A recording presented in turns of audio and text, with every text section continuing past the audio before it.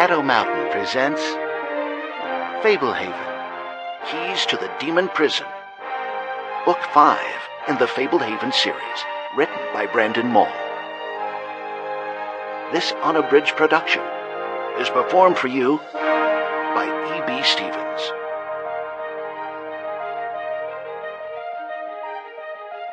Fablehaven, Keys to the Demon Prison by Brandon Mull. Chapter 1. A Dying Wish. Seth knew he should not be here. His grandparents would be furious if they found out. The dismal cave smelled more rancid than ever, like a nauseating feast of spoiled meat and fruit. Almost steamy with humidity, the wet air forced him not only to smell, but also to taste the putrid sweetness. Every inhalation made him want to retch. Grawless lay on his side, chest swelling and shrinking with labored, hitching breaths. His infected face rested against the rocky floor, inflamed flesh flattened in a sticky mass.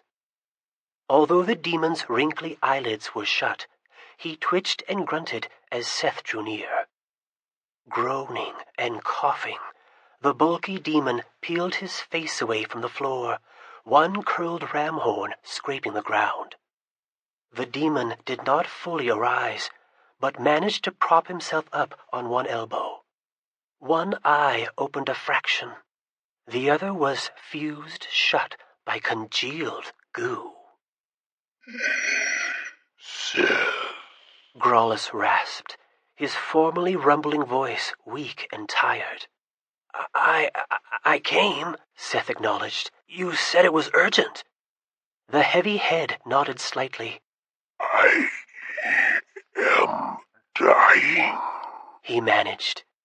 The ancient demon had been diseased and dying since Seth had first met him. Worse than ever? The demon wheezed and coughed, a cloud of dust rising from his lumpy frame. After spitting out a thick wad of phlegm, he spoke again, his voice little more than a whisper. after long years of dwindling, my final days have arrived. Seth was unsure what to say. Grawless had never tried to hide his nefarious past. Most good people would be relieved to hear of his demise. But the demon had taken a liking to Seth.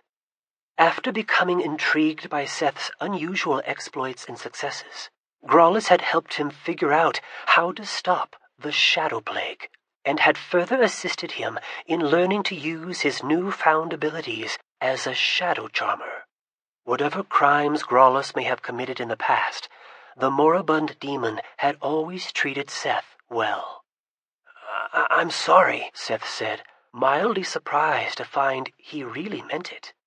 The demon trembled, then his elbow collapsed, and he flopped flat against the ground. His eye closed. The pain, He moaned softly.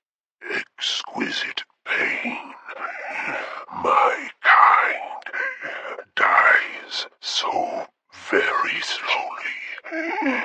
I thought I had sampled every possible agony, but now it burrows, twists, gnaws, expands, deep, deep inside, relentless, consuming. Before I can master it, the pain increases to new plateaus of anguish.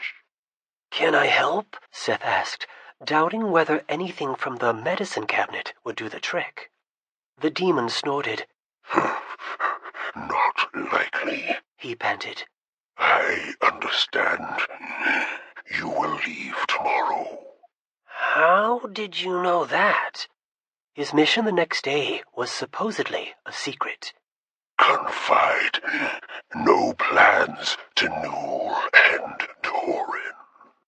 Seth had not provided the satyrs with details. He had just told them he would be leaving Fablehaven for a time. He had been at the preserve for more than 3 months, ever since he and the others had returned from Wormroost. He had enjoyed several adventures with Newell and Doran in the interim, and felt he owed them a goodbye. Grandpa would only let them discuss the mission in his office, with spells to help prevent spying, so Seth had shared no specifics. But he probably should not have said anything at all to the satyrs. "I didn't give them details," he told Growlus. No, but I heard them mention your departure as they moved about the woods. Although I can't see into your house, I can deduce you seek another artifact.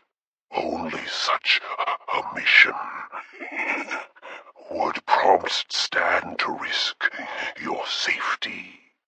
I can't really talk about it," Seth apologized. Growlus coughed wetly. The details are unimportant. If I heard and guessed, others may have heard, though I cannot see beyond the preserve. I can sense much outside attention focused here. Mighty wills straining to spy. Be on your guard. "I'll be careful," Seth promised. "Is that why you called me here? To warn me?" One eye cracked open, and a faint smile touched the demon's desiccated lips. Nothing so altruistic. I am soliciting a favor. "What?" I may expire before you return, which would render my wishes irrelevant. After all this time, my days are truly numbered. Seth, not only my physical pain troubles me, I am afraid to die. "Oh, well, me too." Growlus grimaced. You do not understand. Compared to me, you have little to fear. Seth scrunched his brow. "You mean because you were bad?" If I could evaporate into nothing, I would welcome death. But this is not the case. There are other spheres awaiting us, Seth. The place prepared for my kind. When we exit this life is not pleasant, which is partly why demons cling to this life for as long as we can.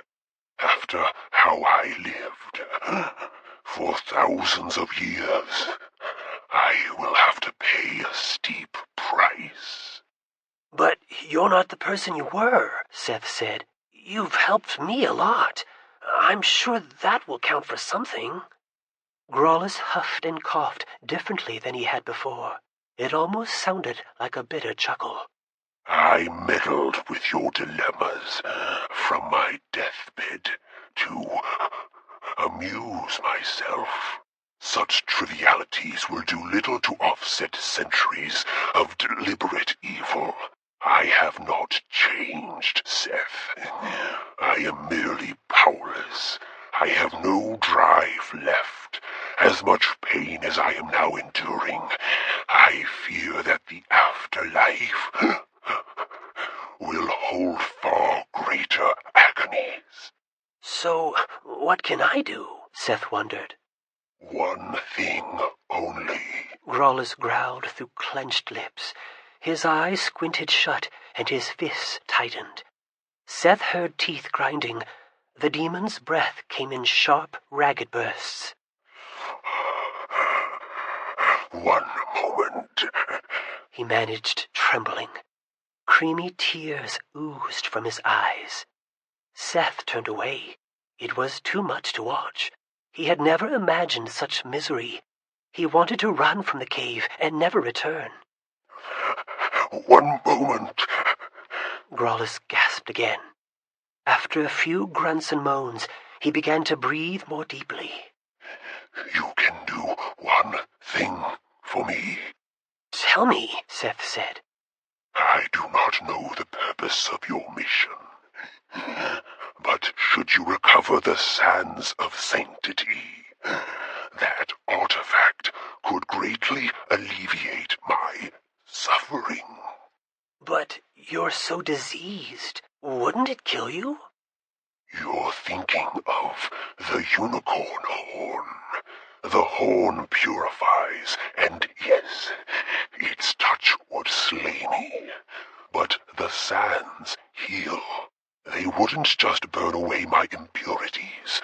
The sands would cure my maladies and help my body survive the process. I would still be dying of old age, but the pain would be lessened, and the healing might even buy me a little more time. Forgive me, Seth. I would not ask were I not desperate. Seth stared at the pathetic ruin the demon's body had become. The Sphinx has the sands, he said gently. I know. Growlus whispered. Even the thought that there is some small chance gives me something to dwell upon. Besides... I understand, Seth said. I have nothing else to hope for. Of course we're trying to get the sands back, Seth soothed. I can't say this mission will do that, but of course we hope to recover all of the artifacts. If we can get the Sands of Sanctity, I'll bring the artifact here and heal you. I promise, okay? Discolored tears gushed from the eyes of the demon. He turned his face away. Fair enough. You have my thanks, Seth Sorensen. Farewell. Is there anything else I can... Go. You can do nothing more. I would rather not be seen like this. Okay, hang in there. Flashlight in hand, Seth exited the cave, relieved to leave behind the humid stench and the naked agony. Chapter 2. Obsidian Waste. Kendra reclined in the comfy seat and tried to doze, but despite the hypnotically steady whine of the private jet's engines, she could not calm her mind. A string of flights had taken her, Tanu, and Seth from New York to London, then to Singapore, and finally to Perth, the capital of Western Australia, where they had boarded the private jet they currently occupied.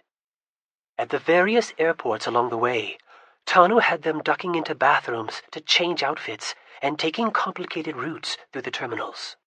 They traveled under assumed names using false identification, all in the hope of avoiding the notice of their enemies in the Society of the Evening Star.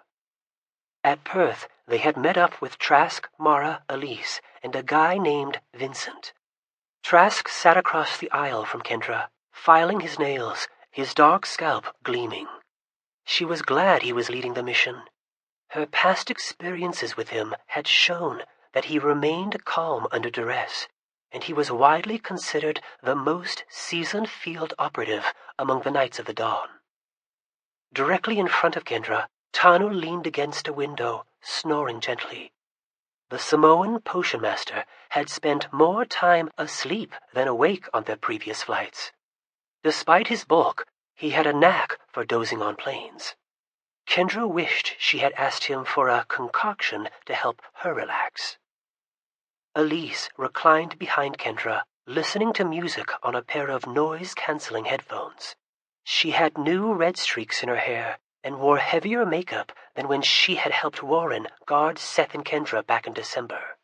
Eyes closed, she softly tapped her fingers against her thighs to the beat. At the front of the cabin, Mara gazed out the window. A tall, athletic woman with dramatic cheekbones. Mara hadn't been talkative even before the Lost Mesa Preserve fell and her mother was killed. Since greeting them at the airport in Perth, the Native American seemed quieter than ever. Vincent, the only member of the party Kendra had not met previously, sat across from Mara. A small man of Filipino descent, he smiled a lot and had a faint accent. Grandpa had explained that Vincent had been included on the mission because of his familiarity with the obsidian waste preserve. Although she could not see him, Kendra knew that Seth was up in the cockpit with Aaron Stone, the same man who had piloted their helicopter when they went to Worm Roost. Had that really been only 3 months ago? It felt like a lifetime. She wished Warren were here with them. It felt wrong to go adventuring without him. He had been with her at the inverted tower at Fablehaven, as well as Lost Mesa and Worm Roost. But now he was part of the reason this expedition was so urgent. At Worm Roost, Warren had been trapped inside a magical chamber. The entrance to the room looked like a regular knapsack, but inside the unassuming mouth of the bag, a series of rungs led down into a spacious storeroom heaped with junk and provisions. After Gavin had revealed himself as Navarog, he had destroyed the knapsack, stranding Warren inside the storage room, along with a small hermit troll named Bubda. The room had been well stocked with food and water, but any supply was finite, and now, after 3 months, Grandpa and the others had estimated that Warren would be nearly out of rations. Without prompt intervention, starvation would claim him. Not long after Kendra had returned to Fablehaven from Worm Roost, Coulter Dixon had embarked on a campaign to discover how the translocator functioned. The adventure at Worm Roost had provided them with the key to the vault at Obsidian Waste, but obtaining the translocator would be much more useful if they knew how it exerted power over space. Otherwise, it might end up like the chronometer, a powerful artifact that they had little idea how to operate. After exploiting his best contacts and hunches, the veteran relic hunter had returned with no new information. Kendra had never seen Coulter looking so old and defeated. Others kept searching for operational guidelines, but a couple of weeks ago, it was Vanessa who finally reported success. She had been mentally traveling out of Fablehaven into the sleeping minds of people she had bitten in the past. Her primary focus had been trying to figure out where Kendra's parents had been taken, but while working with one of her contacts inside the Society of the Evening Star, the Narcoblix had uncovered long-guarded information about operating the translocator. Once Coulter had verified that the intelligence seemed authentic, the Knights had started planning this mission in the hope that the translocator could help them rescue Warren and gain a new advantage over the Society.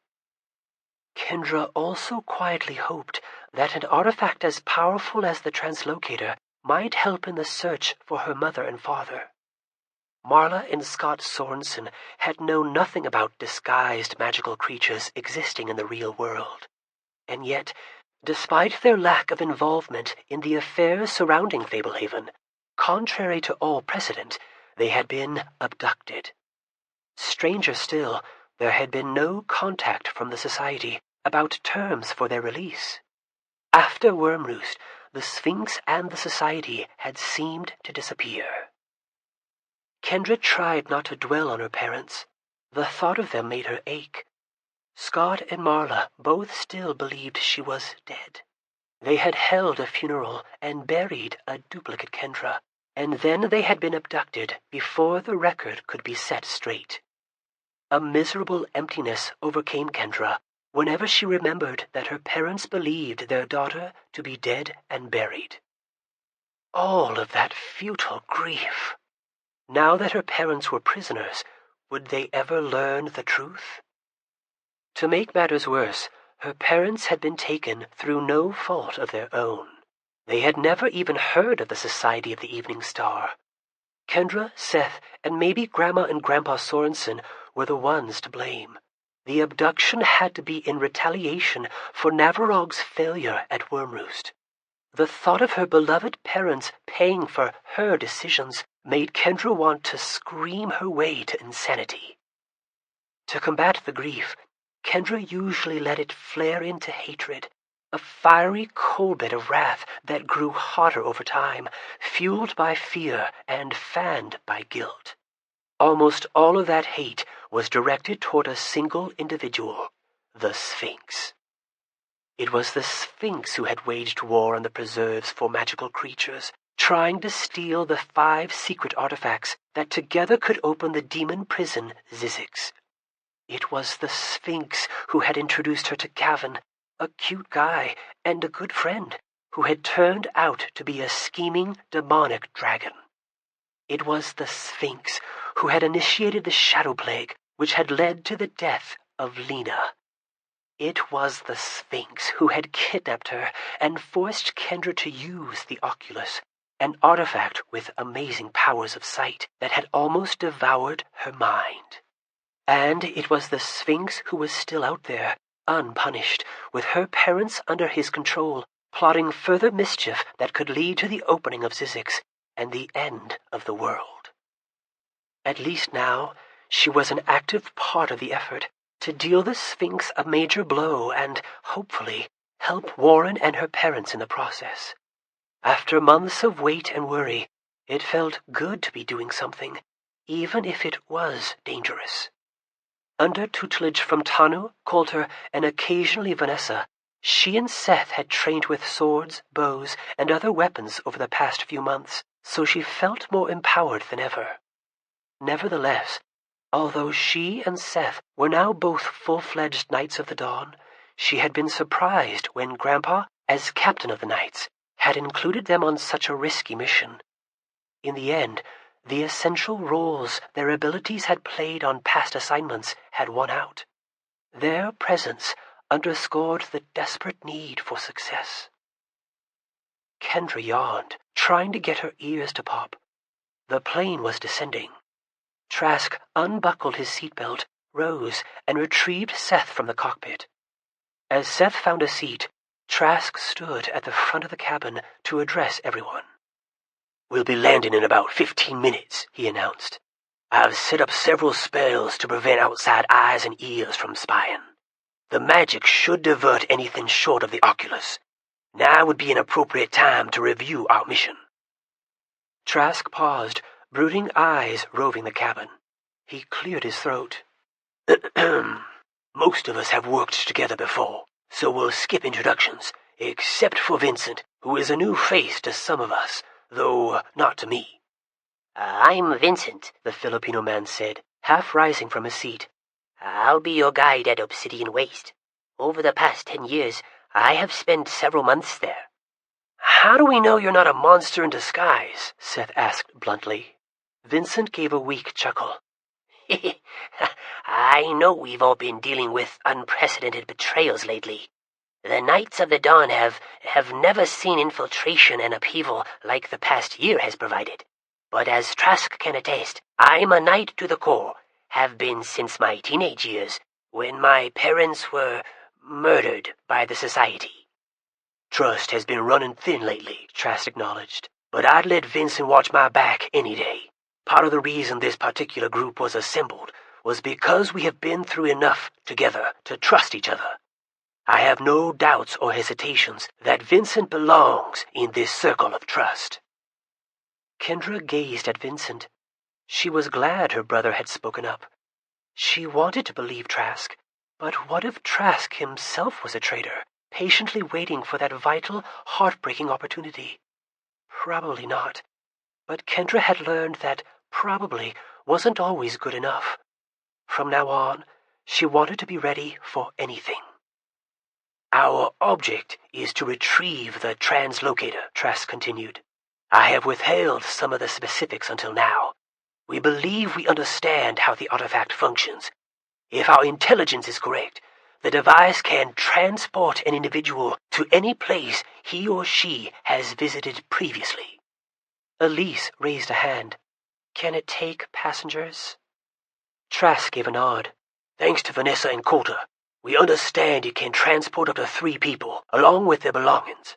The device is a platinum cylinder set with jewels, divided into 3 rotating sections.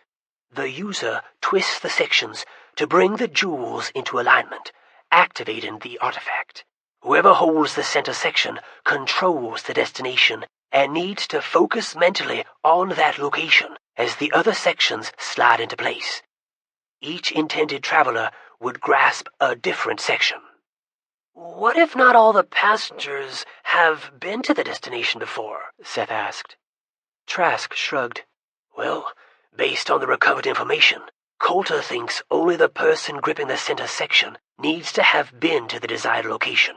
But we won't be sure until we test it out. What if you teleport into solid rock? Seth asked. Or 100 feet into the air? Or in front of a speeding train? The jet shuddered momentarily, and Trask raised a hand to brace himself until the turbulence passed.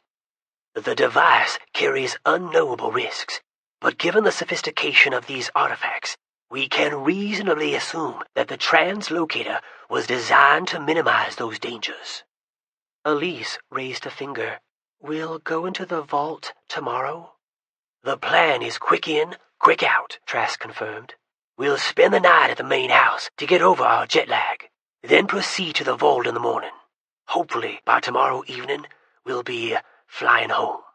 But if the artifact works right, Seth pointed out, maybe we can skip the flight home. Trask's mouth twitched and his eyes smiled. We'll see. Our first order of business will be to make preparations at the main house tonight. Do we know where the vault is located? Kendra asked. The vaults at Fablehaven and Lost Mesa were well hidden. Vincent answered.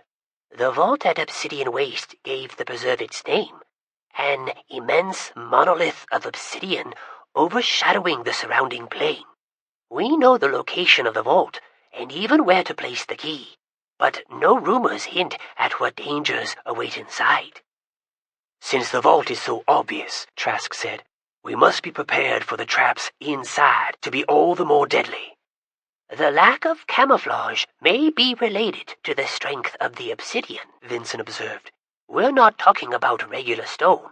Over the years, there have been numerous attempts to drill, chisel, and blast entrances to the vault. So far, nobody has scratched it. Why hide when you're invincible? Elise muttered. The intercom from the cockpit interrupted. One final approach, Aaron announced. The air's a little choppy, so I'm going to recommend you all take your seats for the duration. I'll pass around some walrus butter to make sure our eyes are open to the magical creatures of Obsidian Waste, Trask said. We'll speak more at the house. He returned to his seat as a prolonged vibration rattled the aircraft. Kendra didn't need magical milk or walrus butter to pierce the illusions that shielded most magical creatures from mortal eyes, so she passed it back to Elise without sampling any. Kendra checked her seatbelt and peered out the window. Down below, the shadow of the jet fluttered over uneven ground. She observed mostly flat terrain with scrubby bushes, low ridges, and shallow ravines.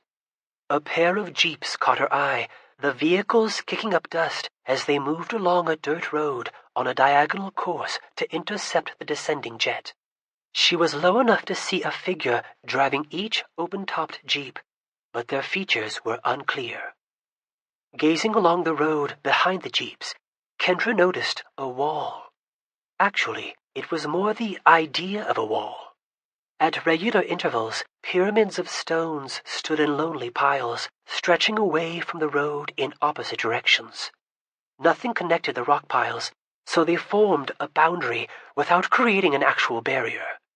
But Kendra recognized a shimmer in the air above the line formed by the rock piles, and she realized that it must be the distractor spell shielding Obsidian Waste.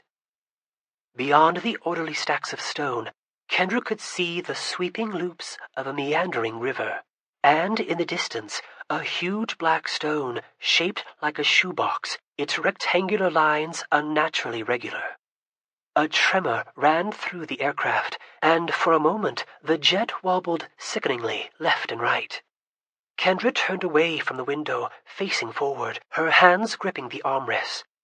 The plane bucked and shuddered again. Kendra felt the tingling sensation that accompanies the initial plunge of a fast elevator.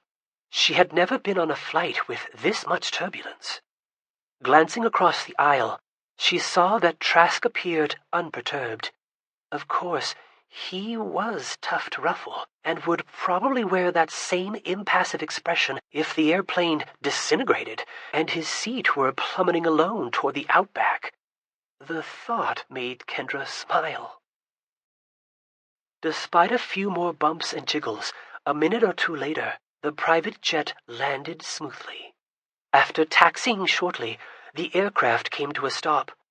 Kendra shouldered her backpack and waited while Tanu opened a door that swung out and down to become a short staircase. Kendra followed Seth down the steps. The isolated airstrip had a single runway, a ramshackle hangar, and a small office topped by a flapping windsock. After deplaning, Trask, Tanu, and Vincent started retrieving gear from the luggage compartment. Mara wandered off to one side and began a fluid routine of elaborate stretches. From the door of the plane, Elise studied the area through hefty binoculars. The sun hung high and bright overhead. "Welcome to Australia," Seth announced in his best local accent, gesturing at the barren surroundings. After surveying the area for a moment, he frowned. "I expected more koalas." "Which way to the baggage claim area?" Kendra asked. Seth chuckled. "Not one of the fancier airports I've seen. This is more like some smuggler's hidden landing strip." "What do they smuggle?" "Oh, boomerangs mostly, and kangaroos. Poor little fellas." "Here comes the welcoming crew," Elise reported. 2 vehicles, each with a single occupant. Before long, a pair of jeeps rumbled into view. Painted a military green, the rugged vehicles had oversized tires and growling engines. After the jeeps pulled to a stop beside the luggage compartment, the indigenous Australian drivers climbed down. One was a young man, the other a young woman, both in their early 20s, dark-skinned and long-limbed. The woman had white ribbons tied in her innovative hairdo. Vincent charged over and greeted them with enthusiastic hugs. He was half a head shorter than the woman and a full head shorter than the man. Kendra and Seth drifted over for a closer look. Trask approached the drivers and shook hands with them. "I'm Chimera," the woman said to everyone, "and this is my brother Berrigan. Don't pay any attention to him. His head is full of pudding." "Yeah, well, at least I'm not a know-it-all with a poisonous tongue," Berrigan replied with an easy smile, one hand resting on the large knife strapped to his waist. "We're here to escort you to the house," Chimera went on, ignoring her brother. "I suggest the ladies ride with me, or his smell might be the end of you." "And I recommend the guys ride with me," Berrigan agreed. "Or you'll arrive at Obsidian Waste with no self-esteem." "You two never stop going at each other," Vincent laughed. "Oh, you're exactly as I left you. And you're still about the size of a termite," Chimera teased, rising up on her tiptoes. Kendra noticed that Chimera wore colorful sandals decorated with flashy stones. "I like your shoes." "These?" Chimera asked, holding up a foot. "I made them myself. They say I put the original in aboriginal." "Oh, brother, I say we should get on the road instead of chirping about footwear," Berrigan groaned. "These people are tired." "Forgive my brother," Chimera apologized. "We don't normally let him out of his cage when guests are present." Working together, it did not take long to transfer the luggage to the jeeps. True to the driver's suggestions, Trask, Tanu, Seth, and Vincent piled in with Berrigan, while Kendra, Elise, and Mara rode with Chimera. Aaron stayed behind to perform maintenance on the jet. Chimera hit the gas hard, and her jeep roared onto the road first. Glancing back, Kendra saw the guys choking on their dust. Open-topped vehicles were not made for caravanning along dusty trails. The jeep rocked and jounced as Chimera sped along the imperfect road. She swerved to dodge the worst rocks and ruts, heedless of the huge plumes of dust kicked up by her wild maneuvers. The other jeep fell back, leaving room for some of the dust to dissipate before they passed through it. Despite the bouncy ride, Kendra studied the arid landscape as best she could. The scraggly shrubs and barren rocks looked no more hospitable than the terrain surrounding the Lost Mesa Preserve in Arizona. She supposed the people who had hidden these sanctuaries would have kept an eye out for unfriendly environments that might deter visitors. Up ahead, the row of piled rocks came into view. Kendra did not mention the rocks or the shimmer in the air because she knew that an ordinary person would not have been able to focus on them. "Are you sure we're going the right way?" Elise shouted over the road noise. "You're just feeling the effects of the distractor spell that shields the preserve," Chimera answered. "I feel it too. We're on the right road. As long as I focus on staying on the road, we'll be fine. The sensation will pass once we're beyond the barrier." Kendra felt no such effects, but she knew better than to reveal her immunity to a stranger. Sure enough, once they passed the row of rock piles, everyone in the jeep relaxed. Beyond the rocks, the terrain became more welcoming. Wild flowers brightened the ground, the shrubs looked more robust, and trees came into view. Kendra saw a few moth-like fairies flitting around on speckled gray wings. Near a muddy waterhole, she spotted a pair of animals that looked like large striped greyhounds with long tails. "What are those?" Kendra asked, pointing. "Thylacines," Chimera responded. "Tasmanian tigers. We have many of them here. They're extinct elsewhere. Some have the power of speech. Look up at that slope, by those bushes." Kendra followed Chimera's gaze and saw a hairy humanoid figure. As Elise shaded her eyes, squinting upslope, the creature withdrew from sight. "What was that?" Elise exclaimed. "A yowie," Chimera said. "Kind of like a Sasquatch. They're timid, but curious. Elusive creatures. You often glimpse them, but they'll flee if you show too much interest." "It seemed sad," Mara observed. "Yeah, well, their songs are mostly forlorn," Chimera agreed. As the jeep neared the top of a gradual rise, the main house of obsidian waste came into view off to the left. Occupying high ground, the wooden house had numerous steep gables and a generous porch. An enormous barn was visible behind the house, along with a wide stable connected to a corral. Ahead and off to the right, the river Kendra had noticed from the plain could now be seen, and behind it loomed the geometric form of the giant obsidian block. "I don't recall a river in the area on the maps I studied," Elise noted. "The Rainbow River runs mostly underground," Chimera replied, "but it surfaces here at Obsidian Waste, a gift from the Rainbow Serpent." "Rainbow Serpent?" Kendra asked. "One of our most reverenced benefactors," Chimera explained. "An entity of tremendous creative power." The engine revved, and the jeep raced across the distance to the house before sliding to a stop. The jeep with the boys had almost caught up, and it swung into park beside them. Kendra jumped down to the ground. "Seth says he's hearing voices," Trask said. "Like dead voices?" Kendra asked.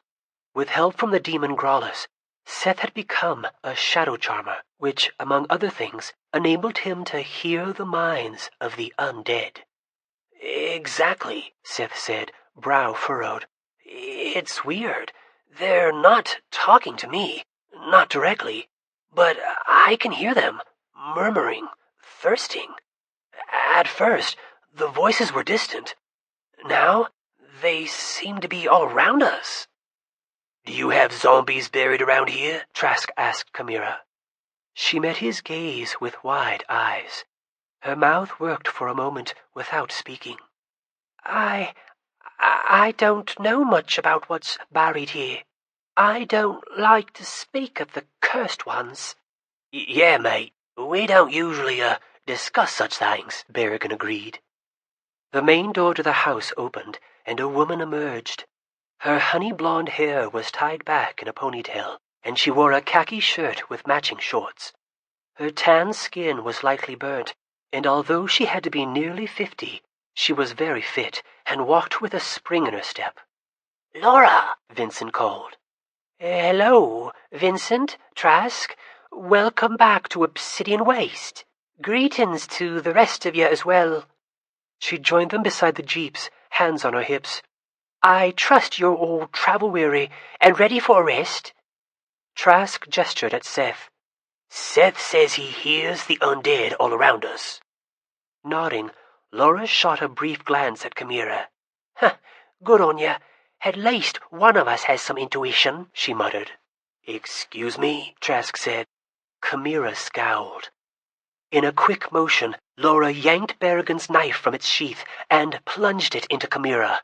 "It's a trap," Laura warned. "They're waiting for us in the house. Subdue Berrigan. Don't kill him." As Berrigan tried to dodge away, Trask seized the young man, whirled him around, and slammed him against the side of the jeep, levering one arm into a painful hold behind his back. Laura withdrew her blade, and Chimera crumpled to the ground. "Into the jeeps," Laura commanded, retrieving the keys from Chimera. "Make for the Dreamstone. Don't harm Berrigan. He's under the control of a narcoblix." Trask took Berrigan's keys, then passed the gangly young man to Tanu, who dragged him into the jeep in a headlock. Trask and Laura started the engines, while the others scrambled back into the vehicles. Kendra boosted herself over the side without opening the door, ending up in Laura's jeep with Seth, Mara, and Vincent. As the tires spun, spraying grit and dust, an arrow thudded into the side of the jeep, causing Kendra to look back at the house. Zombies were crashing through the windows and flooding from the door. They moved jerkily, some limping, a few on all fours. In the midst of them, she recognized a tall Asian man with long, grim features. Mr. Litch. A second arrow streaked down, lodging in a suitcase beside Vincent. Scanning the house again, Kendra saw the archer on the balcony, a striking woman with elegantly styled blonde hair. Wearing a knowing smirk, Torina, her former captor, locked eyes with Kendra for a moment before ducking into a window to avoid crossbow bolts fired by Elise and Mara. Through the front door came a figure clad entirely in gray, his face wrapped in fabric. He dashed toward the jeeps with astonishing speed, easily outrunning the zombies, a sword gripped in each hand. "The Grey Assassin!" Vincent exclaimed. "Who isn't here to kill us? They don't want us kind of dead. They want us extremely dead." Dozens of zombies came out of hiding around the yard as the jeeps accelerated away from the house. Some had been crouched in holes or trenches, others beneath bushes, one in a barrel full of water. The shambling corpses approached from all directions, their hideous bodies in various states of decomposition. Trask and Laura gunned the engines and swerved to plow directly into the zombies who were attempting to block their escape. Kendra closed her eyes as grotesque bodies went flying. A stocky zombie with curly orange hair lunged at Laura's jeep, catching hold of the side briefly until Vincent hacked off the freckled hand with a machete. Seth snatched up the severed, bloodless hand and chucked it out the back. And then the zombies and the house were receding behind them. The Grey Assassin continued after them, but, quick as he was no match for the jeeps once they got moving. Laura took the lead, with Trask close behind, as they raced toward the distant obsidian monolith. Chapter 3. Dreamstone. Seth wished he had kept the zombie hand. What a perfect souvenir from his first official mission as a Knight of the Dawn. Instead, he had thrown it out of the jeep, almost reflexively. Hearing all of those zombie voices must have temporarily scrambled his reason. The voices had been creepy. Hundreds of whispery, yearning zombies, eager to strike, but held in restraint by a will stronger than their drive to feed. It had sounded like the zombies were all around them, but he had seen nothing. Until the monstrosities finally lurched out of hiding, Seth had worried that he might be losing it. Mr. Litch must have been controlling them, instructing the zombies to lay low until the opportune moment. The tall Asian was a Vivablix, capable of raising and controlling the dead, and also served as right-hand man to the Sphinx. If Laura hadn't helped them make a speedy escape, they would have all been zombie food. As the jeep zoomed across a bridge spanning the Rainbow River, Seth continued to mourn for the lost hand. He could have hidden it beneath Kendra's covers. He could have tied a string around it and left it dangling from a shower head. He could have displayed it proudly on a shelf in his room. He quietly vowed to keep all of these possibilities in mind if a severed zombie hand ever fell into his lap again. Enormous trees lined the far side of the river, reaching hundreds of feet into the air. "Those trees are huge," Seth exclaimed. "Those are Kari," Laura answered loudly. "a species of eucalyptus, one of the tallest types of tree in the world." "What happened back there?" Vincent asked. "Chimera betrayed us," Laura said bitterly. "Last night she admitted several members of the society to the preserve, along with dozens of zombies brought by that Vivablix." "You said Berrigan is under the control of a Narcoblix?" Kendra asked. "Do you know which Narcoblix?" "Yeah, he's back at the house," Laura said. "His name is Wayne." Kendra looked over at Seth, relief in her eyes.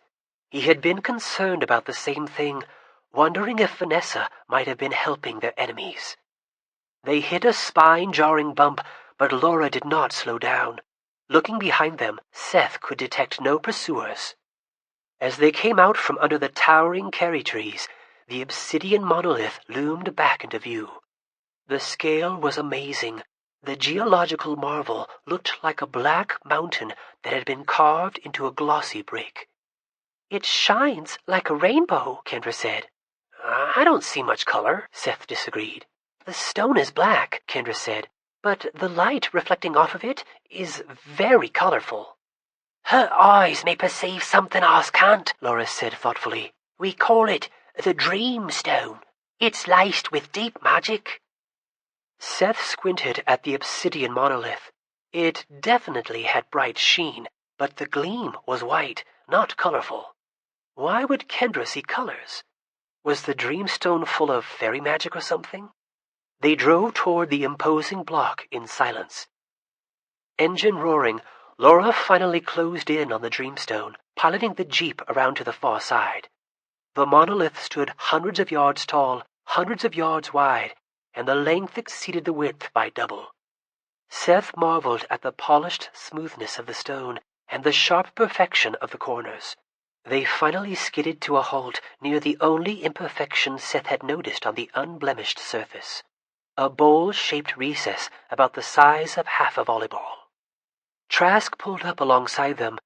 Seth watched as Tanu wrestled Berrigan from the jeep and pinned the young man to the ground. Trask trotted over to Laura. "What happened?" "We were betrayed last night by Chimera," Laura said. "Members of the society surprised us and captured the house. They thought the threat of harming their hostages was enough to convince me to lead you into that trap." "There are no more hostages," Berrigan laughed. "Not after that little stunt. Your nephew is dead. So are your sister and her husband. Same with Corbin and Sam and Lois." Laura's face went rigid. Her lip twitched. "You would have killed them either way.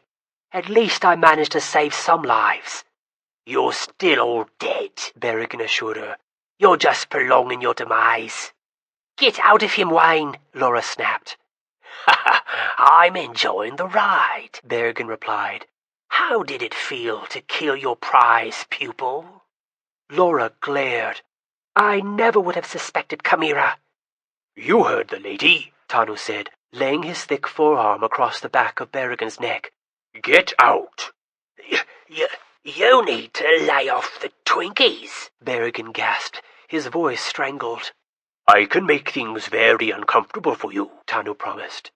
"You're not hurting my body," Berrigan panted. "Do what you want, Berrigan." "Hold him, Trask," Tanu said. Trask switched positions with the Samoan. Tanu withdrew a needle and a small bottle from his satchel. "You're going to sew me to death?" Berrigan chuckled. Tanu dipped the needle into the bottle. "I can cause you plenty of pain without harming your host." Tanu touched the needle to Berrigan's neck. A full-throated scream issued immediately from Berrigan. His eyes bulged, and spittle ran from his lips. "Oh, what are you doing?" Laura asked in distress. Tanu removed the needle, and Berrigan sagged into unconsciousness. "The potion sends a message of extreme pain to the brain," Tanu explained. "It does no actual damage, just talks to the nerves." He pricked the needle against Berrigan's neck again. "The narcoblix truly has withdrawn, or he would be writhing." Tanu rummaged in his bag and pulled out another small bottle. Unstopping it, he wafted it under Berrigan's nostrils. The young man convulsed, and his eyes opened.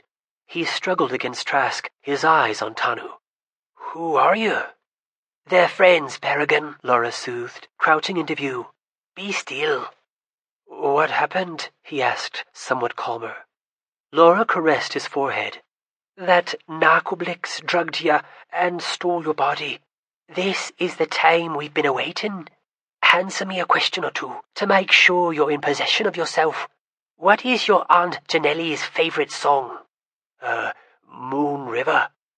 "As a child, what did you like in your mashed potatoes?" Little cubes of spam." "What is the farthest your Uncle Dool has thrown a spear?" I don't have an Uncle Dool." "Good on you. Welcome back, Berrigan. Ready to help?" He nodded, and Tanu helped him sit up. Closing his eyes, Berrigan rubbed his temples. My head is pounding." He opened his eyes. "What about Chimera?" "She's dead," Laura said flatly. Berrigan gave a single quick nod, tears welling into his eyes.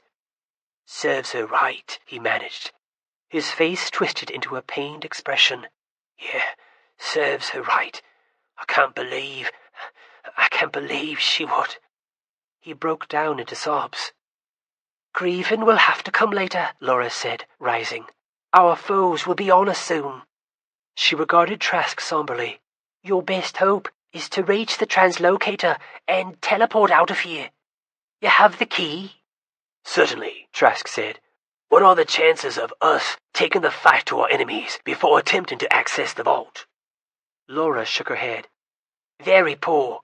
The Viviblix has perhaps 70 zombies under his control. Some he brought, some were acquired here. They have the Grey Assassin, a Narcoblix, a Viviblix, a Lactoblix, a Psychic, a pair of Lycanthropes, and, worst of all, a wizard called Mirav." "I know that name," Trask said grimly. "He's an old one." "The sun is our best ally against him," Laura said. "He cannot come out during the day. Direct sunlight would kill him. Once daybreak arrived, he was hiding in the basement." "Agate told me that all wizards used to be dragons," Kendra interjected. "Mirav is a real wizard," Trask said. "So, yes, he was once a dragon. He came out of India. He is truly evil, and a leader among the society. His presence means the society is putting everything they have into this mission." "We won't be able to stand against a wizard and a zombie army," Tanu said.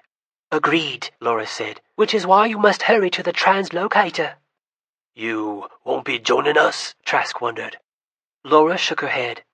"I'll muster what help I can and try to slow them. I'm not out of allies yet. I'm confident I can take out the bridge." "I'll help you," Berrigan offered fervently. "No," Laura said. "You could contribute more by helping the others reach the artifact. I'll achieve the same ends with or without you." Trask scowled. "After you take action to stall our pursuers, what are the chances you might make it to the airstrip? Our pilot could fly you out of here." "None," Laura said. "I was caretaker here, and I failed in my charge. I'll do all I can to slow our enemies so you can retrieve the artifact. We all know that to lose the translocator would be disaster. I will not abandon Obsidian Waste. I will hear no arguments. Tell your pilot to leave while he can. Quick, on your way. We haven't a moment to spare." Trask began pulling gear from the back of a jeep. "You heard the lady. Grab your equipment and let's get moving. Elise, call Aaron. Tell him to take off immediately. We'll get out using the translocator, or not at all." Elise produced a satellite phone and started dialing. Seth grabbed his suitcase, set it on the ground, and opened it up. He had not traveled with his weapons. They had been sent through other channels to Perth, where they had been loaded on the private jet. He found his sword and strapped it on, adding a knife as well. Looking over at Kendra, he saw her putting on the adamant mail he had acquired from the satyrs. Light and strong, the shirt had saved her life at Worm Roost. He grabbed his emergency kit, which was now a leather satchel instead of a cereal box, but still contained a variety of items that might come in handy. He still had the onyx tower and the agate leviathan that Thronus had given him. He made sure he also had the small metal flask from Tanu that could change him into a gaseous state. He was only to use the potion in a dire emergency, because Tanu had doubted whether the translocator would work on him if he were gaseous. Kendra possessed a matching flask. Glancing to one side, Seth saw Berrigan sitting cross-legged on the ground, looking shell-shocked. "You better get your stuff," Seth told him. The young man stared at Seth. "My best stuff is back at the house. Besides, you think swords are gonna help you in there?" Sure, if we find something to stab." Berrigan grinned vaguely. "Mate, who knows what we'll face inside the Dreamstone? Honestly, I'd prefer clean death out here, under the sky. In there, we won't know if we're asleep or awake. Most likely some twisted combination of both." "We have to go in, so we might as well be prepared." "Prepare your mind, not your sword," Berrigan advised. "You're young." Seth shrugged. "Well, you're skinny." Berrigan flashed a real grin. "I like your attitude." "Sorry about your sister," Seth offered. "She seemed pretty funny." "Yeah, well, she was very funny. I can't believe she was a traitor. Could they have compromised her while she was away at her university? Maybe it was mind control, or maybe she was a sting bulb or something." Berrigan batted at the flies circling his head. "Chimera was amazing. Flighty, headstrong, annoying, but amazing. I'd prefer an alternate explanation to betrayal. I once thought my sister Kendra was dead. I also once thought she was being disloyal. Turned out it was all trickery by the Society." Berrigan reached out a hand. Seth took it and hauled the young man to his feet. Berrigan squinted up at the Dreamstone. "I've always wondered what was inside. I guess I should at least bring a knife." Trask now held an egg-shaped iron object roughly the size of a pineapple, with irregular protuberances jutting from the top half. His stance suggested it was quite heavy. Laura and Vincent were inspecting the strange key with interest. "You'd better hurry," Laura prompted. Trask shuffled over to the recess in the wall of the Dreamstone, heaved the top half of the egg into the indentation, and fiddled with it until the key clicked home. Trask rotated the iron egg to the right. After he had twisted it halfway around, the top half of the key detached. Still holding the bottom half of the key, Trask discovered a smaller egg-shaped key nested inside. "It's like a Matryoshka doll," Elise murmured. "A what?" Seth asked. "Those wooden Russian dolls that fit inside of each other," she clarified. "Oh, yeah, right." "Where's the door?" Kendra asked. The key had turned, but no opening had appeared. "I'm not sure," Laura murmured. Trask removed the smaller key from the bottom half of the larger one. "Is there a second keyhole? This one has teeth on top, just like the first." Berrigan shook his head. "Everything else is smooth." "Or was smooth," Tanu mused. "Opening the first lock may have created a second keyhole elsewhere." Mara was scanning the broad expanse of the wall. "I see nothing from here. We should examine the whole Dreamstone." Laura rushed back to the jeep she had driven. "I'll go left. You guys go right. Honk if you find something." Trask let the empty iron shell drop to the ground, carrying the smaller egg back to the other jeep without too much effort. Everyone piled back into the jeeps they had ridden in previously. Seth scrutinized the flawless wall for irregularities as the jeep accelerated.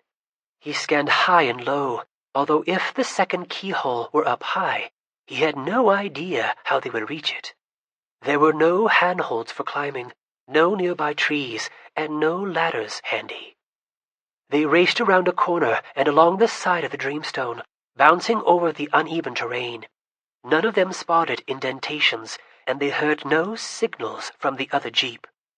Rounding the next corner to the far side of the stone, Mara pointed ahead to a large opening. The other jeep came around the far corner, and they met at the entrance to a tunnel. "Big keyhole," Seth said. "Ah, the first key did open a door," Berrigan said, "just on the far side of the Dreamstone." "The next keyhole will be somewhere inside," Trask replied. "Make ready." Seth and the others climbed down from the jeeps and checked their gear. Kendra came up beside Seth. "Having fun yet?" she asked. A little. I'm excited for the zombies to catch up. The best part so far was running them over." Kendra shook her head. "We should check if Tanu has a potion for curing stupidity." "I'm hoping to get another zombie hand. Ugh, I can't believe I threw one away." Kendra rolled her eyes. Seth gazed at the shadowy entryway. It was barely large enough for a person to enter walking upright. The floor of the narrow tunnel sloped upward out of sight. He might be immune to magical fear, but natural emotions still affected him like anyone. Sick with worry and anticipation, he suppressed a shudder and composed his expression. There was no way he would let his sister see his anxiety. Trask strode to the mouth of the tunnel and faced the others. "This is not how we plan to enter the vault. We're rushed, we're tired, and we're under duress. On the bright side, we have less time to stress out about it. We can do this. We have a perfect team assembled, and we're well equipped. I'm ready. Let's go." Laura stood up in her jeep. "I'm leaving. Good luck." "Laura," Trask called, "don't throw your life away. You know this preserve. Do what you can to stall our enemies, then get away." "I'm in no hurry to die." She swung the jeep around and started speeding away. Tanu approached Trask. "If you're taking the lead, let me carry the key." Trask handed the iron egg to Tanu, unslung his enormous crossbow, and led the way into the tunnel. Advancing in single file, Vincent followed, then Mara, Berrigan, Tanu, Kendra, Seth, and finally Elise. Just like the exterior of the Dreamstone, the ceiling, walls, and floor of the passage were smooth obsidian. Seth kept glancing over his shoulder until the entrance was out of sight. Elise watched their rear, keeping her compact crossbow ready. "Where is the light coming from?" Mara asked. Only after the question did Seth notice that nobody had flashlights out yet, but the corridor was lit by an even glow. He could see no source for the light. "This is an unnatural place," Berrigan said. The corridor began to curve in different directions, first left, then right, then down, then up and to the left, then down and right, and so on. Before long, Seth lost all sense of what direction they were moving in relation to where they had entered. The corridor never branched. The only choice was forward or back. Seth remained tense, caressing the hilt of his sword as he walked. After several minutes, Trask said, "What have we here?" "Oh, you have to be kidding me," Vincent added. Seth rose to his tiptoes and leaned from side to side, trying to see what they were talking about. But the corridor was too narrow, and there were too many bodies between him and Trask. As he kept moving forward, the tunnel widened, allowing the others to spread out. Soon Seth had a view of the dead end. After widening, the corridor ended with a rounded wall. Mara, Vincent, and Trask were searching the end of the corridor and the surrounding walls. Tanu clicked on a flashlight, but the added shine revealed nothing new. "We must have missed a turn-off," Elise suggested, looking back. "The hall ran unbroken from the entrance," Mara responded with calm certainty. "There were no gaps in the ceiling, walls, or floor, no alternate routes whatsoever." "I didn't see another way to go," Trask added. "There must be a secret passage." "Did anyone notice a keyhole?" Kendra asked. "I saw nothing," Mara replied. She sighed. "It may have been disguised." "Use your hands and your eyes," Vincent said. "Hunt for any indentation or recess." They scoured the area at the end of the passage. The ceiling was low enough that most of them could reach it. They searched diligently, but found nothing. "The keyhole could have been anywhere along the passage," Trask finally said. "There is nothing here," Vincent confirmed. "That was a long corridor," Elise pointed out. "Then we'd better get going," Trask said. "Let's not forget who is in pursuit. Keep your eyes open." Trask took the lead again, and the others followed in the same order as before.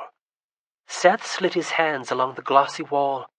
How might the creators of this vault have camouflaged the next keyhole? Could it be covered by a hatch? Or shielded by a distractor spell? "Kendra," he said. "Yes?" "If the keyhole is protected by some kind of distractor spell, you might be the only one who can see it." "That's a good point, Seth," Trask called back. "Keep a sharp lookout, Kendra." "I'm trying." They regressed slowly along the corridor for several minutes without finding anything suspicious. "This feels wrong," Mara murmured. "What do you mean?" Trask asked. "This doesn't feel like the reverse of the turns we took to get here." "The tunnel has no forks," Trask reminded her. "That's what I don't like," Mara said. "It just feels different because we're going more carefully," Vincent said. "I disagree," Mara replied. Seth caressed the walls, searching for cracks, seams, anything unusual. He shuffled his feet to sort of feel the ground, even though Vincent was on his hands and knees, examining the floor of the corridor much more carefully. There had to be something all of them were missing. "Oh, no," Trask said. "What?" Elise asked from the back. "Impossible," Vincent complained. "Another dead end," Trask answered. Seth felt the hair rise on the back of his neck. "What do you mean, another dead end?" Elise challenged. This is an unnatural place," Berrigan repeated, his voice unsteady. "We've left the real world behind. We should not be surprised. Is this any stranger than light coming from nowhere?" Seth kept advancing until he had the same view as the others. Once again, the corridor widened and then came to an abrupt, rounded conclusion. While Vincent and Mara scoured the walls and ceiling, Trask stood, surveying the area with one hand on his waist, the other holding his huge crossbow. "Let's not waste time here," Trask said. "Stay vigilant, but let's pick up the pace. Mara, let me know if the way feels different again." They proceeded with greater haste. Within a minute or two, Mara said that the way felt different. A few minutes after that, they arrived at another dead end, almost identical to the first two. "I'm starting to have my first case of claustrophobia," Vincent declared, his face shiny with perspiration. "Great place to start," Trask said. "I think we're making progress," Mara said, sniffing the air. "Just not the way we're used to." "Then on we go," Trask urged. They came to several more dead ends. An occasional steep slope or odd sequence of turns made it clear to Seth that the passageway kept changing, even though they seemed to be traveling back and forth between the same endpoints. At last, Trask let out a relieved laugh. "Ha ha! Look here! It seems we have found someplace else." The passage widened again, allowing them to spread out once more. Only this time it opened into an expansive chamber. They paused in the entryway, gazing at the huge room. As in the tunnels, a steady glow illuminated the room, still lacking an apparent source. The wall across from them was curved, the floor semicircular, the ceiling half a dome. Directly across from them, a large statue stood in an alcove, flanked by a pair of granite basins. Carved from a greenish stone, the figure had a long face with exaggerated features and wielded a flat, curved club. A smooth expanse of greenish clay dominated the near portion of the floor, bordered by blue and black patterned tiles. The rest of the floor was polished obsidian, unblemished, except for a circular indentation near the center. "No doors," Vincent said, "but the keyhole in the floor looks to be the right size." Seth walked forward and used his finger to mark the greenish clay. "What's with all the clay?" Seth wondered. It's wet." Could it be for drawing? Kendra guessed. A huge, prehistoric doodle pad? Like for map making? Vincent shrugged. "Who knows? I don't see any instruments for drawing." "What do you suppose would happen if we backtracked from here?" Trask asked. "More dead ends," Mara said. "I don't believe this place allows us to go back. Can't you feel it? Each dead end cuts off our retreat, luring us in deeper, as if we're being swallowed." "This isn't helping my claustrophobia," Vincent mumbled. "We could double back to check," Mara continued, "but I'm not sure we'll get another chance to reach this room. The keyhole must be the way to proceed." Tanu shouldered forward. "The rest of you wait here." He walked around the bordered field of clay to the recess in the floor. Squatting, he studied the iron key, considered the round indentation, inserted the key, adjusted it, and turned it halfway around. A faint tremor made the floor vibrate. A pair of spouts thrust from the wall near the statue and began pouring water into the basins. The statue raised the curved club high, as if preparing to strike. Tanu discarded an empty shell of the key and tucked a smaller iron egg under one arm. Everyone watched the statue, waiting to see if it would attack, but it had stopped moving after raising the club. Seth glanced down at the clay on the floor and saw words inscribed in unfamiliar characters. "Look at the clay!" Seth shouted. "Writing!" It says, 'Create a champion,'" Kendra read. "Time is short." "You read Sanskrit?" Vincent asked. "Or Chinese?" "I see English," Kendra said, "and some scribbles too." "Must be a fairy language," Trask said. "The message repeats in several languages. What does it mean?" "The basins must be clepsydras," Elise said. "Water clocks." "The clay," Vincent said. "It has to be the clay." He ran forward and plunged his hands into the moist clay up to his wrists, then started digging a hole, disturbing some of the writing in the process. "This is a pool of clay, a pit. I think we ought to build a champion out of clay to contend with the statue." "Oh boy, I was a failure in art class," Trask mumbled.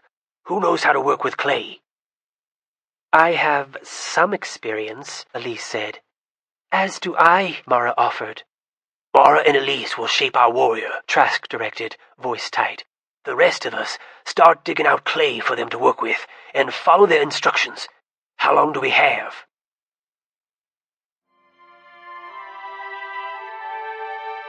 This is the end of CD number 1.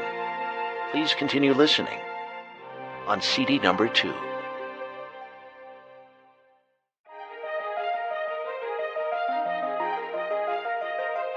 Fablehaven, Keys to the Demon Prison, CD number 2.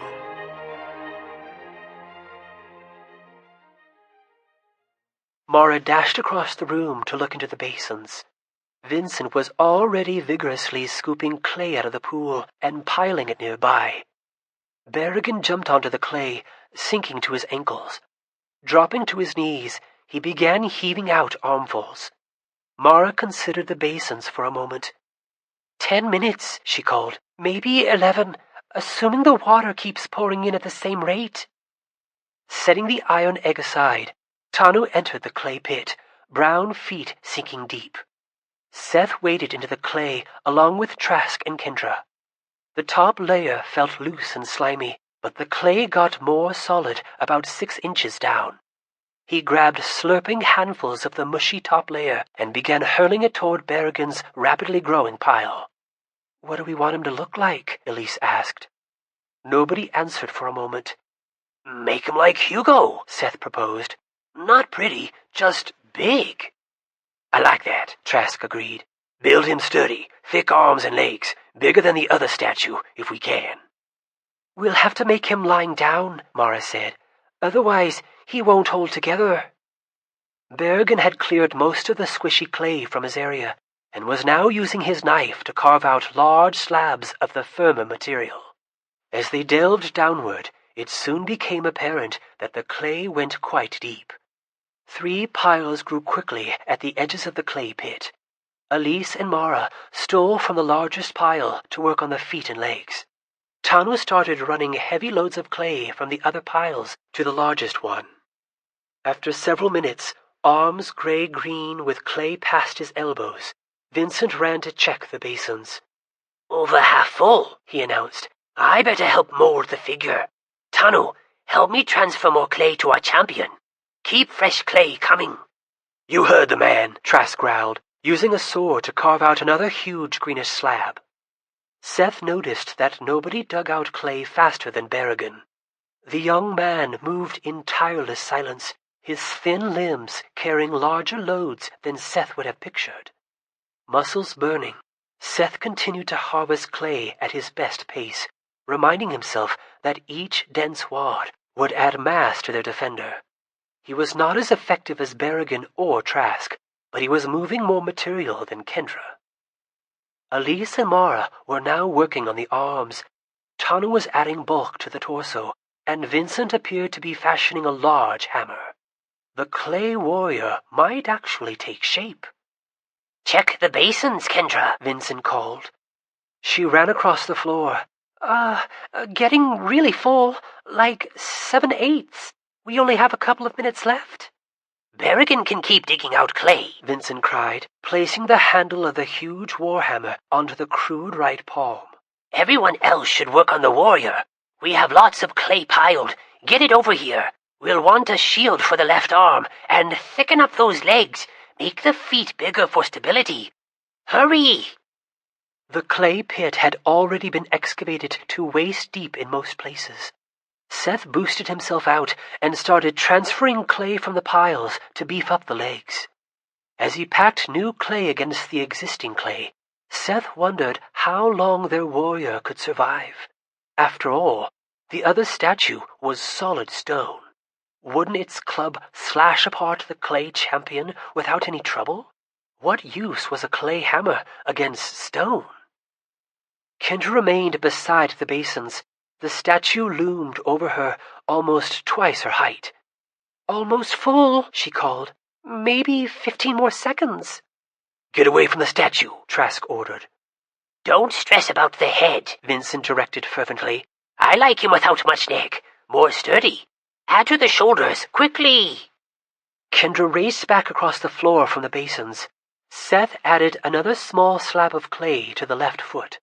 Mara crouched over the face, hollowing out eyes and shaping a nose. As Seth heard the water lapping over the sides of the basins, a sudden wind swept through the room with surprising force. Staggering, Seth found himself leaning against the gale to keep his balance. The wind died as quickly as it had risen, and the statue on the other side of the room stepped out of the alcove.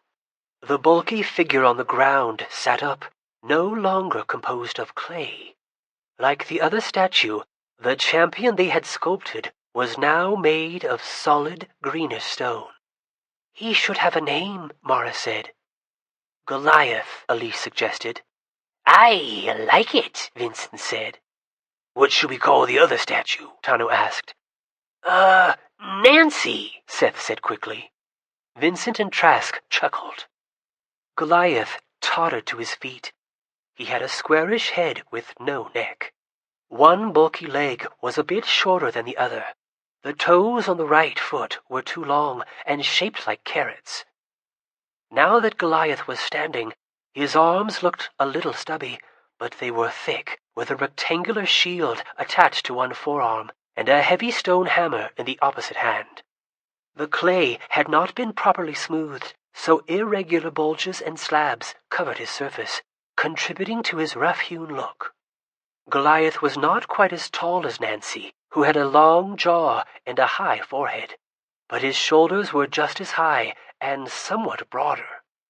While the statues approached each other, Trask herded everyone back toward the entryway. Tanu scooped up the egg-shaped key. Walking backwards, Seth stared as the opponents seemed to measure one another, moving cautiously, weapons held ready. As an art project, Goliath was a failure. He looked slapped together by some careless kid, but as a combatant designed for smashing enemy statues, he had potential. "Can we help Goliath?" Seth asked. "I don't think arrows and swords will do much," Trask replied. "If I had brought a sledgehammer, it might be a different story." "Couldn't we provide distractions?" Elise asked. Trask shrugged. "We might end up as the wrong kind of distractions. The Guardian statue could use our welfare to bait Goliath and force mistakes. Let's see how our champion fares. His bulk might give him a shot." As the statues circled each other, it became clear that Nancy was more balanced and therefore moved more fluidly. The enemy statue tested Goliath by switching directions several times and making little feints. Given his somewhat lopsided construction, Goliath did not change direction very smoothly. The first strike by Nancy came as Goliath teetered momentarily on his short leg. The enemy statue darted forward, swinging the curved flat club in a vicious arc. Connecting fiercely with Goliath's head, the top 2/3 of the club snapped off. In retaliation, Goliath swung his shield, which landed with a tremendous crack of stone against stone. Nancy stumbled backward, with Goliath in pursuit. Seth cupped his hands around his mouth and cheered. Without looking over, the enemy statue flung the remaining length of his club toward Seth. Mara dove, tackling Seth to the floor, as the broken club hissed over them before clattering down the passage. From the cool, hard floor, Seth watched as Goliath swung his hammer several times, but Nancy managed to evade the blows with nimble footwork. As Goliath kept up the pursuit, hammer swinging aggressively, the enemy statue started looking for openings, sneaking in punches or kicks between strokes. The counterattacks proved ineffective, connecting weakly before Nancy had to dodge the next major blow. Goliath relentlessly pressed his advantage, pursuing the enemy statue around the room, always maneuvering himself to keep his opponent away from the entrance to the passage. Seth watched with his hands balled into fists, his anxiety rising as Nancy proved to be impossible for Goliath to hit. What would they do if Goliath lost? There was no chance they could stand against the huge and agile statue. It would smash them into hamburger. As Goliath swung high, rather than dodge, Nancy accepted the blow. The hammer connected, shattering the top half of Nancy's head in a gravelly spray. But even as the blow landed, the enemy statue delivered a strong, sweeping kick to the ankle of Goliath's short leg, sending Goliath sprawling. Nancy knelt hard on the wrist of the hand that held the hammer, wrested the weapon free, and then took off Goliath's head with a fearsome blow. The crude, squarish head bounced and rolled across the floor, reminding Seth of dice. Half rising, moving with alarming speed and grace, the enemy statue brought another crushing blow down on Goliath's hip. Goliath grasped for the hammer, but Nancy skipped away. Headless, with a web of cracks running through his right hip, Goliath arose. The enemy statue circled, the heavy hammer poised menacingly. When Nancy charged, Goliath lunged forward to meet him, shield upraised. The hammer whistled down savagely, bashing through the shield and demolishing Goliath's arm below the elbow.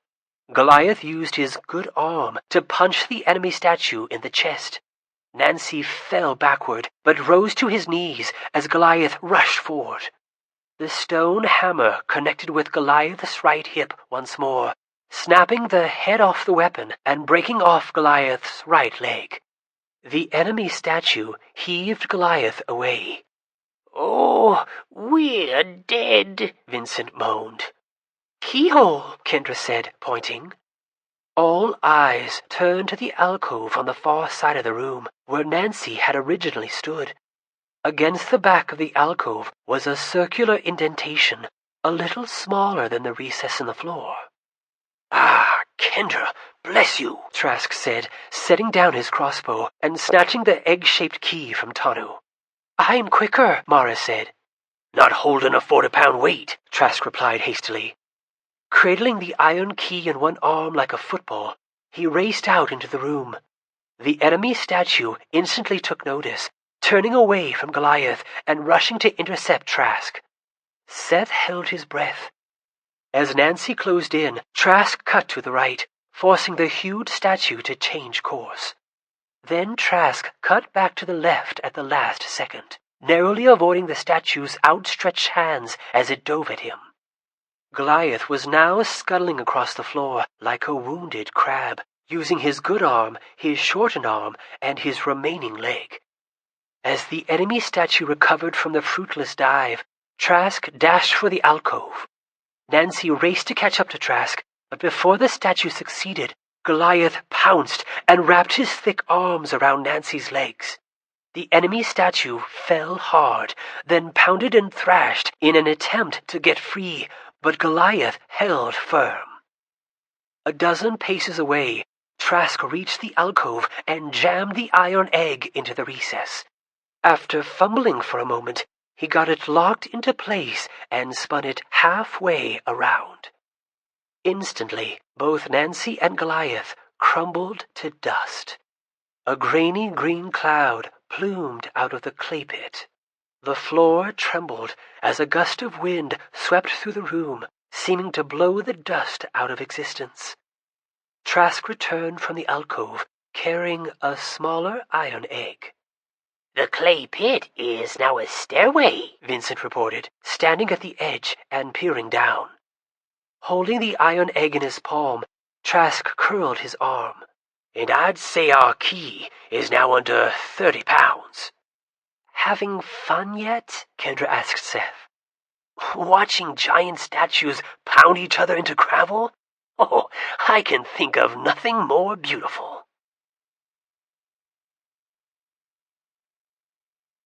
Chapter 4. Passageways. Kendra rolled her eyes. Only her brother could act upbeat after nearly getting decapitated by a primitive stone club. She supposed it was better than wallowing in pessimism. As the others gathered near the stairway to continue onward, Kendra paused, surveying the room. The seamless perfection shared by all of the surfaces inside the Dreamstone made the place feel surreal. Nothing in here looked constructed. The thought of winding through more alien corridors made her frown. After the statues and the strange dead ends, who knew what dangers might await? Berrigan was right. The rules of reality did not seem to apply completely here. Despite her apprehension, as Trask led the way down the stairs, Kendra fell into line between Tanu and Seth. What else could she do? There were enemies in pursuit, not to mention that they needed the translocator to rescue Warren and perhaps her parents. She felt glad that she had noticed the keyhole in the alcove. Up until that moment, she had been feeling like useless baggage. Of course, a big reason she had been invited along was in case the translocator needed recharging. If the artifact was inoperative, the magic inside of her should bring it back to life. Still, she hoped she could find ways to help beyond serving as a spare battery. The stairway narrowed as it descended. After the stairs ended, Kendra and the others once again meandered single file through a snug, snaking corridor until they reached a dead end. Doubling back, they arrived at a short downward stairway that promptly led to another rounded termination. When they reversed direction again, they found a long stairway that curved up and up, spiraling left and right in a disorienting climb, until finally the steps ended at a wide, level corridor. As they progressed along the serpentine passage, the air became balmy and humid. The corridor descended until they reached a cavernous, flooded room. Water simmered within a few inches of the level of the corridor, heat radiating from the burbling surface. Steam hung in the air, and moisture beaded the walls. A simple wooden canoe was secured near the entryway to the room, with 2 paddles resting inside. A low island in the middle of the partially submerged chamber was the only destination accessible by boat, besides the bases of the high, smooth walls. "How deep is it?" Seth asked, squinting down. "Can't tell," Mara replied. "The water is too bubbly, and the surrounding stone too dark. At least 15 feet. I would guess more, perhaps much more." Trask leaned out over the boiling water, inspecting the room. "The next keyhole probably waits on that island. I don't see any on the walls or ceiling. We have any canoeing enthusiasts among us?" I can handle a canoe, Vincent said. "As can I," Berrigan added. "Me too," Mara put in. "The craft is small," Trask said. "I wouldn't trust it to carry more than 2 people. Vincent and Berrigan were the first to speak." "I don't like all this superheated water," Tanu said. "We should all take one of these." He held up a small cylinder of fluid. "The potion is designed to make the user fire-resistant. It will offer considerable protection against high temperatures." This makes me feel a little better about the rickety canoe, Vincent said, accepting a cylinder. "Tanu, you're a miracle worker," Trask said. "I try to be prepared," Tanu replied. "I originally designed these for worm roast." Kendra unstopped a cylinder and drank the contents. The clear liquid tasted sugary at first, then spicy hot, then cool and tangy. After everyone had downed the potion, Vincent accepted the iron egg from Trask. Tanu held the canoe steady as the 2 men climbed inside and got situated. "Let's not capsize," Vincent recommended. "Not in the mood for boiled aborigine?" Berrigan asked. "I could live with that," Vincent replied. "It's the side order of Filipino guy that worries me." Tanu gave them a gentle shove away from the entrance. Vincent and Berrigan dipped their paddles into the simmering water. Kendra estimated it was about 50 yards to the damp island. Handling their paddles with careful competence, Vincent and Berrigan guided the canoe swiftly to the destination.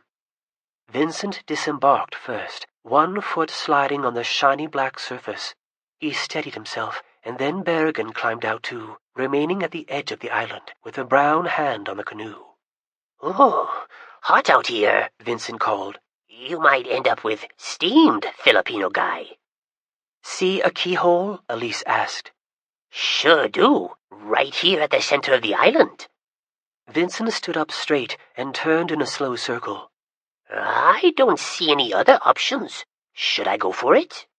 "Time is a critical issue," Trask shouted back. Vincent knelt and took out the iron egg. The island was high enough that they could not see the keyhole from the entryway, but they could see Vincent's posture change as he turned the key. He held up a slightly smaller key to show he had accomplished the task. The water stopped bubbling, creating a momentary silence. After the brief lull, a strong wind swept through the room. Vincent fell flat to avoid being blown off the island. Berrigan sprang into the canoe as the gust pushed it adrift. The small craft rocked severely, then capsized, dumping him into the water. Kendra noticed when the sound of the wind changed, becoming fuller and more violent. The volume seemed to increase behind her, as if a gale were whooshing down the corridor. She turned in time to see a frothing wall of water hurtling down the tunnel toward her. Mara called out a warning. Kendra barely had time to close her eyes and tuck her head before a foamy explosion of water hurled her and the others into the searing pool. The water felt scalding, although Kendra hardly noticed, since the force of the flash flood kept her tumbling blindly. Hot water sluiced into her nostrils, As the colossal influx of water pushed Kendra farther from the tunnel, the turbulence diminished. Having lost all sense of direction, Kendra opened her eyes to verify which way was up, then stroked toward the surface, following the bubbles churned up by the flood. The weight of her sword made her progress slow, so, with her lungs beginning to burn, she unbuckled the weapon. When her head finally broke the surface, she coughed out water and gulped air in greedy gasps. Her clothes felt billowy and cumbersome, but she could keep her head above water. At least her shirt of adamant mail didn't exert too much downward pull. The water seemed cooler than it had at first. Either the new water rushing from the tunnel was lowering the overall temperature of the pool, or the potion was compensating, because although the water felt uncomfortably warm, it was endurable and did not seem to be inflicting physical harm. Already beyond the island, Kendra treaded water, drifting toward the far wall of the room. She saw Seth and Tanu not far from her. Trask, Elise, and Berrigan had righted the canoe and clung to the sides as they swam toward her. Suddenly, Vincent's head shot out of the water, breathing hard. I lost the key, he spluttered. Where? Trask demanded urgently. Right around here, Vincent said. Below me. I think Mara dove for it. I'm on it, Elise said, disappearing under the water. Me too, Berrigan said, vanishing as well. Everyone grab the canoe, Trask instructed, towing it toward Kendra. I'm worried we aren't out of the woods yet. Kendra reached the canoe a moment before Seth and Tanu. The water level in the room surpassed the top of the entryway. Although the water continued to rise, the influx of water stopped making noise. They drifted in silence. Should I dive down? Tanu asked. I saw you could barely stay afloat, Trask said. You're like me, too much gear. Give the others a few more seconds. Mara came up first, taking deep, controlled breaths. Berrigan has it, she reported. The key was too heavy. I could barely make upward progress with it. Several seconds later, Berrigan and Elise surfaced together. They swam over and heaved the iron key into the canoe. I don't know how she did it, Berrigan said, nodding at Mara. When we found her, she was on her way up, but she still had to be 40 feet under. The key sank a long way before I caught up, Mara responded. I found it sliding down the underwater slope of the island. It was slow going. Ugh, Butterfingers, Vincent lamented. My bad. The flood caught me off guard. It's hard to swim with it, Berrigan said. No harm done, mate. Are we going to drown? Seth asked, glancing up at the ceiling. The water level continued to rise. Good question, Trask said. Did any of you notice an exit down there? Mara shook her head. I looked, but didn't see any exits or keyholes. Of course, I couldn't see everywhere. Could you see the floor? Kendra asked. Yes, maybe 20 feet below the lowest point of my dive. Do you feel all right? Seth asked. Can't you get the bends from coming up too fast after a deep dive? Elise smirked. We weren't that deep. Plus, decompression sickness is less of a threat when freediving. You know, with only the air in your lungs. Meanwhile, the water keeps rising, Vincent pointed out. Let's hunt for another keyhole, Trask decided. Do I have it right that Mara, Elise, and Berrigan are our best swimmers? There were no objections. You three explore underwater as best you can. The rest of us will look up. Let's find an evacuation tunnel or a keyhole. Still holding the canoe, Kendra dipped her head under the water and watched as Berrigan, Elise, and Mara swam away and down in different directions. With her eyes below the surface and the water no longer bubbling, the underwater scene was surprisingly clear and well lit, although Kendra could not clearly discern whether she could see all the way to the bottom. The water isn't bubbling anymore, Kendra said, after bringing her head up. It feels cooler. The temperature is dropping, Tanu remarked. The potion isn't stopping you from perceiving the heat. It just helps reduce the damage. This feels like a medium hot tub, Seth said, eyes upward. Won't matter what temperature it is once it fills to the ceiling, Vincent muttered. The ceiling is irregular, Trask said. We've got sort of a chimney over by that corner. He pointed at a square gap in the ceiling. Hard to say how high the shaft goes, but we should get under it. That will be our last resort. Mara popped up near the wall above the submerged entryway. Water is still flowing in. I checked around the entryway, but found no keyhole. Without awaiting a response, she ducked back under the water. Kendra scoured the walls and ceiling, searching with increased intensity as the ceiling drew near. Berrigan, Elise, and Mara surfaced periodically, reporting no success. The temperature of the water continued to fall until it was barely lukewarm. Tiny perforations in the ceiling, Vincent remarked. See them? I see them, Trask confirmed. Those teensy holes means this is a death trap, Vincent said. The air escapes through the holes so the room can fill up without forming air pockets. I guess you don't have any anti-drowning potions, Seth said.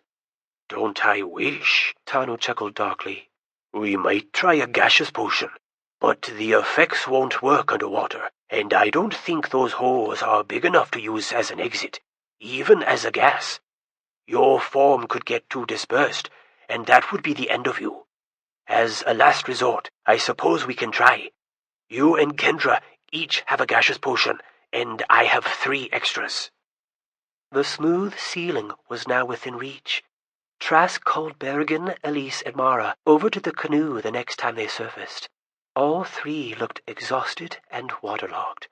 They positioned the canoe under the square gap in the ceiling. Kendra stared up. The sheer chimney would accommodate the canoe if they kept it at a diagonal from one corner to the other. She could see the ceiling at the top of the shaft, a long way up, glossy and smooth. It felt like she was gazing up from the bottom of a well. As the water level reached the ceiling of the room, the little group drifted up into the shaft, clinging to the canoe. With considerably less volume, the shaft filled much faster than the chamber below. The canoe carried them upward at an alarming rate. The top rapidly drew near. I don't see holes in this ceiling, Tanu said. So much for the gaseous potion. I see an offshoot near the top, Mara declared. You're right, Kendra agreed. A little shaft branching off to the side. We better flip the canoe, Trask said. It will create an air pocket. Tanu, grab the key. Once Tanu had snatched the iron egg, Trask flipped the canoe. They all kept hold as the ceiling approached. Don't go under the canoe until you must, Trask ordered. We'll deplete the oxygen soon enough. I'll explore the side tunnel, Berrigan said. Give me the key. Tanu handed it over. Berrigan scrambled inside as soon as the water level reached high enough, wriggling forward on his belly due to the cramped confines. Water slurped into the little tunnel behind him. An instant later, the side shaft was flooded, and the bottom of the canoe bumped against the ceiling. Kendra raised her chin, her nose brushing the ceiling, as she inhaled a final panicked breath before the water filled to the top. Holding her breath, Kendra stared after Berrigan. He disappeared around a corner in the side shaft. The water felt cool now. Vincent swam into the overturned canoe. Trask motioned for Kendra to follow. Her head came up in the enclosed space beside Vincent. The air smelled like wet wood. This is our only air pocket, Vincent complained. Not a bit outside.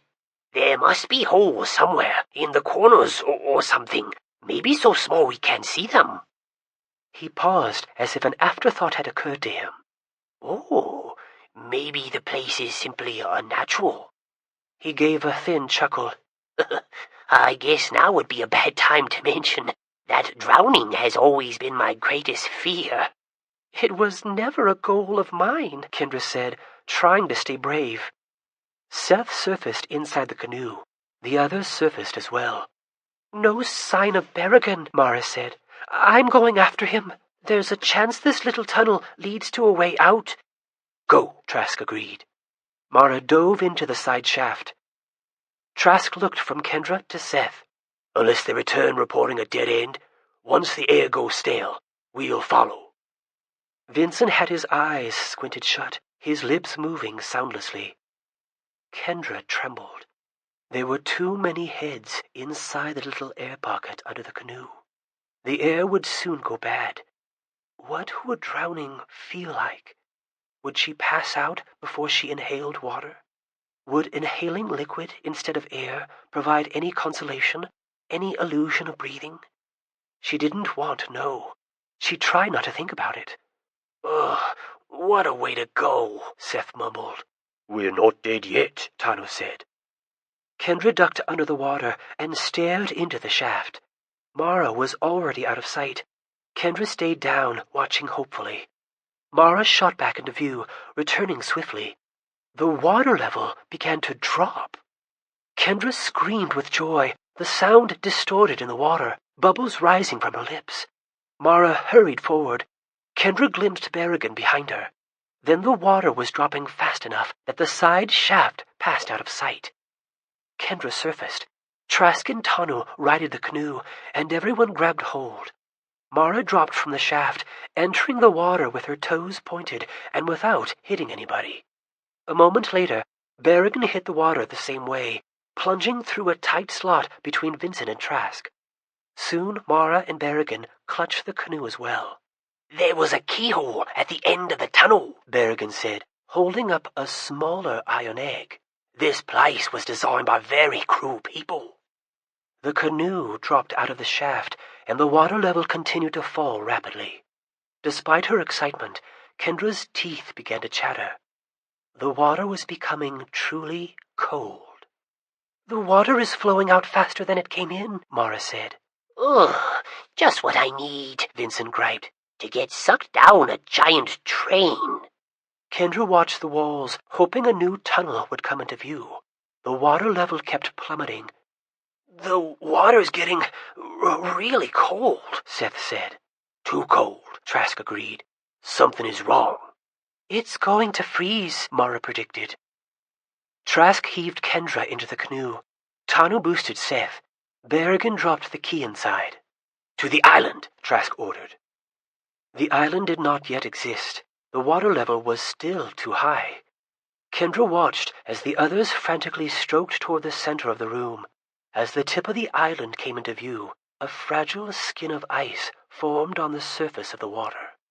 Tearing through the film of ice, Mara reached the island first, followed by Berrigan. The water level continued to drop, revealing more of the island. Elise scrambled onto the slick black rock.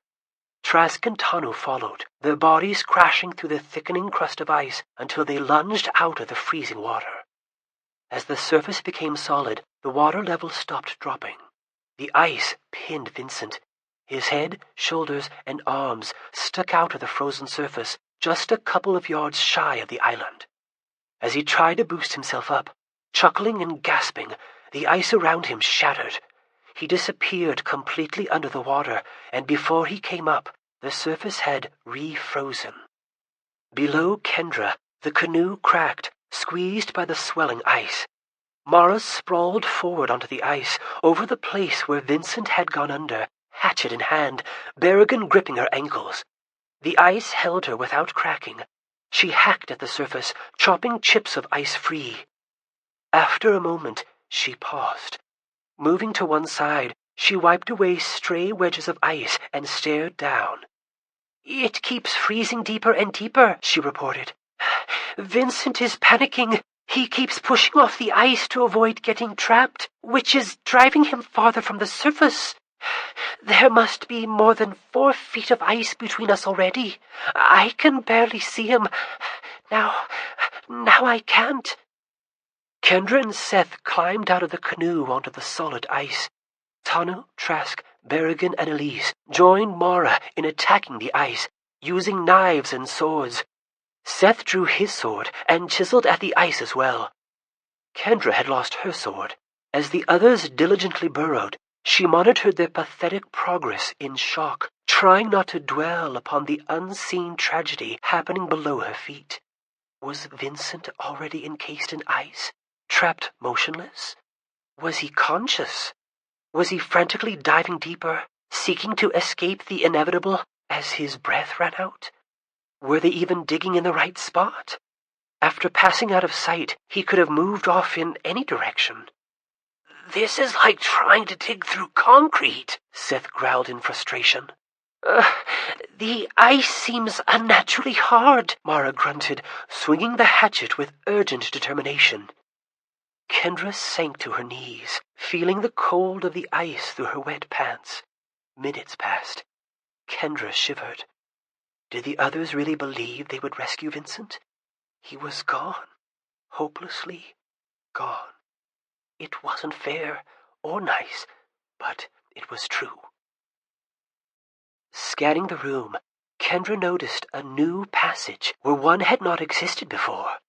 Despite the tragedy, all she could think of was that they had to hurry and move on before Torina and the zombies showed up and Vincent's sacrifice was wasted. She felt numbly detached, watching the others scrape up ice shavings. With hysteria gnawing at her numbness, she wanted to stay detached. At last, Trask stood. They had barely carved their way 2 feet down.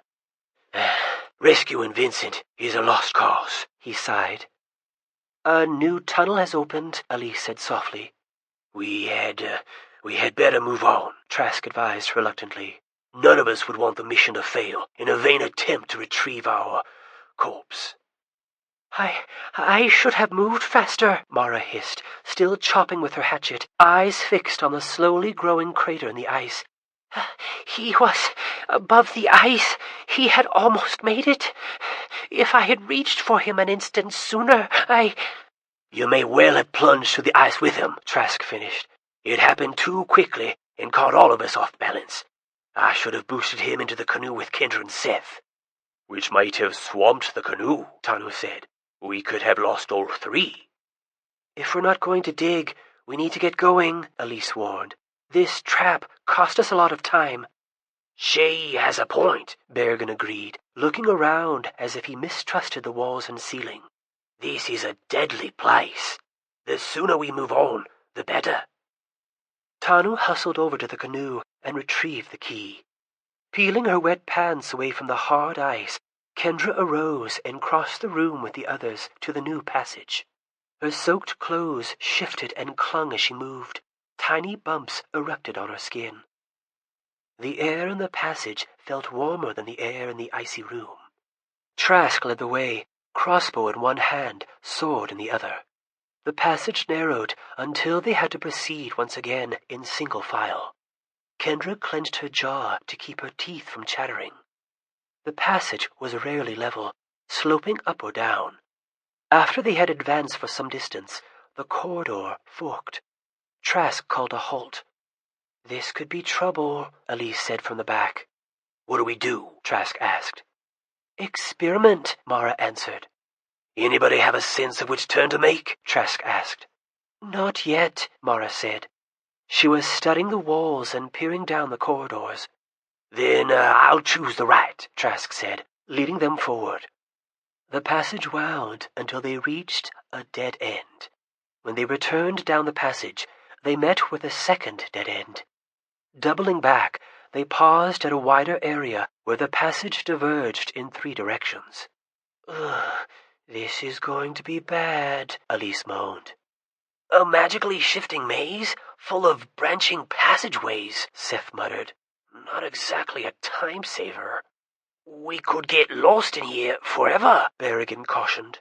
"I could scout ahead," Mara said. "I could run." "If you found a way through, there might be no way to return to us," Trask warned. "Then we should all run," Mara said. "Let me guide us. It may take some trial and error, but I can figure this out. I have a fairly good sense for where we are inside the Dreamstone. As I get a feel for these tunnels, I believe I can lead us through." "Any other ideas?" Trask asked. "I could leave markers at the intersections," Elise offered. Mara shook her head. "That might encourage our pursuers. I certainly won't forget any intersections, trust me. Staying oriented is my biggest strength. I was born for this." Nobody spoke for a moment. You take the lead, Trask decided. He faced the others. Holler if the pace gets too rough. Mara started loping down the center passage. Kendra was glad they were jogging. The exertion helped drive away the chill. They reached a T, and Mara went left. Then they reached 3 dead ends in a row, without turning, before arriving at a small room where the corridor branched in 5 directions. Mara picked a corridor without pause. Kendra was happy that all she had to do was follow. She could not imagine how Mara could keep her bearings through these twisting, cramped passageways. The sameness of the smooth walls and floors and ceiling made it almost impossible to distinguish one tortuous corridor from another. As time went on, they continued to reach dead ends and intersections.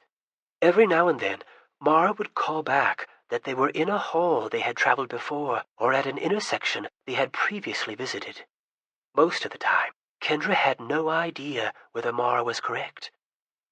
Eventually, despite how the pace of the jog had flagged somewhat, and even though she was used to regular exercise, Kendra found herself out of breath. She did not want to be the weak link who begged for a slowdown, but from the way the others were panting, she judged that she was not the only person running out of gas. It was Tanu who finally called for a walk. Nobody complained. Kendra's clothes were now damp from sweat as well as from water. They walked for several minutes before attempting another jog. They hurried back and forth between dead ends, reaching intersections now and again. Trask, Berrigan, and Elise added comments as they recognized features in the passages or positions of the intersections, always deferring to Mara. At length, Trask called a break to eat. Kendra sat beside Seth, munching a partly squished sandwich, her back to the cool wall. She wondered how much faster they would move if they could hear their enemies coming. "The scariest thing in here," Seth said around a mouthful of food, is that we could lose ground with a wrong turn and run right into the zombies. "We must be ready for that," Trask said. "Let's hope Lara managed to slow 'em." "Outside, the sun is about to set," Mara noted. "Then we'll have the wizard join in the chase," Berrigan reminded them. "Do you think we're getting close?" Kendra asked Mara. "Where the end may lie is hard to judge just yet," she replied. "We've eliminated several routes as dead ends or pointless loops. Time will tell." "Time is what we lack," Elise grumbled. "We'll press on as if our lives depended on it," Trask said, "because they do, and countless other lives as well." "You're a good leader," Seth said pensively. "How do you prepare for an adventure like this?" Trask huffed. "You can't fully prepare. You do your best to acquire diverse skills. You try to learn from your successes and mistakes over the years. You try to assemble a team with varied talents and expertise. Mostly, you strive to stay calm enough to think clearly even under extreme pressure. You try to use the adrenaline for focus rather than panic. You stay on your toes, ready to improvise, and you hope for the best." They ate in silence until Trask told them it was time to move on. Again, Mara jogged in the lead, and again they trotted and walked down endless passages, reversing at numberless dead ends. Mara became increasingly frustrated, as it seemed she recognized nearly every intersection they reached. Finally, when the latest corridor had led them to an intersection that forked in 3 directions, Mara brought them to an exasperated halt. Kendra had trouble recognizing most intersections, but she remembered this one. "Maybe I was wrong to lead us," Mara apologized. "By my reckoning, all 3 of these halls will take us into networks of loops and dead ends that will eventually lead us back here. I must have missed something. I don't know how to go forward." Kendra had never seen Mara this unsettled. An idea occurred to her. "Mara, maybe we have to treat this intersection like a dead end, and go back down the passage that brought us here." Squinting her eyes shut, Mara rubbed her knuckles against her forehead, a grin spreading across her face. Of course, that has to be it. I have only experimented with doubling back from dead ends, never at intersections. Good thinking, Kendra, Trask acknowledged. I was about to say the same thing, Seth complained. Mara led them back the way they had just come, and they reached an area where the tunnel forked in two directions, one slanting up, the other down. This is new, Mara said with renewed vigor. Follow me. They continued onward, running and walking, seldom pausing, passing some of the same intersections several times. From time to time, Mara had them double back without reaching a dead end. Kendra felt her eyes growing heavy, her legs felt leaden. When she jogged, her muscles burned. Only fear about their urgent mission kept her from curling up on the floor to fall asleep. When they next halted to eat and drink, Kendra guzzled water, then slumped against the wall to rest her eyes. Tanu had to wake her when it was time to proceed. He hoisted her to her feet, apologizing. It isn't your fault, Kendra said, slapping her cheeks to make herself more alert. Not long after that, Mara started loping forward with greater vigor, claiming she could sense a change in the air. Kendra struggled to keep up. Tanu ran beside her, one supportive hand against the small of her back. Kendra tried to let Mara's hope become contagious. Could this be the end of the unrelenting labyrinth? Might they actually escape before collapsing from exhaustion? After a final intersection and a few dead ends, the passage opened into the largest room they had encountered so far. Well done, Trask enthused, clapping Mara on the back. We're in the belly of the Dreamstone, Mara said. The hollow center. The vast empty space of the rectangular room had dimensions proportional to the Dreamstone itself. Polished expanses of dark obsidian formed the floor, walls, and ceiling, illuminated by the same mysterious light prevalent throughout the convoluted passageways. 3 strange devices patrolled the far side of the otherwise vacant room. 2 mechanical bulls and 1 mechanical lion. Composed of overlapping iron plates, the elephant-sized bulls tossed their heads as they rolled around the floor on 4 wheels, their metal legs dangling decoratively. The artfully rendered bronze lion, slightly larger than the bulls, prowled about on huge paws, moving with a sinuous grace inconsistent with its clockwork appearance. Are these the guardians of the artifact? Seth wondered. I hope so, Elise said. I've had my fill of this place.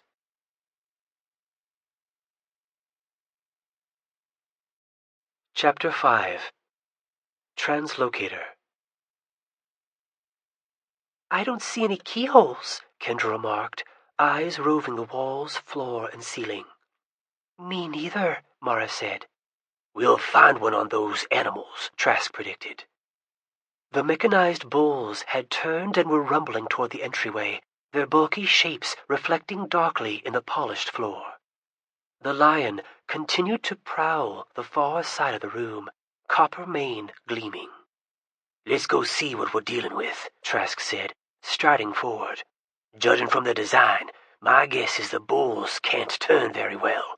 We should be able to dodge them if we keep on our toes. The lion looks like a different story. The bulls seem to be defending it, so I bet we'll find the keyhole on the lion. Kendra, Seth, hang back at the entrance with Elise. Who has the key? Got it, Tanu said, following Trask onto the floor. Spread out, Trask said. Make 'em work.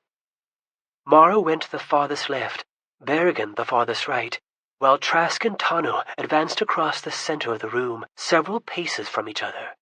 The bulls veered slightly and increased their speed, both wheeling at Tanu. I think they know I have the key, Tanu said, as the bulls hurtled toward him. How heavy is it now? Trask asked, moving farther from Tanu.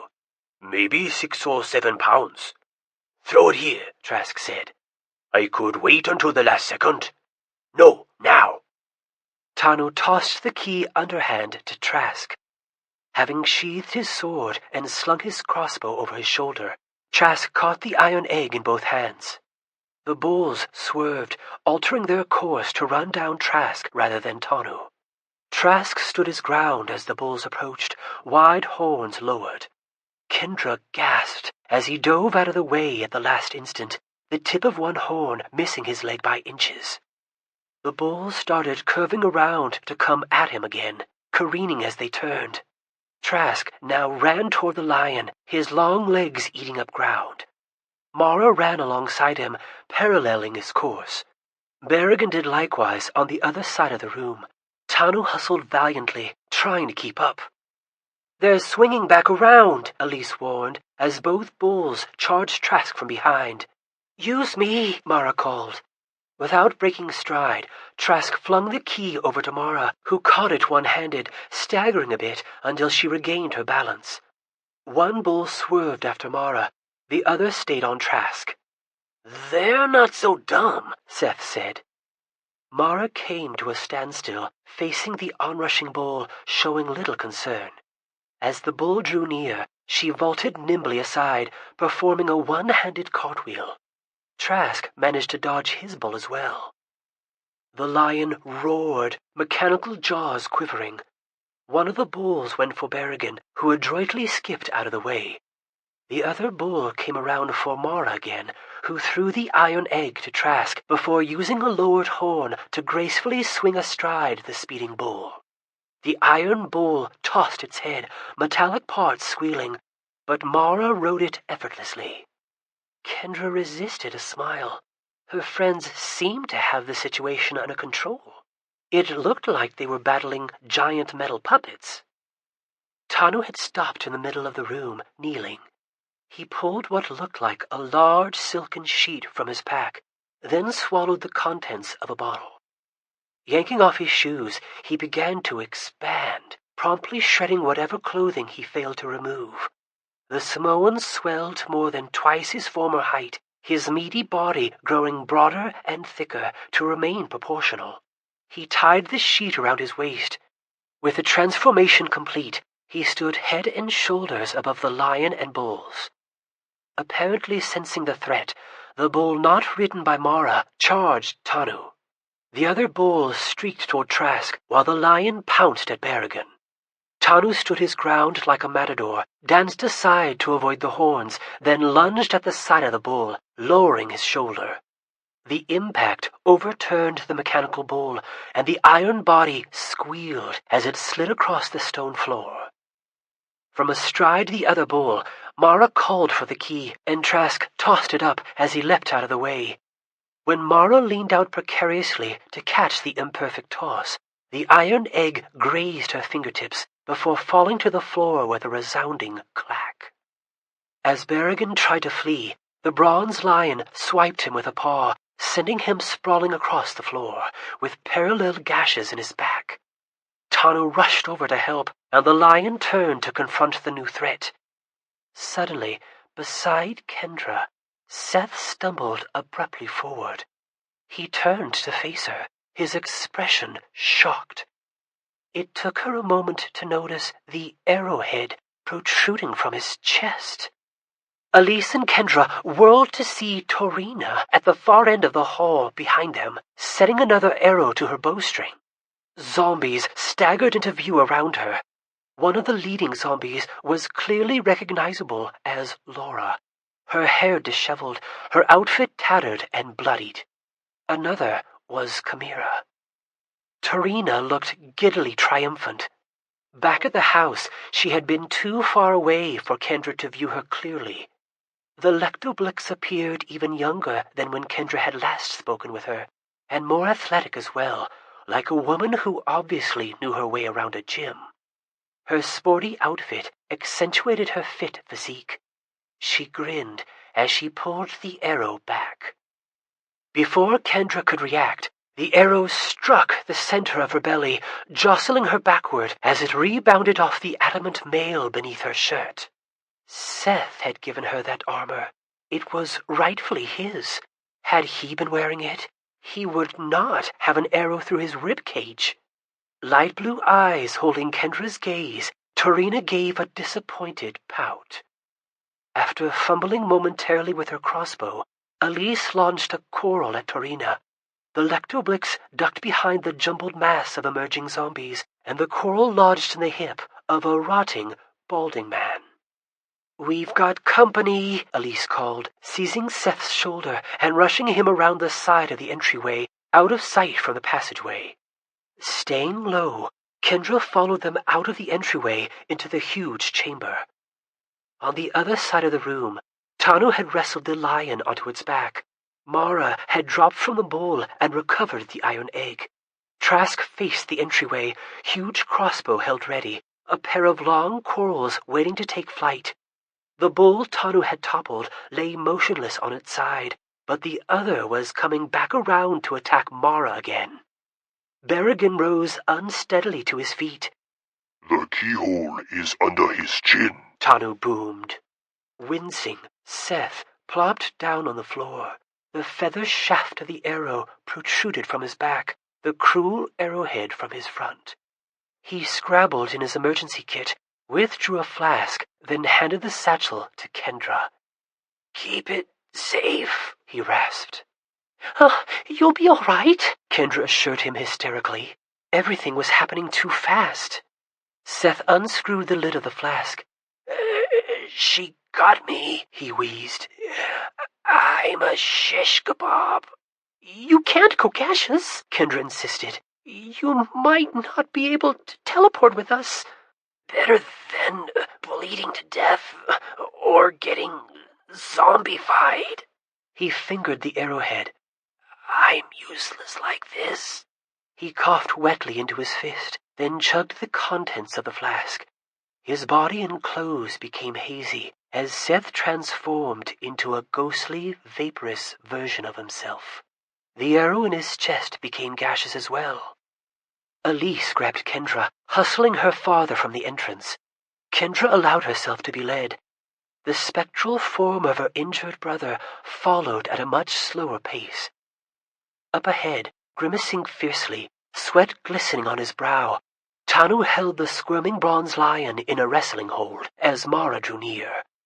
The iron bull was rapidly closing in on them, but Mara reached the lion first, climbing hurriedly. She hastily stabbed the key into a socket and twisted. Both of the bulls and the lion fell apart in clangorous heaps of metal scraps. The parts from the moving bull tumbled and slid across the glossy floor, colliding with the wreckage of the lion. As zombies shambled into the room, Trask fired a coral from his huge crossbow, then set the weapon down, drawing a sword. Tanu and Berrigan flung aside metallic plates and ornaments, searching frantically. Blood oozed from the ragged stripes and ugly punctures on Tanu's arms and shoulders. Elise raced toward the demolished lion with Kendra. A melodically chanting voice caused Kendra to glance over her shoulder. The zombies had parted to let a glaring man with golden skin stride into the room.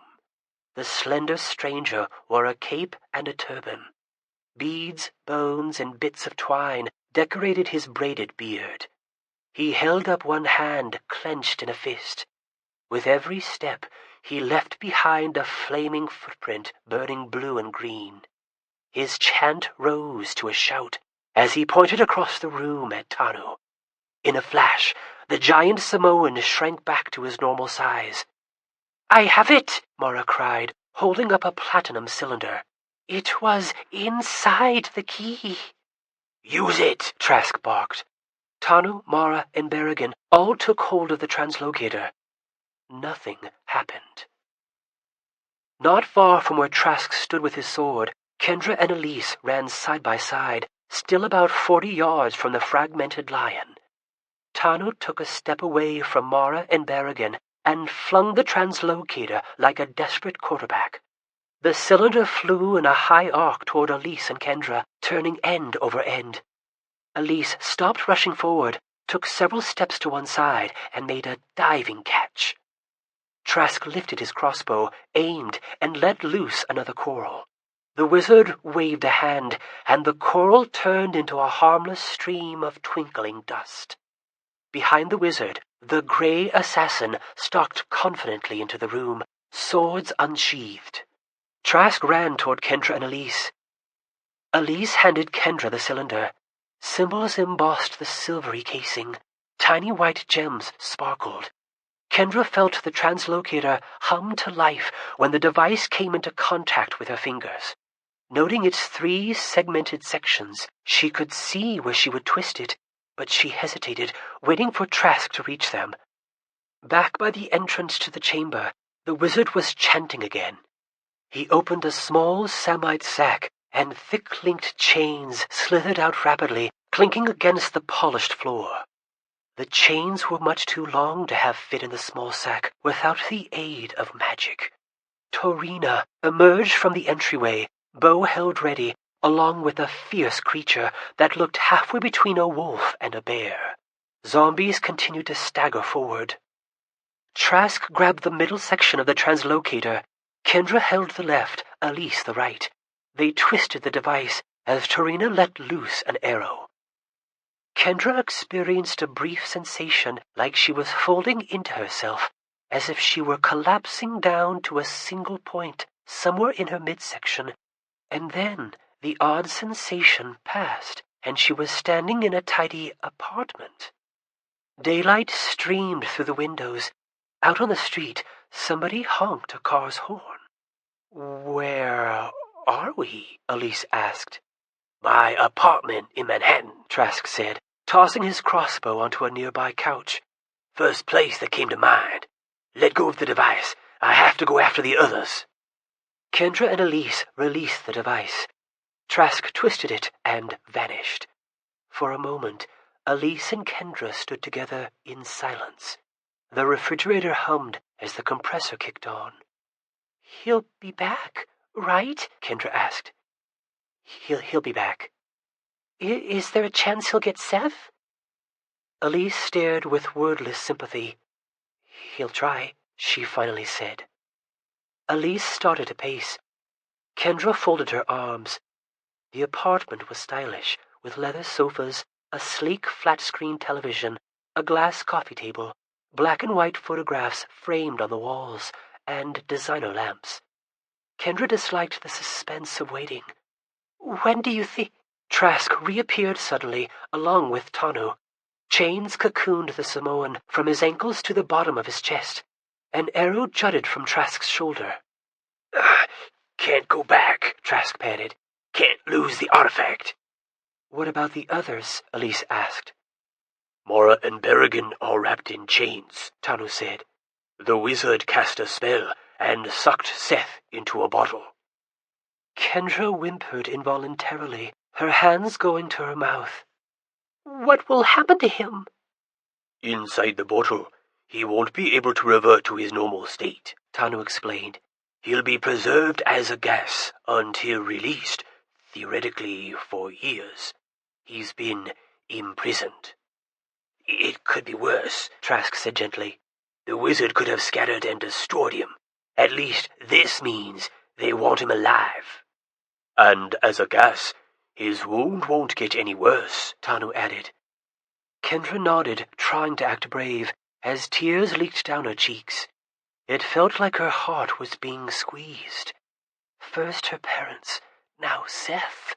What else would the Sphinx take from her? Rage flared up, helping her resist the grief. She ground her teeth. "Couldn't I pop in, grab Mara, and pop out?" Elise asked. Trask shook his head. "I barely made it back. They're ready now. They'll get you. We have to choose a better time." Elise turned and hugged Kendra. "Seth will be all right. We have a powerful new weapon in our war against the Society. We'll use the translocator to get your brother back and your parents." Kendra wasn't sure how much she believed the words, but they were nice to hear. "Warren," Kendra said softly. "We should get Warren." "Shouldn't we return to Fablehaven first?" Tanu said. "No, in case he's starving," Kendra protested, wiping tears from her cheeks. "We've left him there long enough. It should be safe. He's in a room cut off from the rest of the world. I'm not sure what could be less risky. I should teleport to him right now." "I'll go with you," Elise said. "I can start treating my scratches and Trask's shoulder," Tanu said, unwinding the chains from his abdomen. Trask gave a nod. "Go bring him back." I just picture the room? Kendra asked. I just pictured my apartment, Trask replied, handing her the translocator. Elise held the left side of the translocator, trying to calm her fatigued mind from the shock of losing Mara, Berrigan, and her brother. Kendra envisioned the storage room, picturing the heaps of junk, the slate floor, the adobe walls. She twisted the center of the device, felt the swooning, folding sensation, and then she and Elise were standing in the very room she had visualized. An electric lantern illuminated the scene. A small troll with an oversized head, greenish skin, and a wide, lipless mouth whirled to face Kendra and Elise, sniffing suspiciously. Near the troll sat a man in grimy clothes, his face obscured by a beard and long hair. "How you get here?" Bubda asked, his posture becoming less aggressive. Kendra held up the translocator. "A magical transporter." Warren rose to his feet warily. Who are you? He asked, unsmiling. You know who I am, Kendra said. Warren narrowed his eyes, one hand straying to the knife in his belt. Forgive me if I don't run over and hug you. What kind of game is this? Kendra realized that the last time Warren had seen her, Navarog had taken her prisoner before sealing the room by destroying the knapsack. For all he knew, she and Elise might be sting bulbs. To him, their sudden arrival seemed too good to be true. It's really us, Warren, Elise said. You won't need that knife. We're not holding weapons. Warren smiled sadly. I'd love to believe you. How'd you escape the dragon, Kendra? Raxtus ate him, Kendra said. Right. The little guy who tried to heal me, Warren exclaimed incredulously. Word of advice, if you're going to lie, make it somewhat believable. We were trapped in that narrow cave, Kendra explained. Raxtus could fit inside as a dragon, but Gavin couldn't change to his true form. The corners of Warren's mouth twitched. I'd love to believe it. How about a quick test? The Society might be able to mimic your form, but not your abilities.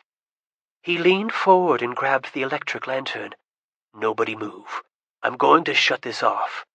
He clicked a switch, and the light went out. Kendra supposed that the room was in total darkness for the others. To her, it just looked dim. Warren held up 4 fingers. How many fingers am I holding up? He asked. 4, Bubda answered. Not you, Bubda, Warren complained. I already know you can see in the dark. Okay, how about now? Still 4, Kendra said. He changed it to 2 fingers. Now 2. Now 3. Warren clicked the light back on. He looked hopeful. If the Society knew how to get in here, they wouldn't need to use subterfuge, Elise said. Trask and Tanu are waiting for us, Kendra said. They're injured. So you got the, he paused, glancing at Bubda. The, thing we wanted to get with the Wormroost key? At a dear price, Elise said. Seth, Mara, and a man named Berrigan were taken captive, and Vincent Morales lost his life. Oh, I'm so sorry, Warren said. How are your injuries? Kendra asked. Warren flexed his hands. Oh, I'm fine. Tano left me with enough medicine that I healed up before too long. I'm a little malnourished. I've been rationing. I was getting close to trying the rancid goop Bubda lives on. My goop better than granola, the troll said, making a disgusted face. You look like you're in good shape, Elise noted, not without admiration. Yeah, well, not much to do here, Warren said. I've been exercising and playing Yahtzee. So much Yahtzee. I'm surprised we haven't worn the spots off the dice. You go now, Bubda said, making a shooing motion with one hand. Bubda, no one roommate. Warren chuckled. You have to come with us, Bubda. There's no way out of here. Eventually, you'll run out of food, even the kind you can stomach.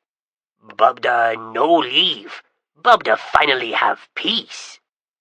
Warren put his hands on his hips. Come on, don't be like that. I wasn't so bad, was I? Bubda scrunched his face. You could be worse. Not as bad as Granola. What about all the Yahtzee we played? If Bubda play alone, Bubda always win. Warren turned to Kendra and Elise. I got 7 Yahtzees once in a single game. 7. He cheat, Bubda mumbled. For the 1,000,000th time, how was I supposed to cheat? You were right there. You watched me roll the dice. You cheat, Bubda said. Too much luck. What about the time you got 5 Yahtzees? Warren reminded him. Oh, that skill, Bubda said smugly. I hate to interrupt, Elise said, but we need to get back to Tanu and Trask. Lady right, Bubda said. Lady only smart one. You go. Bubda, you have to come, Warren insisted. Bubda stay. Bubda relax. You go. Take Granola. Warren looked to Kendra and Elise for support. We can come back any time, Kendra said, even in an hour or 2. But we should get back to Tanu and Trask. We need to get them to Fablehaven. Where are they now? Warren asked. Trask's apartment, in New York. He have anything in his fridge? Warren asked hopefully. He swiveled to face Bubda. I'm not abandoning you, Mr. Hermit Troll. Enjoy your break, because I'll be back. We'll find you an even better home. Someplace with lots of moist food. Nothing dry or crunchy. No granola. Bubda turned away, grumbling unintelligibly. Warren walked over to Kendra. If this is some kind of trick or trap, well played. You got me. What do I do? Just grab the cylinder, Kendra instructed. Elise held the left side, Kendra kept hold of the middle segment, and Warren gripped the right end. Can't say I'm going to miss this place, he murmured. Kendra imagined Trask's apartment, twisted the cylinder, and a moment later, they were standing between a leather sofa and a glass coffee table.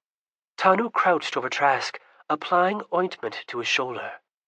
Boy, you guys never get a break, Warren quipped. All in a day's work, Tanu replied. Yeah, well, you look like you were marooned on a desert island, Trask said. I wish. I would have given anything for an ocean breeze. Warren stroked his beard. Kendra, how about you teleport us to a barber shop?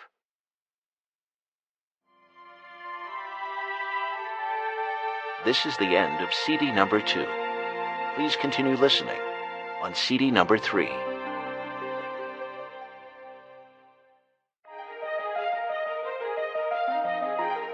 Fablehaven, Keys to the Demon Prison. CD number 3.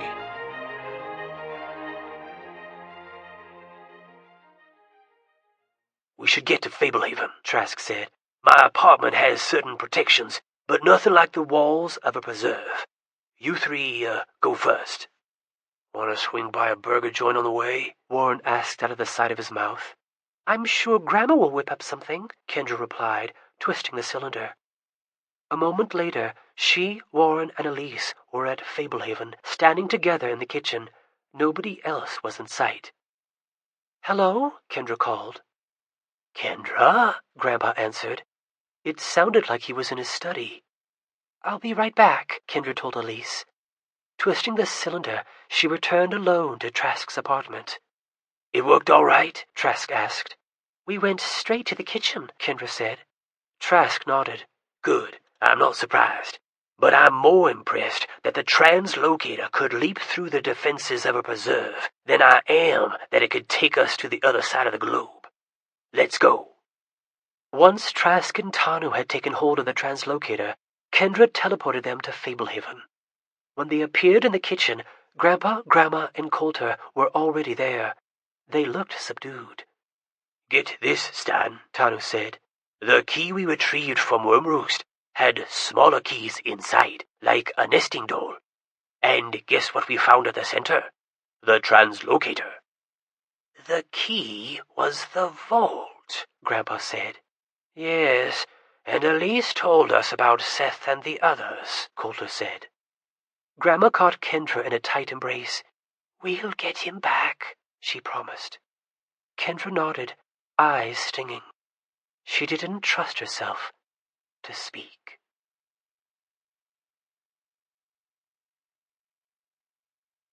Chapter 6. Living Mirage.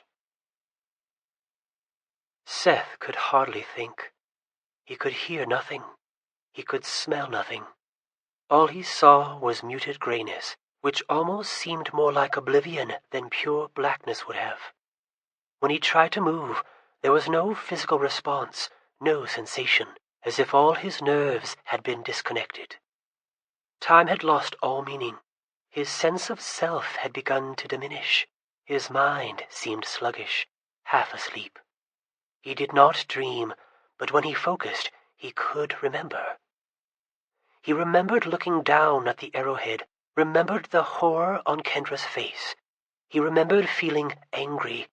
What a cheap shot! Right in the back. Taking a few steps had proved that he was useless, dying. He had instantly thought about the gaseous potion. The concoction wouldn't heal the injury, but it would put him in hibernation, prevent the wound from worsening. In the meantime, he wouldn't be a burden. They could fight without having to drag him around, perhaps killing him and themselves in the process. He recalled thinking that if his friends could somehow win the battle, maybe they could rescue him later. Seth remembered giving Kendra his emergency kit. That was important. The tower was inside, and the Leviathan, and some other less precious items he didn't want to hand over to the enemy if he were killed or captured. After becoming gaseous, he had moved slowly, drifting in whatever direction he chose. Having lost the ability of speech, he had watched wordlessly as Kendra used the translocator to escape with Trask and Elise.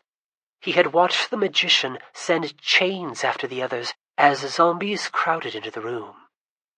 Then Trask had returned, trying to help Tanu, and, without warning, Seth had felt effervescent rushes of bubbles tingling through his wispy body. That was when the grayness had overtaken him, and most physical sensations had ended. Had his mind been separated from his body? Somehow stolen out of the gas? It felt that way. It was tough to focus on the present. There was nothing to focus on. He caught himself slipping into trances. It was hard to say for how long. Whenever his mind kicked back into gear, becoming self-aware instead of coasting, he would fight the emptiness with memories, people he knew, places he had been, fun things he had done. Anything to keep his mind from shutting down and merging with the nothingness. Thanks to his addled state, Seth could not say how long he had been adrift in the gray oblivion when sensation returned in a rush.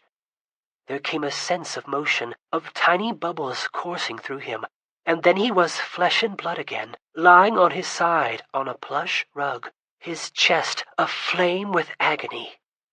Turning his head, Seth looked up into the dark eyes of the Sphinx. The gaze of his enemy was warm and gentle.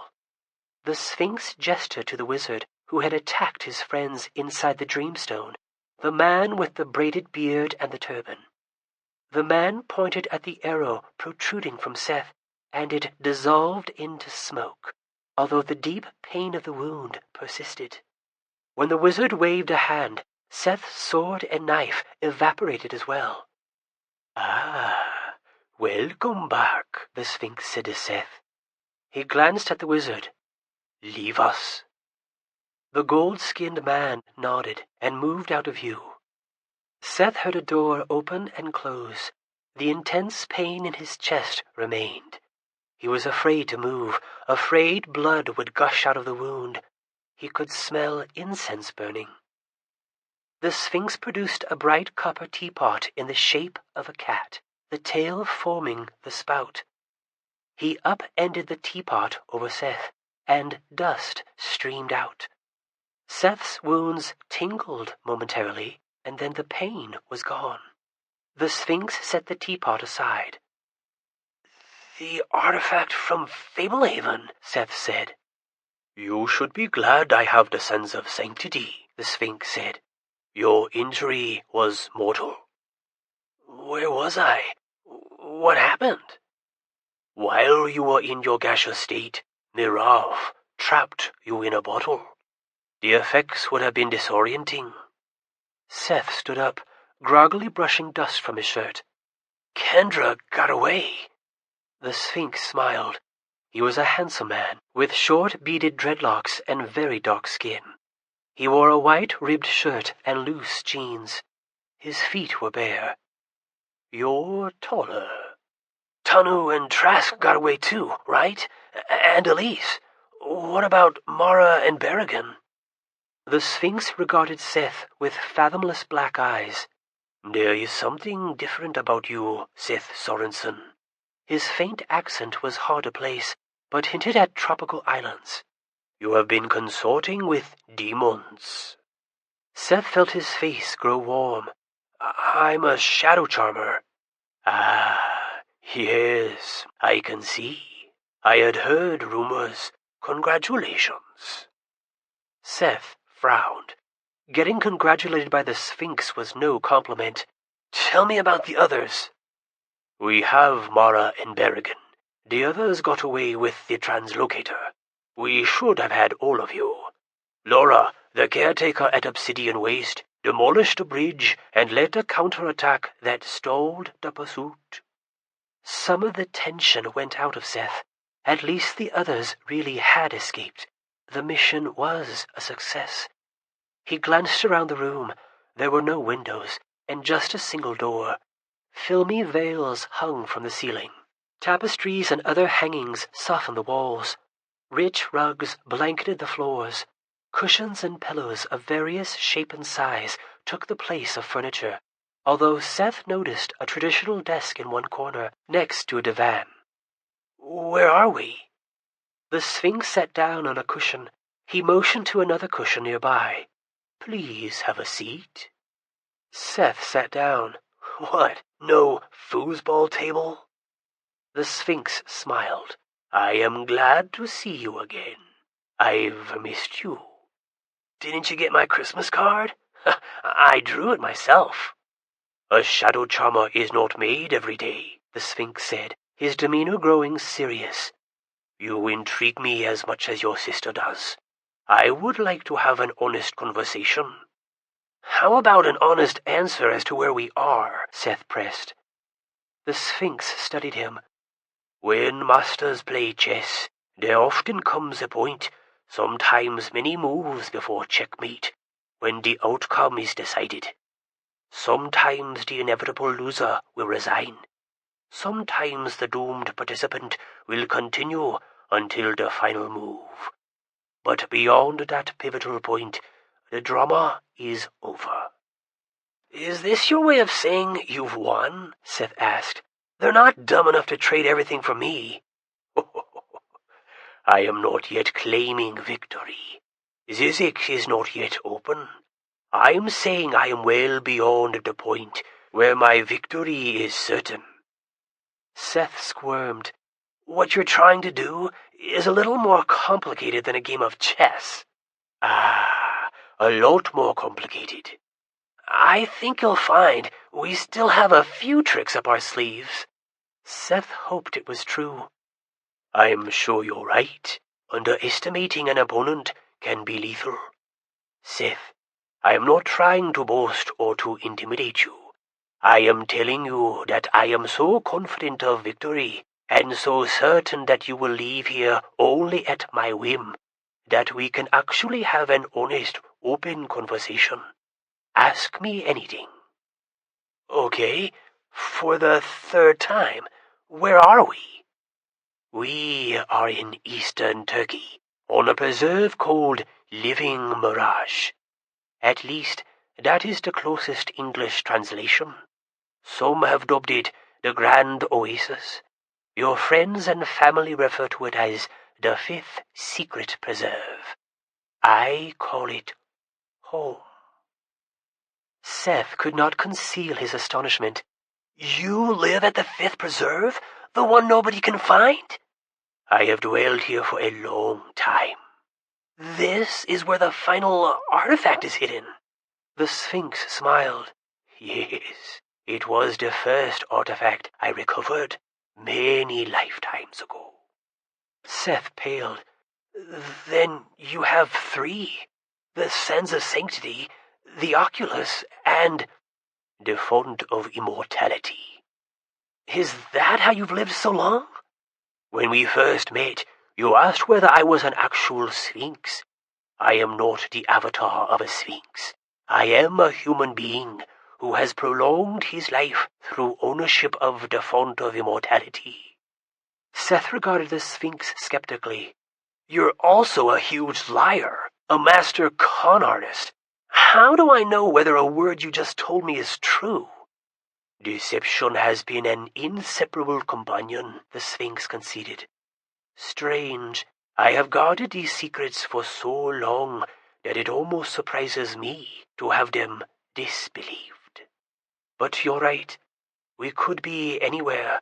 I could be anyone or anything. Keep in mind, I just healed you with the Sands of Sanctity. The Oculus rests on my desk, which is how I know nobody could possibly be overhearing this conversation. And the Font of Immortality is in this room as well, though I suppose you could dismiss it as an elaborate prop. Let's see it, Seth said. Why not? The Sphinx stood and walked to the desk.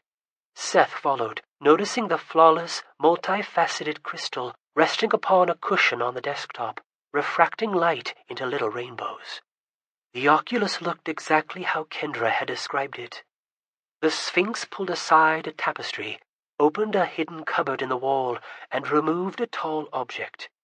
Seth recognized the straight, pearly spiral of a unicorn horn, although this one was much longer than the horn he had recovered from the centaurs.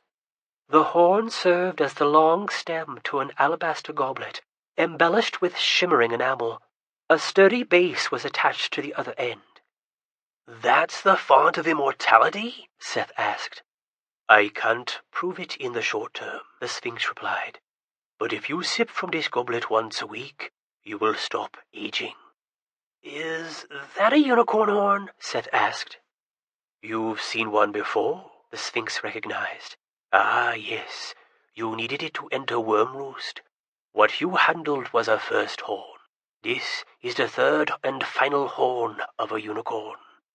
The Sphinx replaced the artifact in the cupboard and inclined his head toward the desk. Unlike the font, if you touch the Oculus, you will instantly experience its authenticity. I'll take your word for it, Seth hedged. Sit, the Sphinx invited. I did not mean to disturb your comfort. Seth complied. The Sphinx remained on his feet. I can do no more to persuade you of my sincerity. It will be up to you to believe or disbelieve, as you choose. Understand, I have concealed myself for centuries. The only way to really keep a secret is to tell no one. But my identity, my life story, is no longer a secret. It is merely history. You will never escape here with this information, and if you did, it would not matter. I no longer have a motive to lie. How did you find this preserve? Seth asked. I did not find Living Mirage. Living Mirage found me. Is that supposed to be a riddle? As a child, I was brought here as a slave. Seth frowned. That's horrible. Where were you from? Ethiopia. The caretaker had slaves? The Sphinx started pacing. This was long ago. Not all caretakers were good men like your grandfather. There were many slaves here. Through their labor, those who ran the preserve lived like kings. No, like tyrants. The preserve was deadly. Slaves were employed for many high-risk duties. When they died, it was not considered a loss of life, just a depletion of resources. I can see how that would make you bitter, Seth said. I was a bright child and a hard worker. I realized that, given my circumstances, the best chance for a good life was through diligent obedience to my masters. The slaves who resisted were punished and ended up with dangerous assignments. The rebellious never lasted long. I went out of my way to be the ideal servant. Many of the other slaves despised me for it. As my talents and devotion were recognized, my work took me indoors. My masters never loved me, but they appreciated my usefulness, my reliability. As I grew older, I became an administrator, head slave, if you will. What my masters did not know, what the other slaves could not guess, was that I was the most dangerous person at Living Mirage. Deep down, beneath the pleasant demeanor and quiet competence, in the invisible self that nobody knew, I was a rebel to the very center. Furious, ambitious, vengeful. But I was a patient rebel. I watched, I listened, I learned, I plotted. I did not want to rebel in some symbolic way. I had no interest in a futile act of defiance that would lead to my destruction. I wanted to turn the tables on my captors.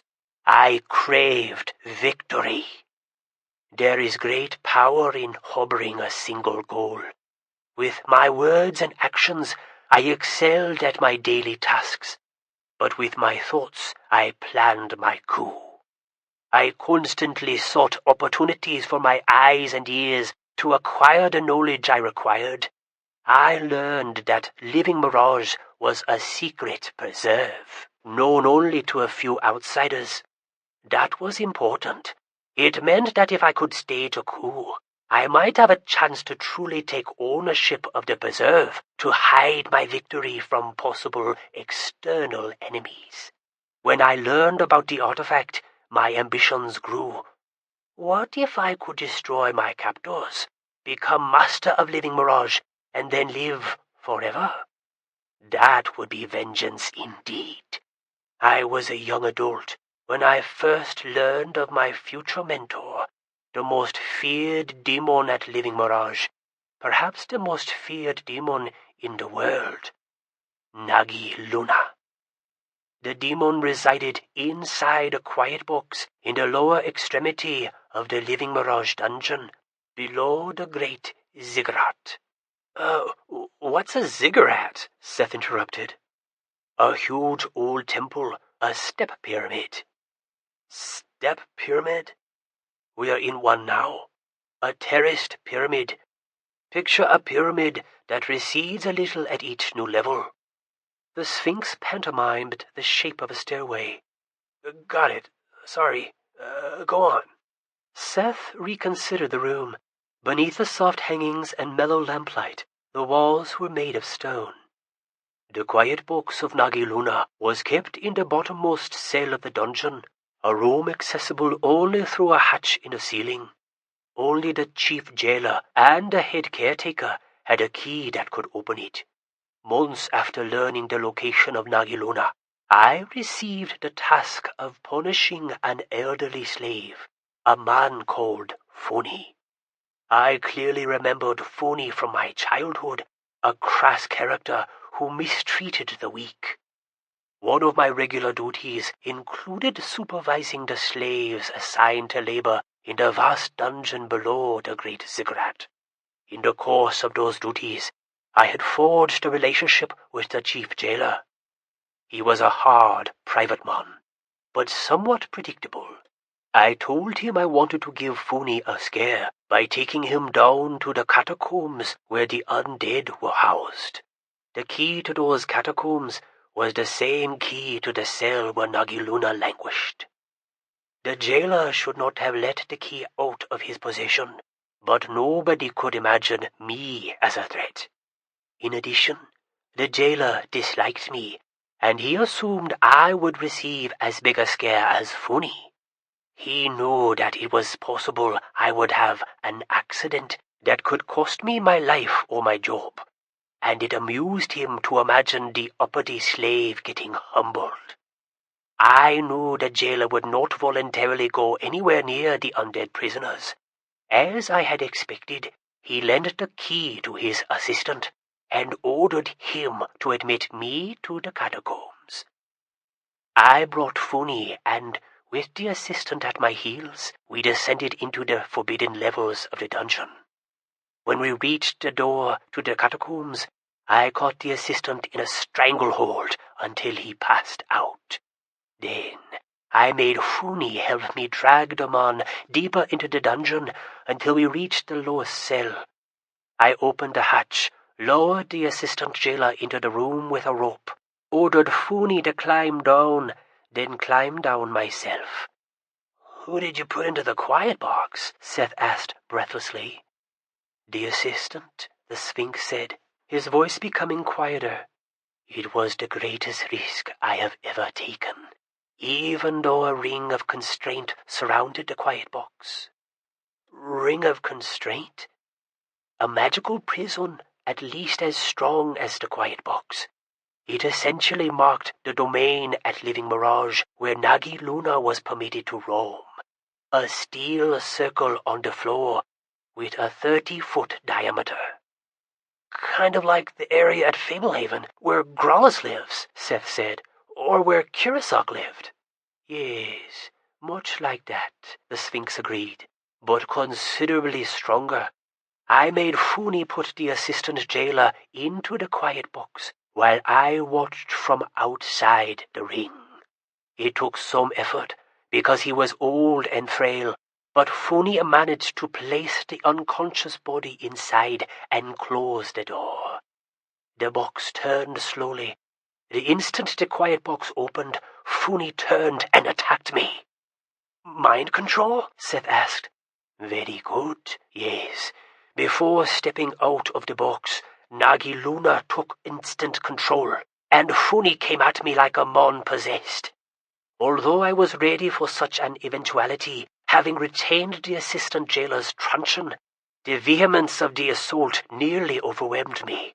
Funi was smaller, thinner, and older, but he fought with inhuman strength and ferocity, heedless of injuries. By the time I had quelled the attack, he was unrecognizable." "Ew, gross. Then Nagi Luna came out? What did the demon look like?" "Harmless. A tiny, toothless, hairless, hunched old woman, no taller than my waist. Her purple skin drooped in moist creases. A white chain led from a manacle on her ankle to a stone tablet inscribed with arcane characters, which she dragged along behind her. As her lips mumbled nonsense, she spoke to me with her mind, trying to lure me inside her ring of constraint. When I refused, she spoke in her actual voice, commending me for resisting her invitations.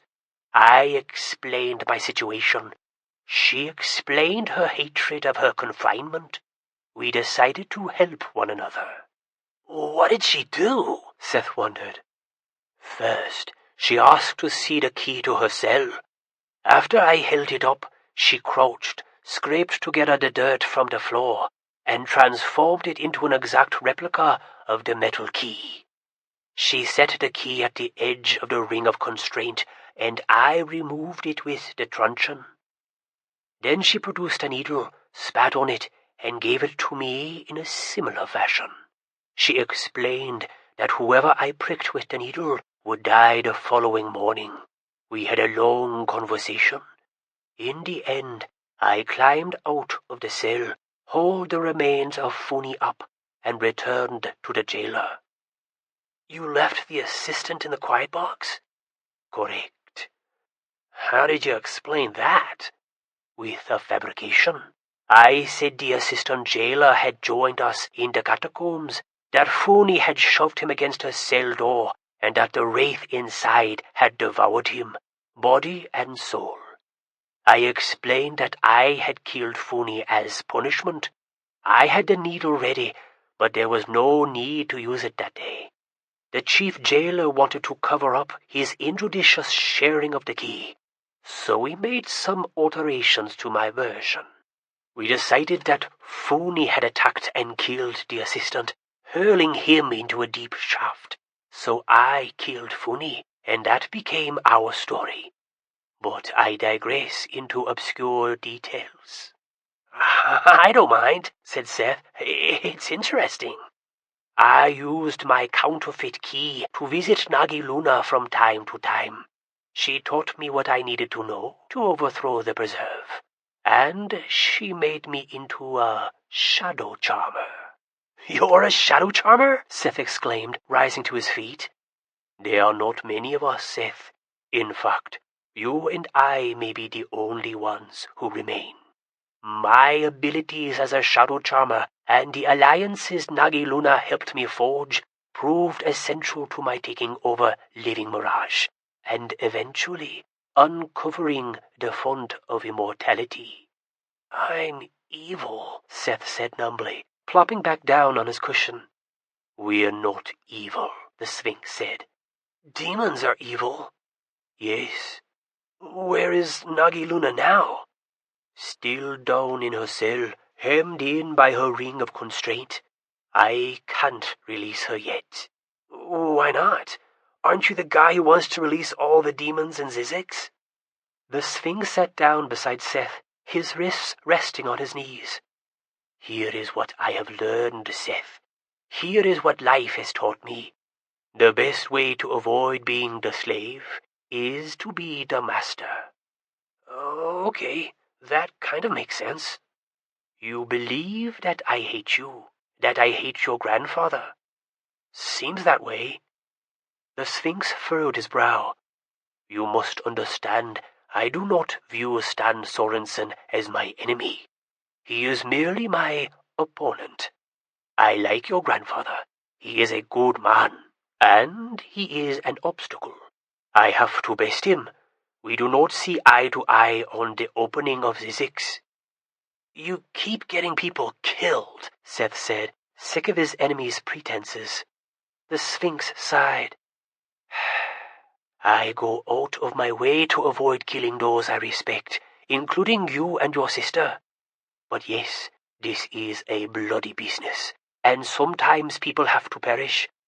To be honest, in the end, if killing Stan is what it takes to open the demon prison, I will kill him. He would do no less in order to stop me. This is not because I hate Stan, but because he stands in opposition to my cause, and I believe in my cause. Releasing demons? You admitted they were evil. Zzyxx cannot stand forever, the Sphinx explained.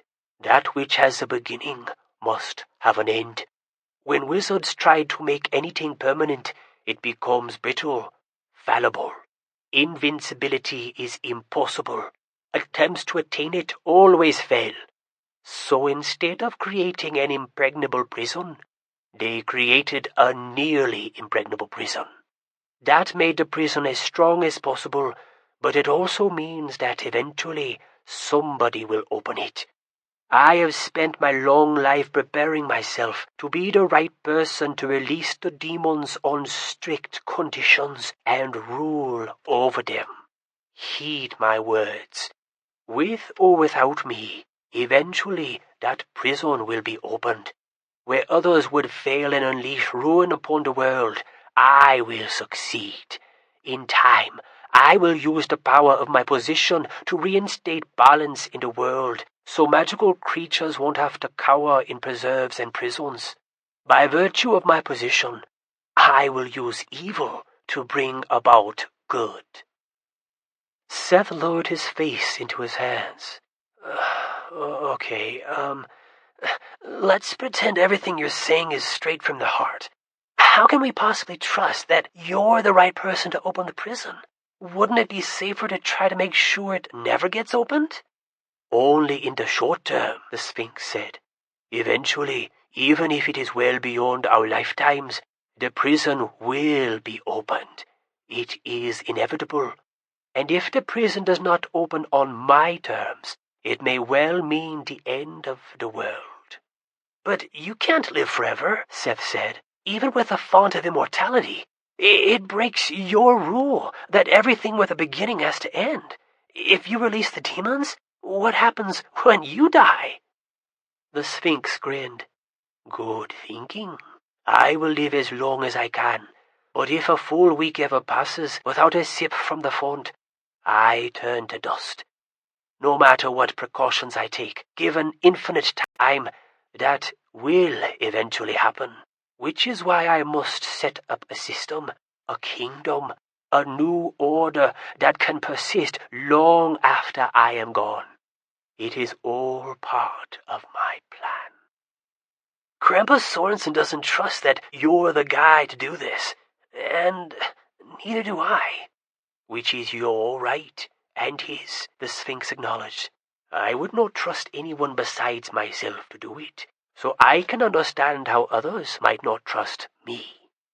This is why I don't hate your grandfather, why I simply view us as being in a state of disagreement. Seth balled his hands into fists. You get that he's right, don't you? You get that you're overestimating yourself? That the demons will trick you or overpower you? If you succeed in opening Zzyxx, you're going to destroy the whole world. I have confronted these doubts and overcome them, the Sphinx said calmly. I have prepared. I am certain. I have been a slave, Seth. As master, I will release the prisoners and create a world without slaves. Seth shifted on his cushion. There was something disconcerting about the Sphinx's expression, an overzealousness.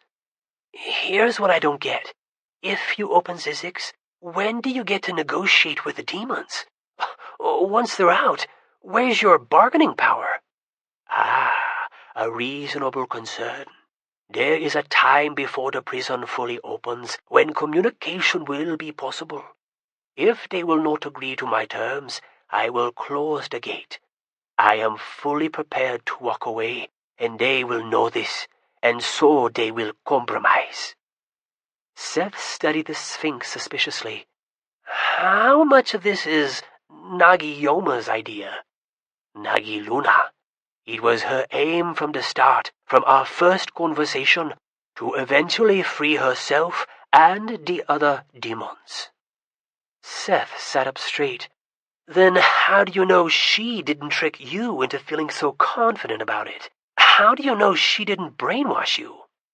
I have done all the research myself, the Sphinx said.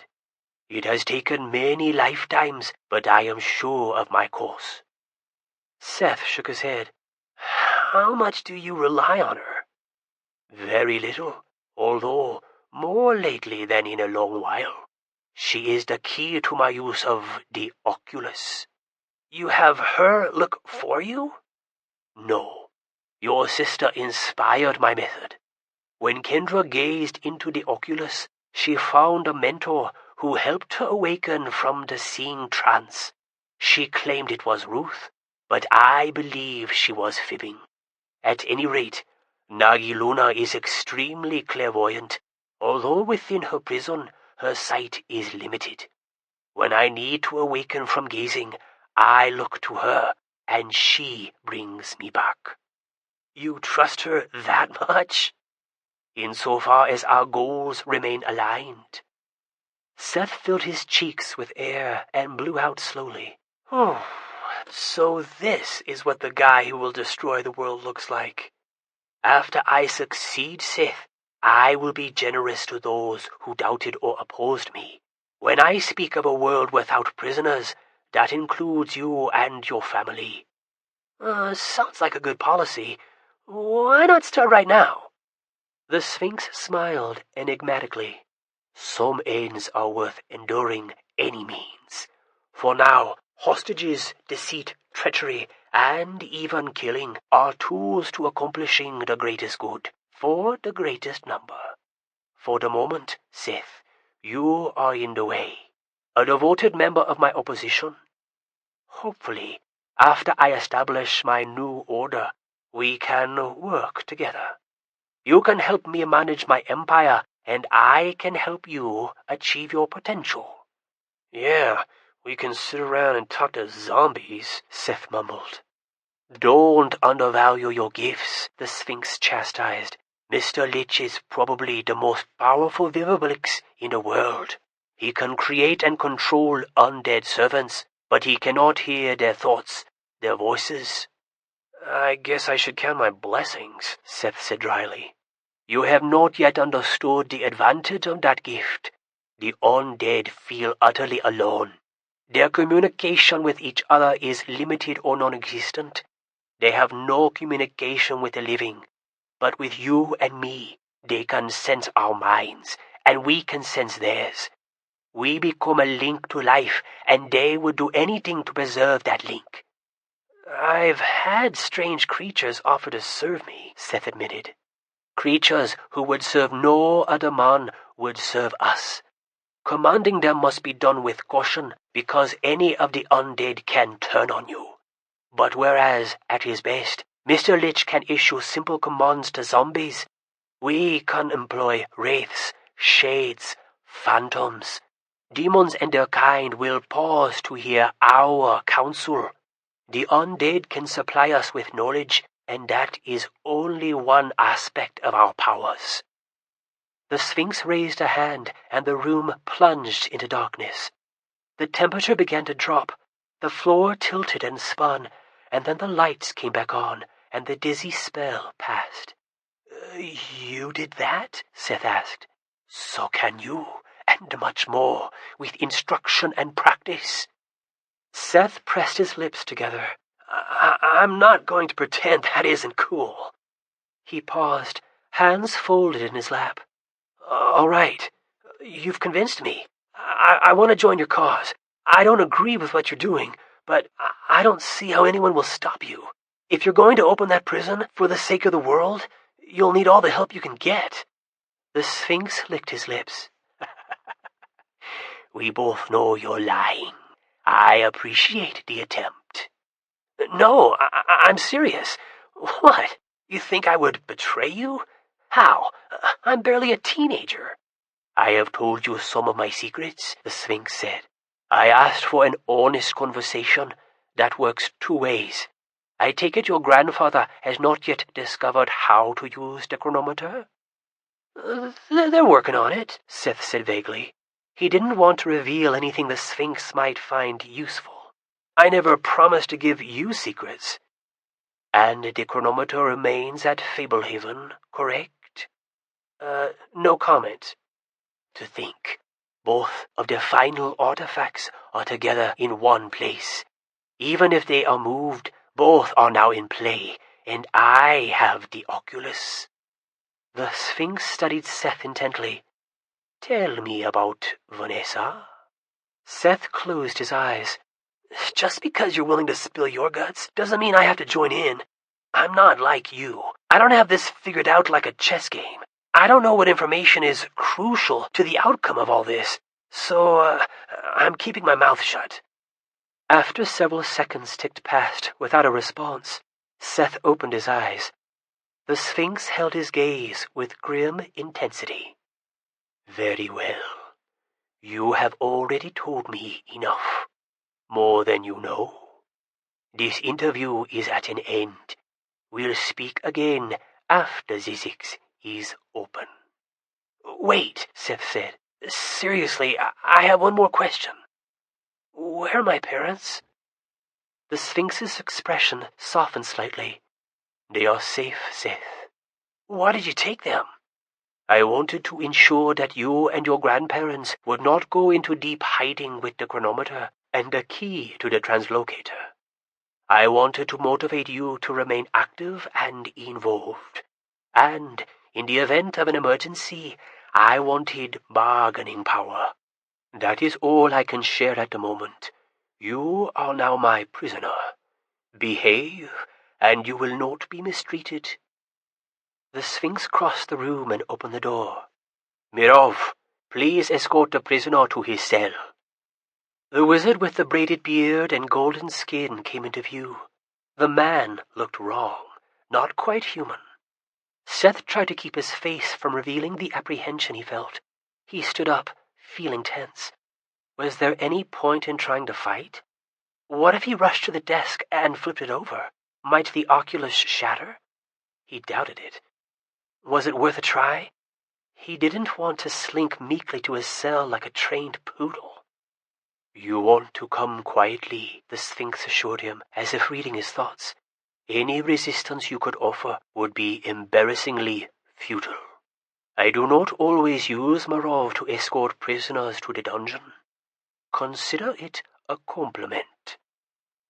Hating himself for not resisting more, Seth obeyed.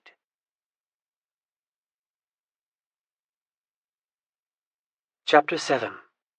Doomsday Capsule. The fairies kept the grounds around the main house of Fablehaven in bloom all year, but as Kendra wandered the perimeter of the yard, the blossoms seemed extra bright, as if springtime lent added splendor even to enchanted gardens. The flowers looked bigger, tulips the size of coffee mugs, roses the size of soup bowls, and sunflowers larger than dinner plates. The colors seemed more vibrant, the grass shockingly green, the flower petals vividly ablaze with electric shades. Fresh perfumes mingled in the air, light and dewy. Gleaming fairies fluttered everywhere, basking in the vernal glory. Kendra felt certain her perceptions of the garden's enhanced beauty had nothing to do with her mood. It had been 3 days since the group had returned from Obsidian Waste, and they still had no leads on finding Seth. Warren, Coulter, and Tanu had teleported around the globe using the translocator. Vanessa had reached out to her best contacts, and Grandpa had tried every method he knew to hail the Sphinx, but none of their efforts had yielded results. The translocator could take them places they had been before, but it was becoming increasingly obvious that in order to find Seth and her parents, they would have to venture someplace none of them had ever visited. As Kendra drank in the springtime splendor, she imagined her parents tied up in a sunless cell, confused, hungry, and ill. While a fairy used sparkling magic to enliven the highlights of a delicate orchid, she pictured her brother imprisoned in a bottle like some genie in a lamp. Or worse, out of the bottle, dying from a severe chest wound. How was it possible that she was roaming a glorious garden while the rest of her family suffered? Hey, grouchy face, is your brother around? The voice came from the woods. Looking up, Kendra saw Newell and Doran standing beyond the border of the lawn. Seth can't play, she informed them. He was captured by the Society of the Evening Star. Oh, the Society? Doran said. Oh, no. Newell let loose a roaring laugh, slapping his furry thigh and elbowing Doran. Don't be daft, Doran. It's April Fool's Day. Good one, Kendra. Kendra paused. The satyr was right. Today was the 1st of April. Without Seth around to fill the sugar bowl with salt or stick bouillon cubes in the shower heads, she had completely forgotten. No, I'm really not, Kendra began, but Newell raised a hand to silence her. Before you go on, Newell chuckled, I have very important news. Doran and I were strolling past the hill where the Forgotten Chapel used to be, and it has split wide open. Muriel emerged astride Behemoth, and we tailed them as they proceeded to wake up Olok the Glutton. They're all headed this way. Quick, fetch Stan. Newell grimaced with mirth, shoulders quivering with suppressed laughter. Doran rapped Newell with the back of his hand. I think she means it. Look at her face. Newell put one hand on his hip and held out the other toward Kendra. It's called acting, dunderhead. She's staying in character to try to sell the joke, which is bad form, by the way, Kendra. Once you've been exposed, you're better off starting fresh with a different ploy later. Don't try another on me, of course. Hard to kid a kidder. But she was pacing the yard, looking all sour before we hailed her, Dorn reminded his friend. Acting, Newell shouted. She must have seen us coming. She was laying groundwork for the joke. She do well on a soap opera. She's plenty pretty. Kendra, give me a glare, like I threatened your boyfriend. Why are you rolling your eyes?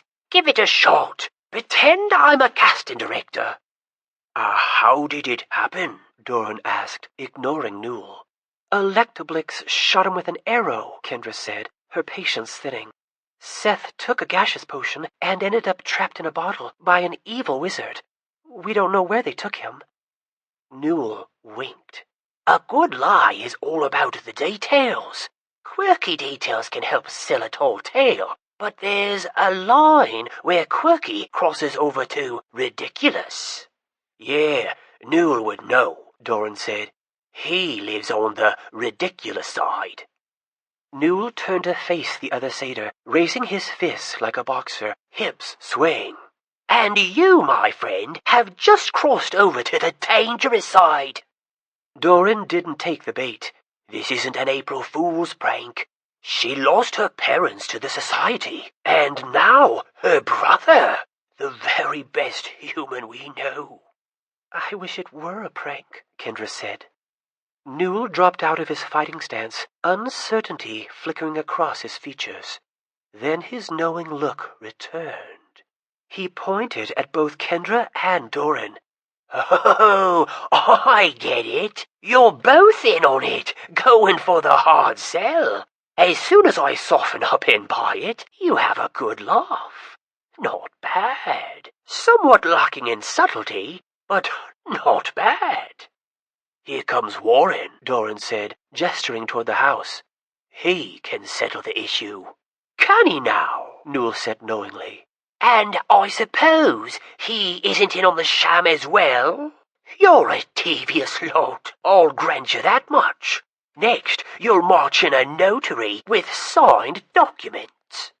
Kendra could hardly believe she was having this conversation. She waved at Warren. He looked much better shaved and with his hair cut short. Any news? Nothing new on Seth yet, he answered. But your grandparents want to see us. These two, hitting you up for batteries?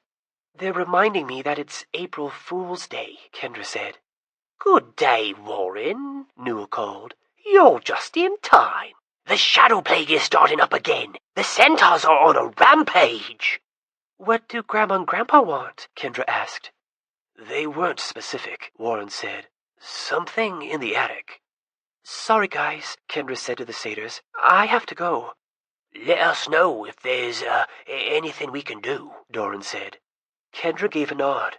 I will. Hey, are you guys filming this? Newell chortled, eyeing the surrounding foliage suspiciously. If so, you're wasting resources. I'm not going to fall for it. See you later, Kendra called, joining Warren. Hey, Kendra, Newell said. Before you go, could you lend me a handkerchief? Or some other personal token? I want to get a rise out of Earl. Pretend you've fallen for him. Oh, that could be good, Doran snickered. Don't you dare, Kendra warned over her shoulder. That isn't funny, it's cruel. No crueler than pretending my best friend was kidnapped, Newell countered. What am I? Doran asked, in a mildly offended undertone. Oh, you're more like family, Newell said. I meant my best human friend. Yours too.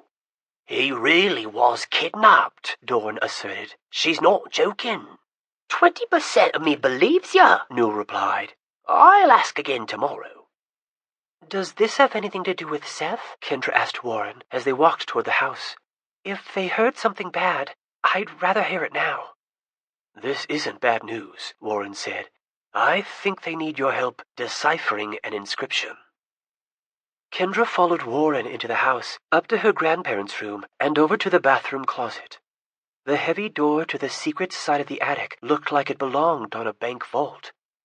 Warren spun the combination wheel, hauled the door open, and then pulled it shut behind them as Kendra started up the stairs. Grandma, Grandpa, Coulter, and Tanu awaited Kendra. A workbench stretched along one wall. Wooden cabinets lined the others. Unusual objects littered the room. Tribal masks, a mannequin, a huge globe, a time-worn phonograph, a birdcage. Trunks, boxes, and other containers were stacked everywhere, accessible by narrow aisles. Grandpa smiled at Kendra. They all smiled at her. They had all been smiling a lot since Obsidian Waste. Kendra appreciated their intentions, but the attention felt too much like pity, and only served to emphasize her loss. "How are you today?" Grandpa asked. "Is this an April Fool's joke?" Kendra asked. "If so, don't bother. Newell and Doran already reminded me about the holiday." "We're not here to jest," Grandpa said. He glanced at Grandma. "However, it is peculiar that we'll be opening the capsule on April 1st. "What capsule?" Kendra wondered. "There are a few secret doors and compartments in this attic," Grandma explained. "One hidden door leads to a turret. Patton left a time capsule inside the turret, a secret passed down by previous caretakers." "Does it have a timer?" Kendra asked. "If it's set to open today, maybe it is a joke." Prank or not, she would love to hear from Patton. It was strange to have met him, to have worked alongside him to save Fablehaven, and to know he had passed away long before she was born. "Patton didn't call it a time capsule," Grandpa said. "He called it his doomsday capsule. As caretaker of Fablehaven, I was left with instructions not to open it unless the end of the world appeared imminent." "You never mentioned this before," Kendra said. "It was meant to remain a secret," Grandpa replied. "But I think the time has come to crack it open. Your grandmother agrees. We've run out of leads. We desperately need whatever help we can get." "What about Vanessa?" Kendra said. "She's still keeping secrets." Grandpa sighed. "She has hinted that her big secret might be revealed soon. She insists it's in our best interest for her to keep silent about it a little longer." Grandma scowled. "Whatever reason she gives, I say she's holding out until she gets her freedom, trying to preserve leverage, assuming there was ever a real secret to begin with." "She has steadily provided us with useful info," Tanu said. "Useful, but not vital," Coulter huffed. Grandma took Kendra by the hand. "There are some characters on the outside of the canister that we cannot read. We believe they offer further instructions that may help us finalize our decision." "You need me to translate?" Kendra said. "Where is it?" Coulter led them over to one of the many tall cabinets lining the walls, pulled open the doors, then stepped inside and opened the false back. "We normally keep this cabinet full of junk," Coulter said. "We recently cleaned it out, since we've been weighing whether to open the capsule." Kendra passed through the cabinet and down 3 steps into the cramped, round room of the turret. A steel cylinder rested in the center of the floor, almost as tall as her waist. To Kendra, the writing engraved in the sides of the container looked like English. Coulter, Grandpa, and Grandma filed into the room, filling the available space around the capsule. Warren and Tanu watched from the cabinet. "Can you read it?" Grandpa asked. Yeah. It says, 'Open only in a time of utmost crisis pertaining to Zzyxx and the end of the world. The key to the capsule must be turned by one who shares my bloodline. And an Umite candle must be burning in the room, or else the capsule will destroy itself.'" "Anything else?" Grandpa asked. "That's all I see," Kendra replied, inspecting the capsule from all directions. She ran a hand along the curved metal surface, feeling the grooves of the writing below her fingers. "We didn't know about the candle," Grandma said. "That could have ended badly." "Nor did we know that whoever turned the key had to be related to Patton," Grandpa said. "Pays to read the instructions," Coulter grumbled. "You have the key?" Kendra asked. Grandpa held up a long black key with elaborate teeth. "Your grandmother will have to do the honors." "Or Warren," Grandma added. "I'll fetch a candle," Coulter offered, exiting the turret. "Where's Dale?" Kendra asked. "Keeping the preserve running," Grandpa said. Grandma folded her arms. "What would we do without Dale and Hugo?" What do you think we'll find inside? Warren wondered. Grandpa shrugged. Information, probably. A weapon, perhaps. Nothing would surprise me. Knowing Patton, it might hold the final artifact.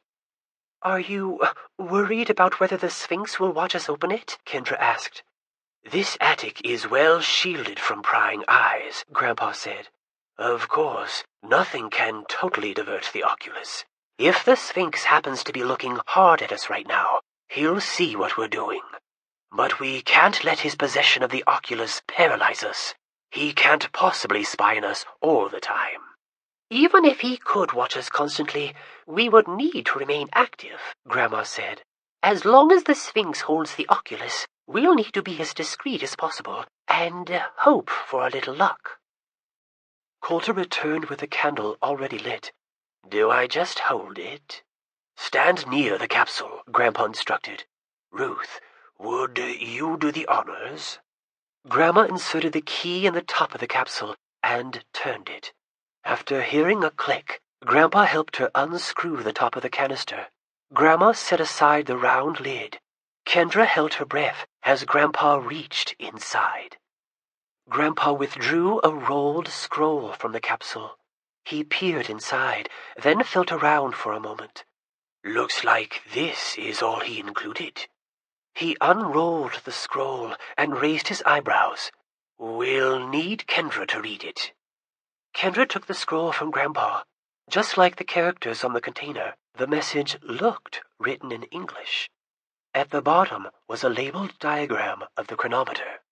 The scroll said, Greetings, current guardians of Fablehaven. You may not be reading this very long after I visited you. From the evidence I beheld in your time, the Society was in the final stages of their plot to open Zzyxx. I have more information that might be of use to you, but I did not want to risk writing all of it down. I will share what I can. I have learned how you can use the chronometer to send up to 5 people back in time. The chronometer will only transport mortals and will only take you as far back as the day of your birth. To clarify, the device will transport any group of mortals as far back as the day the eldest member of the group was born.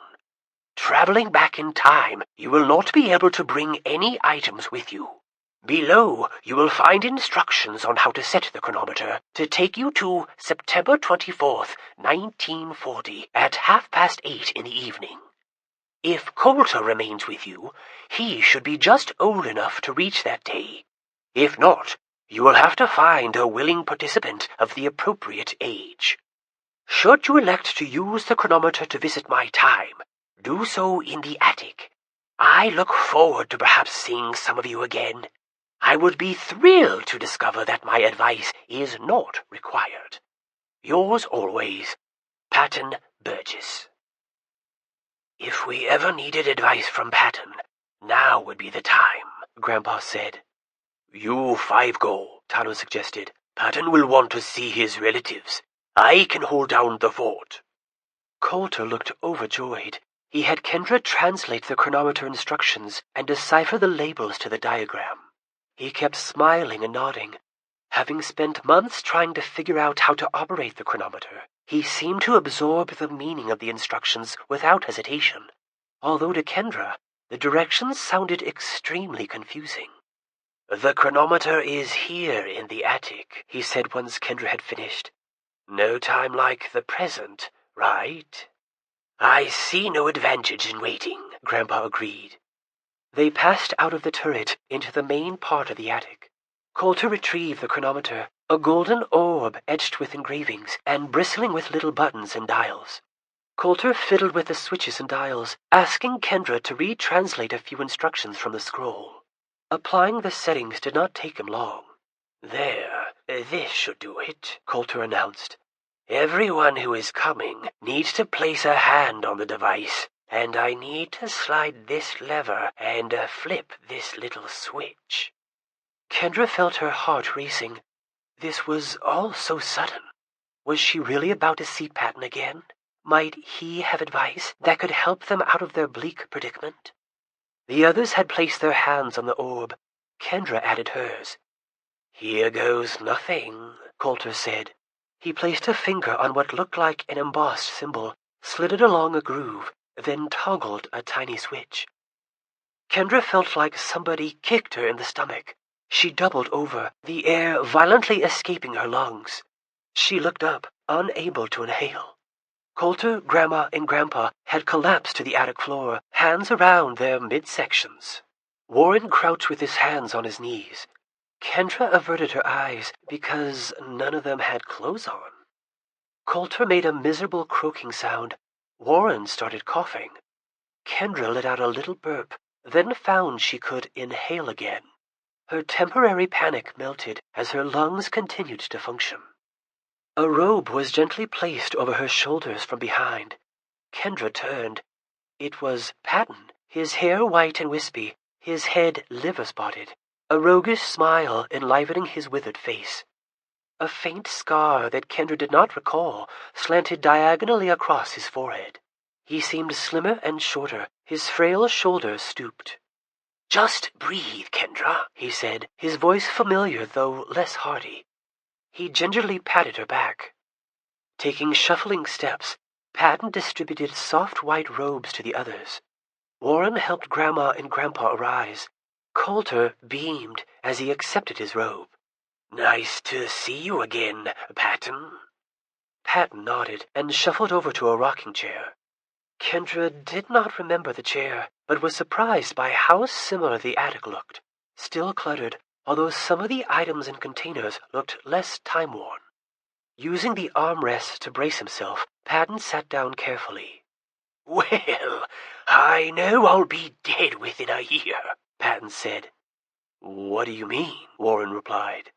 Patton rubbed his nose with the back of a finger. "I update the scroll every year, pushing the date when you can visit closer to your time.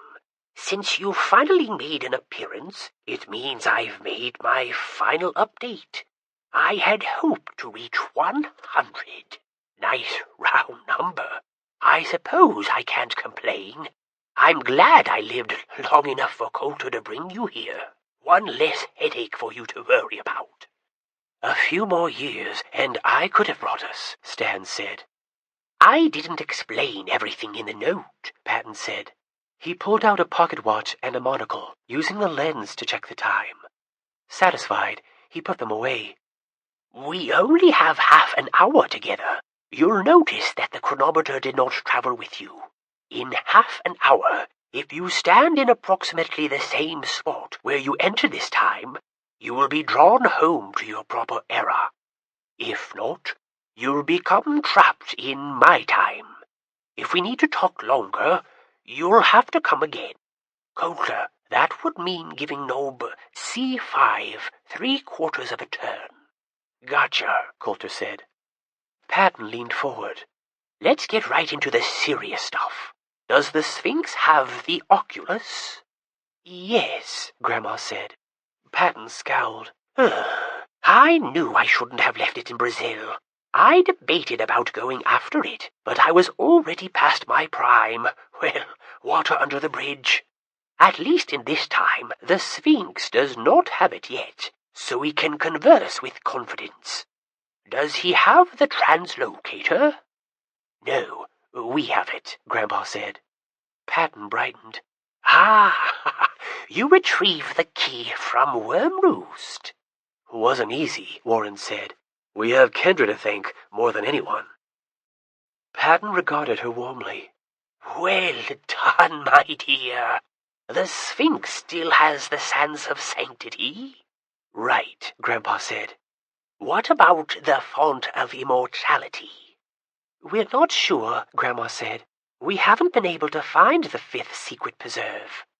Patton scowled thoughtfully. I never found the 5th preserve either, or the font of immortality. You know, then, the Sphinx surely has been around a long time." "You think he already has it?" Grandpa asked. "Can't say for certain," Patton admitted. "That would be my best guess.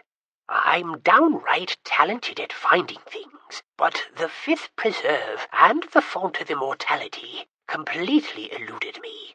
In all my days, I never heard a believable rumor about either. The Sphinx captured Seth, Kendra said, trying to keep her voice steady. Members of the society grabbed him at Obsidian Waste. They also kidnapped my parents. Patton sat up straighter. Did your parents finally learn the truth about Fablehaven? No, Grandpa said. Apparently, the Sphinx abducted them regardless. Patton narrowed his eyes, fingers gripping the armrests of the rocker. I would trade just about anything to have words with that maniac. I don't reckon wishing will do me much good. Do you know whether he has learned to use the Oculus effectively? Yes, Kendra said. At Wormroost, the Fairy Queen confirmed that she saw him using it.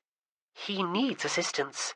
Someone else helps him free his mind from the grip of the Oculus when he wants to quit. Patton gave a quick nod. He lowered his head, hands folded on his lap. For a moment, Kendra thought he had dozed off. Then he looked up. If the Sphinx can use the Oculus, your plight is indeed dire. He will be very difficult to stop. The hardest part about opening Zzyxx is acquiring the necessary knowledge and locating the appropriate items. Mastery of the Oculus will lead the Sphinx to success. What can we do? Grandpa asked. Guard the artifacts you have, Patton said. There may be times when it would be prudent to use a translocator, but not many. The Sphinx is patient and intelligent. If he anticipates a location you might visit using the translocator and manages to steal it, all is lost. Is there a better place to hide the artifacts than at Fablehaven? Grandma asked. I don't like the idea of having two artifacts in the same place, Patton said. But I like the idea of transporting them even less, especially since the Sphinx has the Oculus. The closest thing to a wizard I might trust is Agate at Wormroost. He understands the stakes. Some of you could get there instantaneously with the translocator. Almost no location is as well defended as a dragon sanctuary. If all else fails, Wormroost might serve as a last resort. You'll have to apply your best judgment. Patton studied their faces before going on. In the event you lose all of the artifacts, you may need to know where to find Zzyxx. Are you aware of the exact location? Nobody responded at first. Then Grandpa shook his head.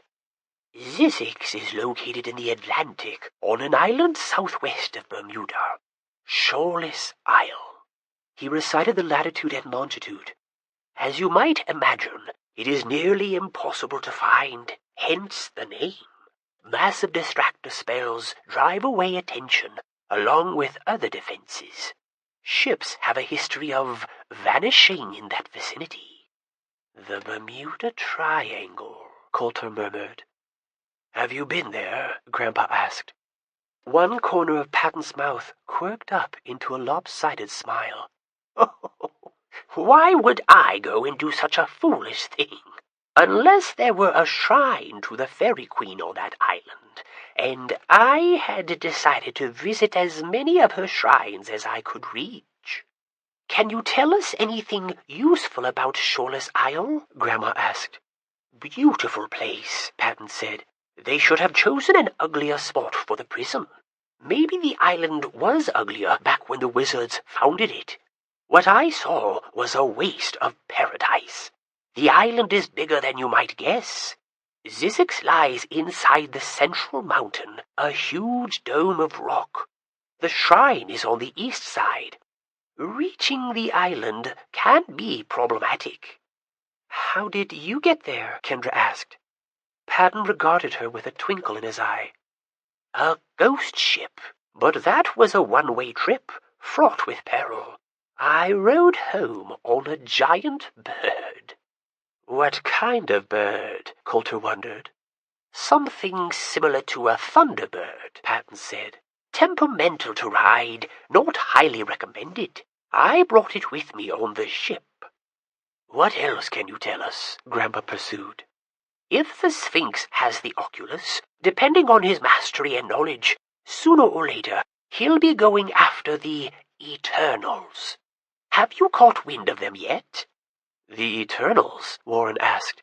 Yes, 5 of them, Patton said, one associated with each artifact. They are part of the lock that holds Zzyxx closed, debatably the final obstacle. They were once regular humans, but the wizards who founded Zzyxx made them virtually immortal. The artifacts can't open the prison until all 5 are dead. I've never heard of this, Grandpa said. Not even a whisper. Me neither, Warren added, a hint of jealousy in his voice. Took some digging, Patton said. Serious digging. It is one of the secrets I never wrote about. Anonymity has historically been one of their best forms of protection. Does anybody know where they are? Warren asked. Not likely. I tried to find them. I believe I met one in Japan years ago. A man, middle-aged, always had an exotic bird with him. He could be anywhere now, but if the Sphinx searches for them with the oculus, anonymity will no longer shield them. They must get behind sturdy walls. Is there any way we could find them without the oculus? Grandpa asked. Patton shrugged. It would be tough. The trail is cold. You might pay the Singing Sisters a visit, or take a stroll in the Hall of Whispers, or try to get the totem wall to speak. The Singing Sisters? Warren asked Grandpa dubiously. The Hall of Whispers? Are those real? Shady magic, Grandpa said.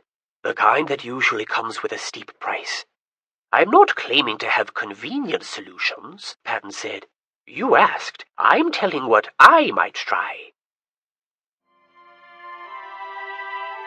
This is the end of CD number 3. Please continue listening on CD number 4.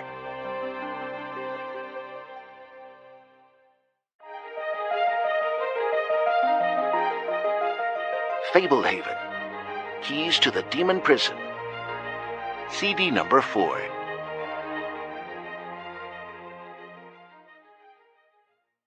How can they be killed? Kendra asked. You said the Eternals are nearly immortal. They don't age, and they don't get sick, and they don't die easily, Patton said. From what I understand, they are somehow connected to the magic of the artifacts, especially the Sands of Sanctity and the Font of Immortality. To slay them would require dragon breath, phoenix fire, a mortal wound from a unicorn horn, or some weapon of similar potency. Anything else to tell us about Zzyxx? Grandpa probed. Patton frowned. Not right now. Come again if things get worse, and I might share a few truly desperate ideas. Hopefully, we'll never have that conversation.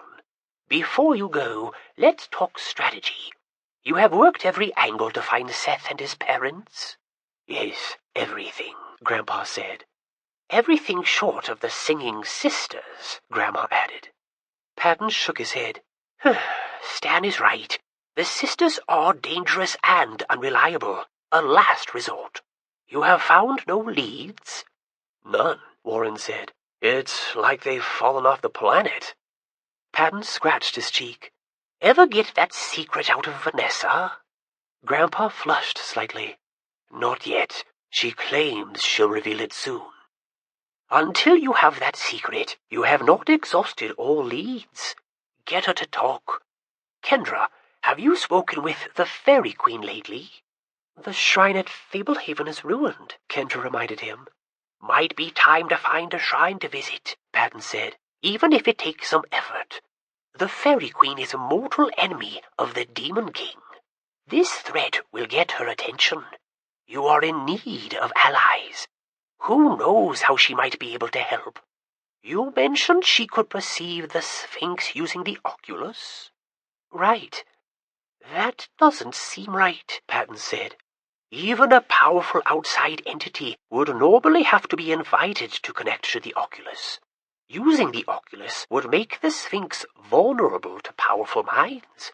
but he would have to let down his guard for them to really gain access. I might have invited her when I used it, Kendra replied. You use the Oculus? Patton exclaimed. Kendra explained about getting kidnapped by Torina and being forced by the Sphinx to use the Oculus. She told how the Fairy Queen helped her break free from the hold the Oculus had on her mind. I see, Patton said. Through you, as you willingly reached out to her, the Fairy Queen found a link to the Oculus. If she has preserved that link, she may have new information about the Sphinx. You must follow up on this. We will, Grandpa promised. Patton nodded. Let's discuss priorities. As I mentioned before, your first priority is to retain the artifacts you have. The Society cannot succeed without them. Second priority is to get the Oculus away from the Sphinx. Until that happens, destruction will constantly loom. My hunch is that if you find Seth and his folks, you'll find the Sphinx and the Oculus. Use the possible leads we discussed, especially Vanessa. You may want to task some of the knights with locating and protecting the Eternals. No small assignment, but worth the effort. Since stealth no longer provides the protection that the Eternals expect, you must alert them that an enemy has the Oculus and try to direct them to safety. Grandpa rubbed his mouth and chin, lost in thought. Raising his eyebrows, he locked eyes with Patton. I wish we had a man like you in our time. You've done great work, Stan, Patton said tenderly.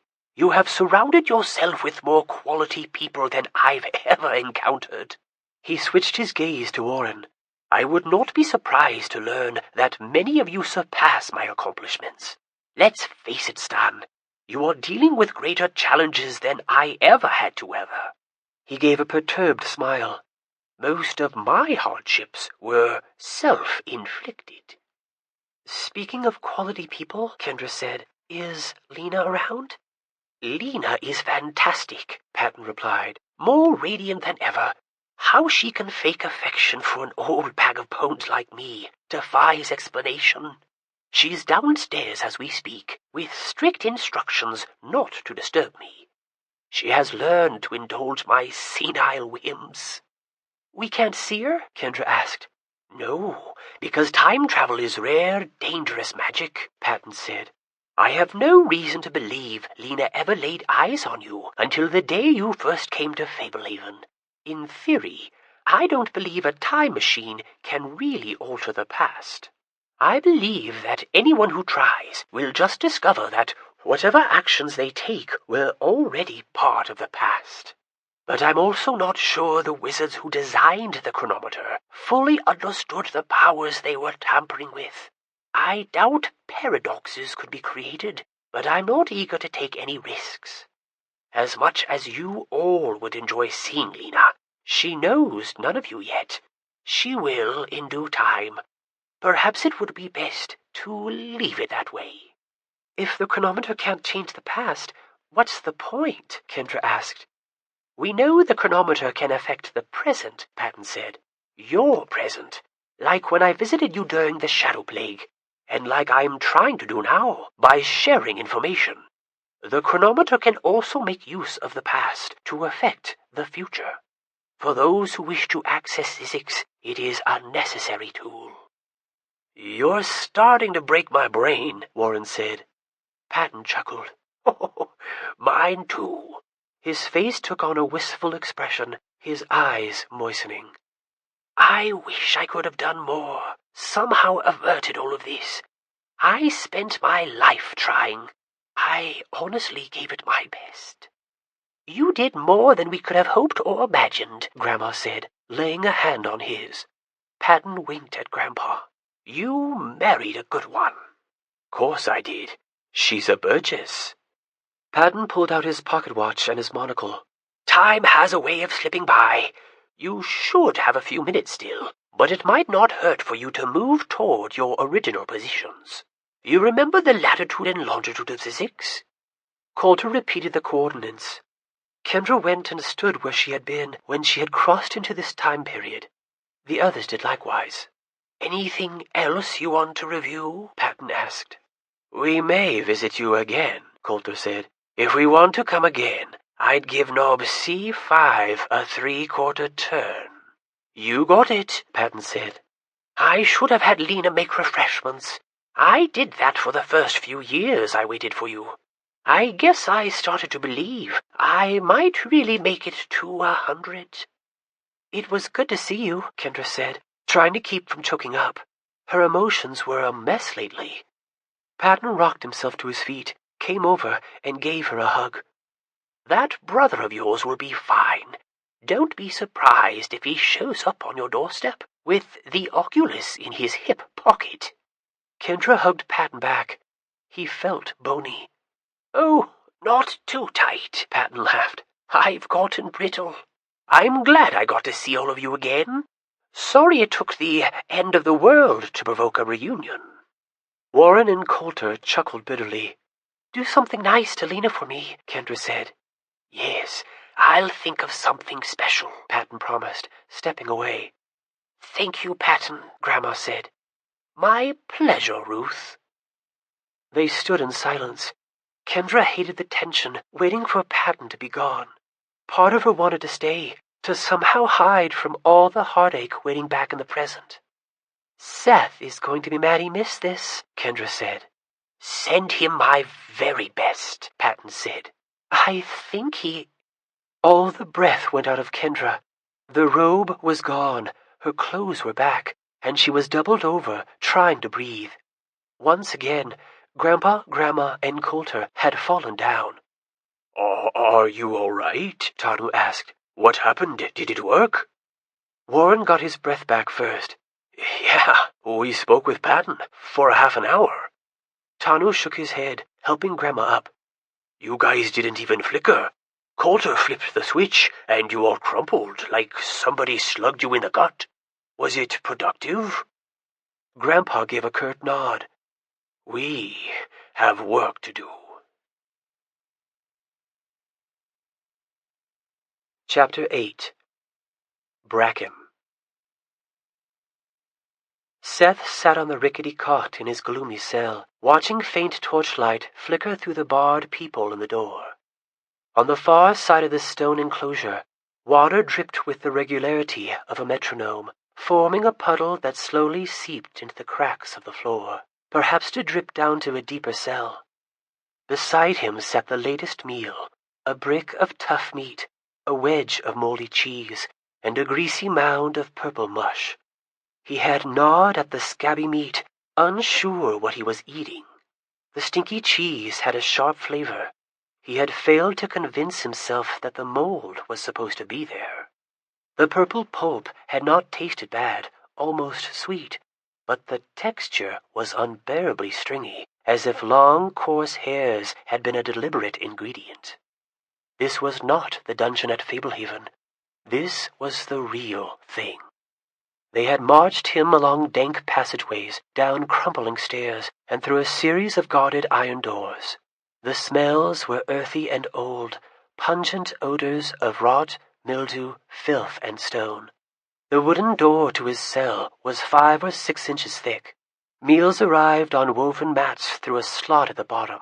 A new meal did not come unless he made the previous mat accessible.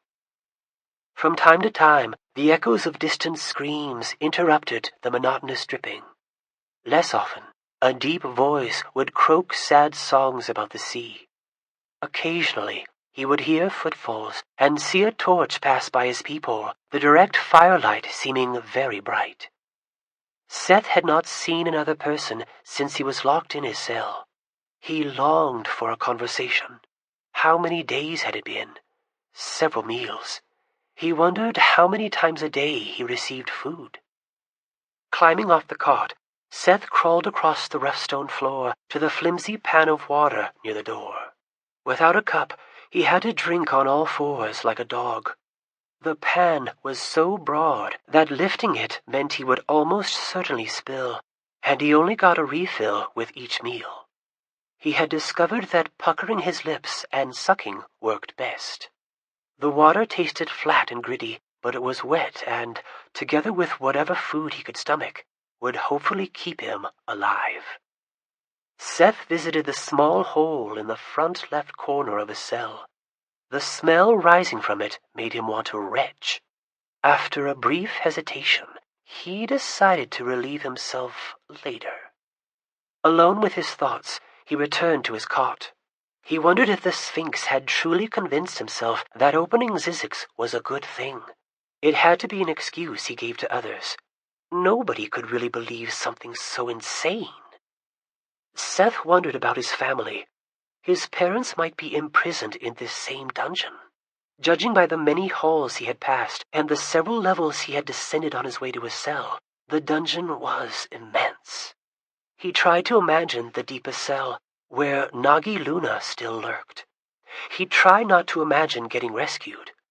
What were the chances that Kendra or Grandpa or anyone would ever find this place? People had been looking for the fifth preserve for hundreds of years. A rescue was highly unlikely. He would do better simply to hope that the others would not be captured as well. How long would this cell be his home? It really might be for the rest of his life. Then again, if the Sphinx opened Zzyxx, the rest of his life might not be very long. He picked up the brick of meat, nibbling at the salty corner. Would he learn to tolerate this food? Look forward to it? Seth wondered if he could convince the Sphinx he wanted to be his apprentice. If he served him, eventually he might find a chance to escape, maybe even swipe an artifact or two. It would be worth a try, although the Sphinx seemed too clever to be conned that way. The creepiness of his surroundings was his only defense against boredom. Over time, as worry and fear distracted him less, his boredom grew. Yes, the cell was miserable, but he was getting used to it. He wondered if, eventually, he might actually die of boredom. A rumble from behind startled him. This was new. From the back wall of his cell came the low, heavy grating of stone grinding against stone. A portion of the wall slid open, and a mellow white light shed soft luminance into the room. A young man stepped through the opening, holding the white light in his hand. Seth picked up the brick of meat, the closest thing he had to a weapon. The intruder froze in the doorway, a hand held up defensively. "Please, don't assault me with that meat amalgam," the stranger said. "It would surely cause an infection." Seth lowered the mystery meat. The young man wore ragged clothing. Improvised moccasins covered his dirty feet. The white light in his hand was clearly magical, some kind of glowing stone. The illumination gave his grime-streaked skin a pearly sheen. Tall and lean, he had silver-white hair down to his shoulders and a handsome open face. "Who are you?" Seth asked. "A fellow prisoner," the young man answered. Seth estimated he was around 18. "May I come in?" Seth considered the stranger. What kind of prison had secret passages that allowed inmates to visit each other? This guy had to be an enemy sent by the Sphinx to squeeze information out of him. Still, at the moment, Seth would be willing to talk with just about anyone. Anything to relieve the loneliness. Sure, I guess. Turning, the young man retrieved a small three-legged stool from the corridor. He brought it into the cell and sat down. "Welcome to Living Mirage." "Am I really supposed to believe you're another prisoner?" Seth said. "I don't blame you for doubting," the young man said. "I have a similar concern about you. I'm Bracken." "Seth. They stashed you down deep. That means either you're dangerous, and they're done with you for the foreseeable future, or else you're a spy." Seth fidgeted with the brick of meat, turning it in his hands. "And how am I supposed to know you're not a spy? What sort of prison has secret passages between cells?" "This dungeon is old," Bracken said.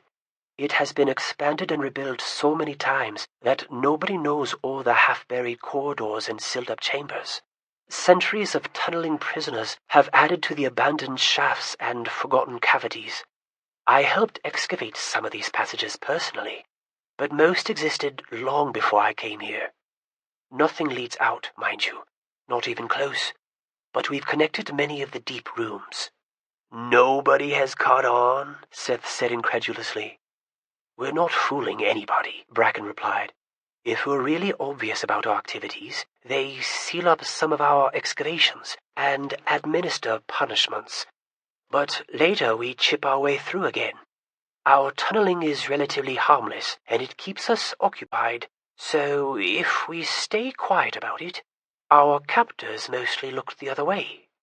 You talk like you've been here a long time, Seth said. How old are you? Like 17?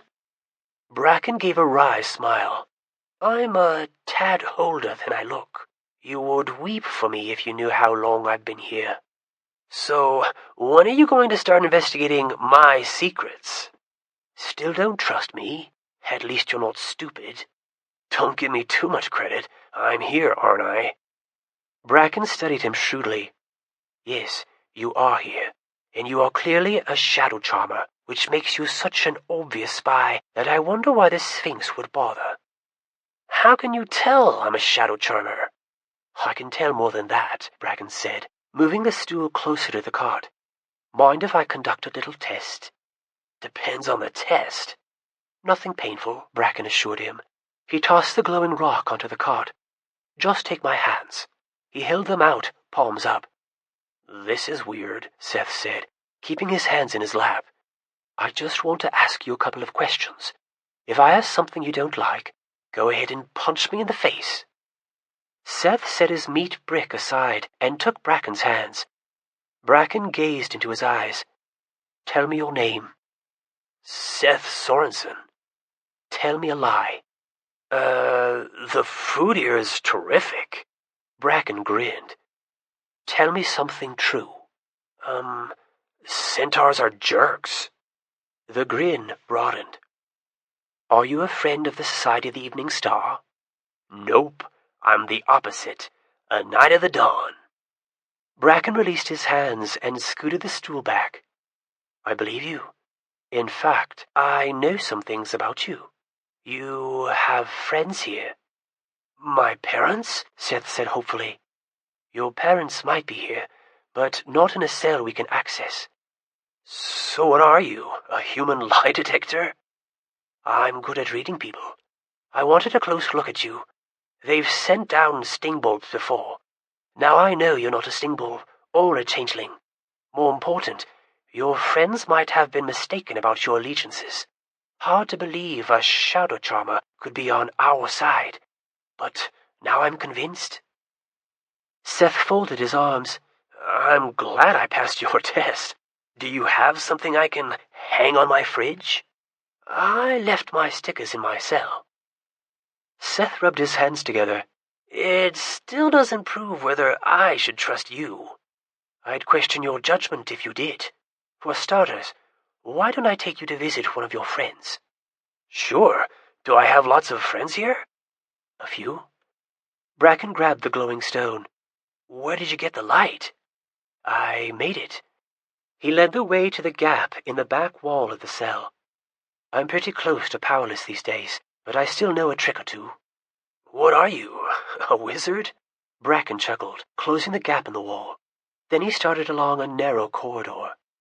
A wizard stuck in cells like these would be a sorry wizard indeed. I'll tell you more about myself once you know you can trust me. Let's go quiet for a stretch.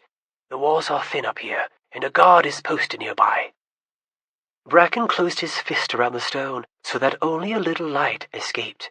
Seth followed him up an incline, treading lightly. The floor felt slick. The narrow passage eventually tapered to an end. This part is a little tricky, Bracken whispered. He put the glowing stone in a pocket and pointed up. A tiny globe of light, the size of a ping-pong ball, leapt from his fingertip, hovering upward. The ball rose into a hole in the ceiling, which turned out to be a tall shaft. Bracing himself against opposite sides of the passage, Bracken spidered up until his feet were well above Seth's reach. The sure swiftness of his movements made the maneuver look simple. "There are rungs in the shaft," he stage-whispered down, pulling himself into the vertical crawl space. Seth chimneyed up toward the hole in the ceiling, bracing himself and then scooting upward in increments. The walls were spaced too wide to make the ascent comfortable. Arms quivering, he gained only a few inches with each movement. When he reached the mouth of the shaft, he braced with his legs and quickly reached up to a rung, then followed Bracken upward. At the top of the damp shaft, Bracken raised a wooden hatch. Seth followed Bracken out into the new passageway. The top of the hatch was disguised to match the floor after Bracken carefully closed it. Bracken recalled the floating ball of light, snuffed it out, and took the stone from his pocket. Seth followed him down the passage, through a hidden door, and along another passage until Bracken stopped. "Here we are," Bracken said, his voice less hushed. "This character keeps his cell locked from the inside." Bracken used the rock to tap against the wall. 4 slow beats, 2 quick ones, a pause, and then 3 quick strikes. A moment later, an arrangement of stone blocks pulled inward, leaving a space large enough to crawl through. Bracken entered first. "You bring him?" inquired a familiar voice as Seth crawled through. "There he is." Seth looked up in surprise. "Maddox?" The burly ferry trader beamed down at him. "Ah, I'm sorry you're here, Seth, but it's good to see ya." Offering a meaty hand, Maddox hauled Seth to his feet. "You're alive," Seth said. "The last time I saw you, it was an imposter." "Oh, a sting bulb," Maddox said gravely. "I hoped you all would manage to see through the charade." "Not at first," Seth said. It did a good job, but we figured it out before any real harm was done." "The sting bulbs come from here, you know," Maddox said. "The last known sting bulb trees are on this preserve. I'll be honest, if I ever managed to bust out of this dungeon, I'd be tempted to stick around and explore. This is an ancient preserve. Who knows what supposedly extinct species I might encounter?" Seth scrunched his brow. "How can I be sure you're not a sting bulb?" "Ho, good boy," Maddox bellowed. He glanced over to Bracken. "This one thinks like a survivor." "My sentiments exactly," Bracken agreed. "Bracken can tell," Maddox told Seth. "But I'll wager you don't trust him yet, either." I want to trust you guys," Seth said. "I just don't want to be an idiot." "Yes, well, a sting bulb would have my memories," Maddox said. "There isn't much I can do to prove my authenticity. For now, it'll have to suffice that we won't press you for secrets." "I'm not sure I have any in the first place," Seth said. "The Society already knows everything I do." "Now, don't think like that," Maddox said. "You never know what odd detail might offer the Society an advantage. Keep those lips sealed." "All right." Bracken picked up Maddox's empty meal mat. "Cleaned your plate again, I see." Maddox gave an awkward smile. "Well, I'll be honest, I've eaten worse." "Worse?" Bracken laughed. "Where? Was it uncooked and decomposing?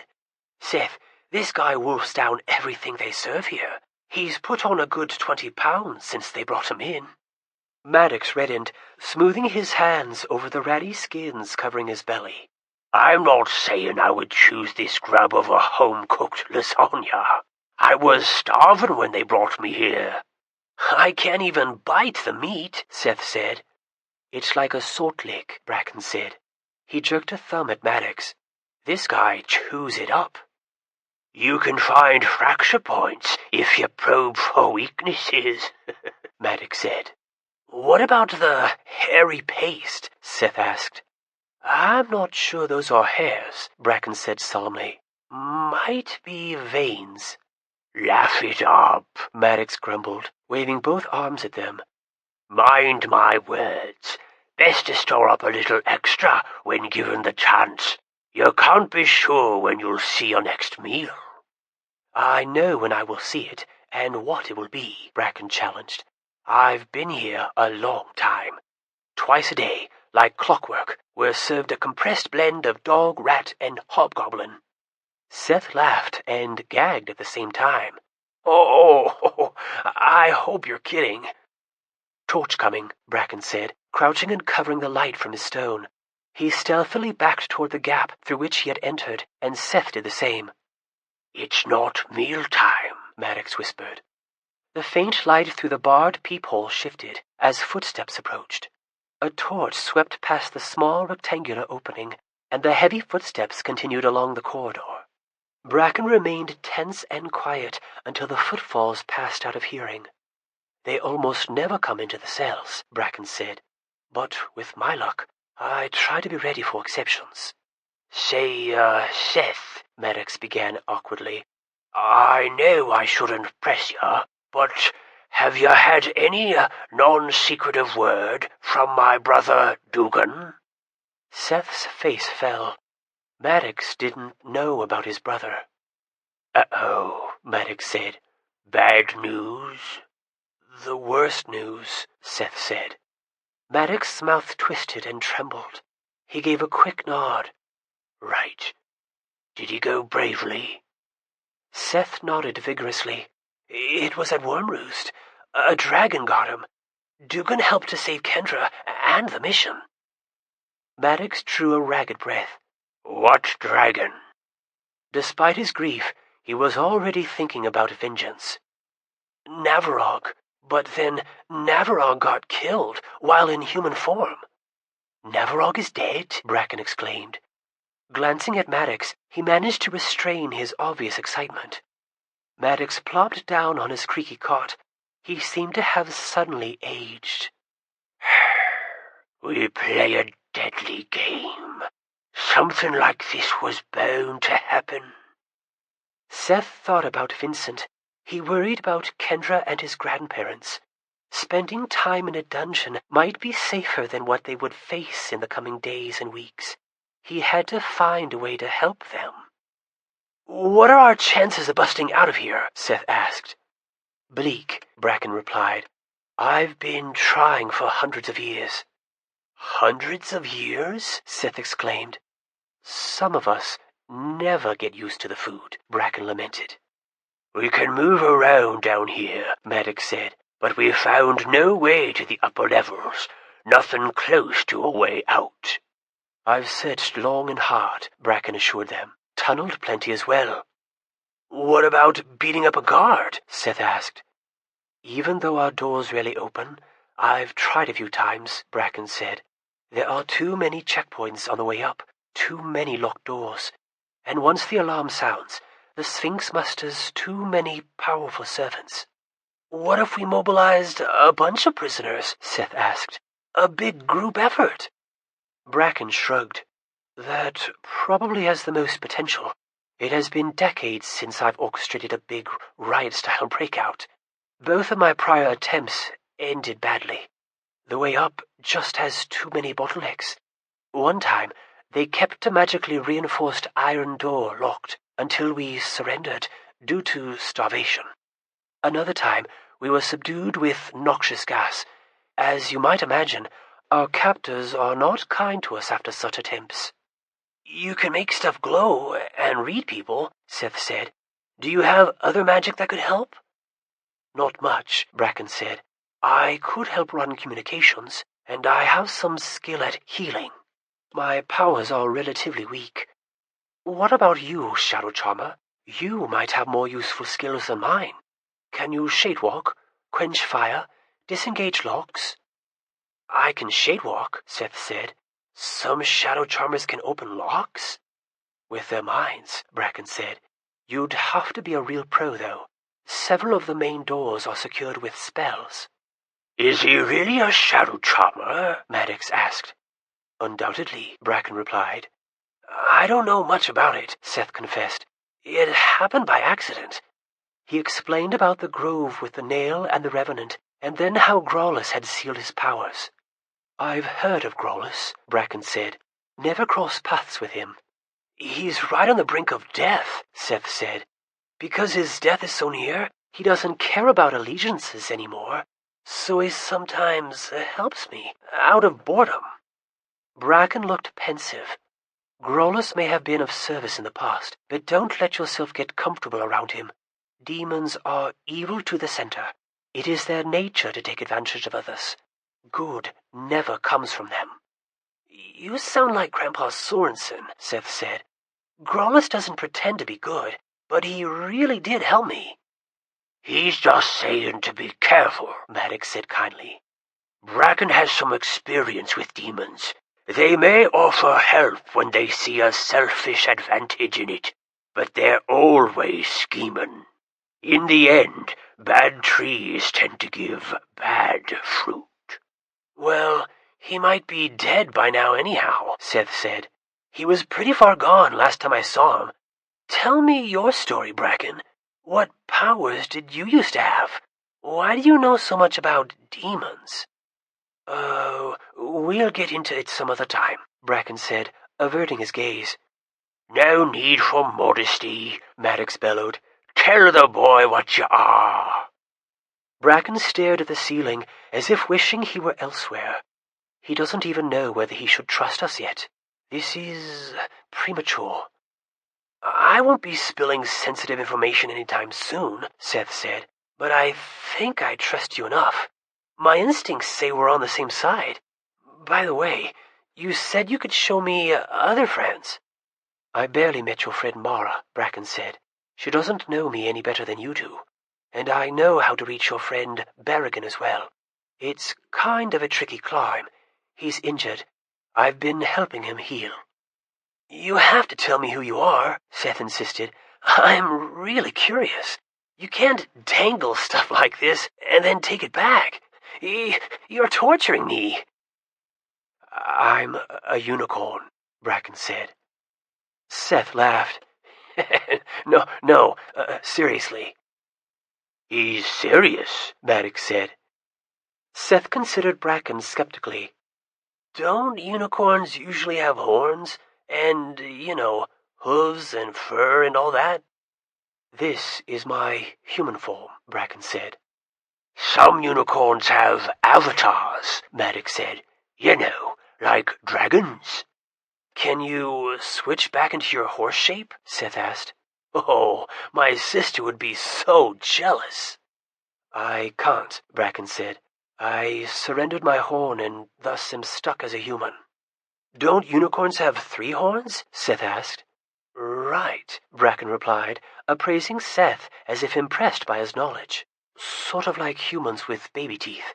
We have 1 horn as a child, then shed it for a larger horn in adolescence, and in turn shed that for our permanent adult horn." "But yours wasn't permanent," Seth said. "It should have been, but I surrendered it." "Why? Did somebody defeat you or something?" Bracken's eyes flashed dangerously. "I would never have surrendered my 3rd horn to an enemy." "Steady," Maddox soothed. Bracken calmed, his shoulders sagging slightly. "I gave up my 3rd horn on purpose. I surrendered it to the wizards who made the demon prison." "Wait," Seth said, forming a connection. "So the font of immortality is made from your horn?" Bracken glanced at Maddox. "Not bad." "He's a bright kid." Bracken returned his focus to Seth. "That is correct. How did you know the font is fashioned from a unicorn horn?" "The Sphinx showed it to me," Seth replied. "He what?" Maddox spluttered. Bracken looked skeptical. "Voluntarily?" "Yeah, after he healed me with a sense of sanctity." "He used the sands on you?" Maddox shouted. "A little less enthusiasm," Bracken scolded. "We don't need to tell the whole dungeon." "I get it now. It makes sense. You're a shadow charmer, so the Sphinx hopes to groom you. He wants to win your trust." Maddox balled his hands into fists. "I wouldn't trust that skunk to scrub my toilet." "Yeah, me neither," Seth promised. "But we were talking about Bracken." Bracken cleared his throat self-consciously. "Right, well, after I gave up my 3rd horn, I could no longer revert to my true shape. I still had my second horn, which I could use as a weapon, and which helped me retain many of my powers. But in the end, the Sphinx trapped me, forcibly took my remaining horn, and cast me into the dungeon. Whoa, you must really hate the demons to have given up your permanent horn to those wizards, Seth observed. My kind exist in opposition to demonkind. We are protectors and creators. They are exploiters and destroyers. Where we would bring light, they bring darkness.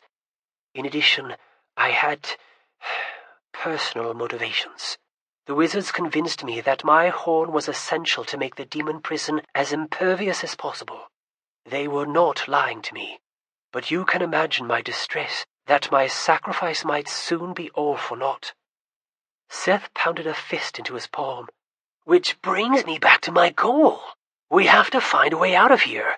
You may have tried in the past, but it has never been more urgent. Bracken and Maddox exchanged a glance. What do you think? Maddox asked. Bracken sighed. All right. Since the world is about to end, why not give an impossible jailbreak one last try? Chapter 9. Assignments. Kendra knew the sun was up, but she hid under her covers nonetheless. She missed Lena. She missed Patton. She missed her parents. She missed her brother, and she was hesitant to confront a new day. The conversation with Patton the day before had galvanized her grandparents. Grandpa had been contacting Knights of the Dawn. Grandma had been researching in the attic, and everybody was busy making plans. Kendra had a role to play in those plans. She had put on a brave face, enthusiastically accepting her responsibilities, but they made her nervous.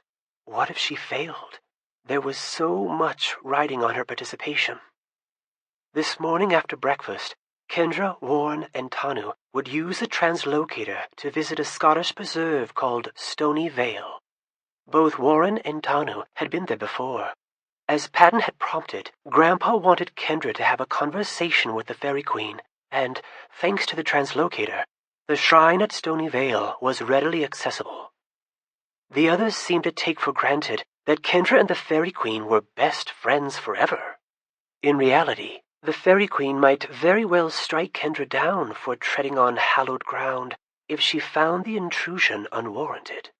Of course, Kendra had been cautioned to trust her instincts on the matter of whether a visit was appropriate, and she felt confident the Fairy Queen would agree that this was a genuine crisis.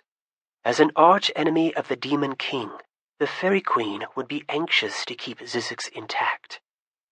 But just because Kendra might have access to the Fairy Queen, that did not mean she could cajole the mysterious personage to provide actual help, as her family expected.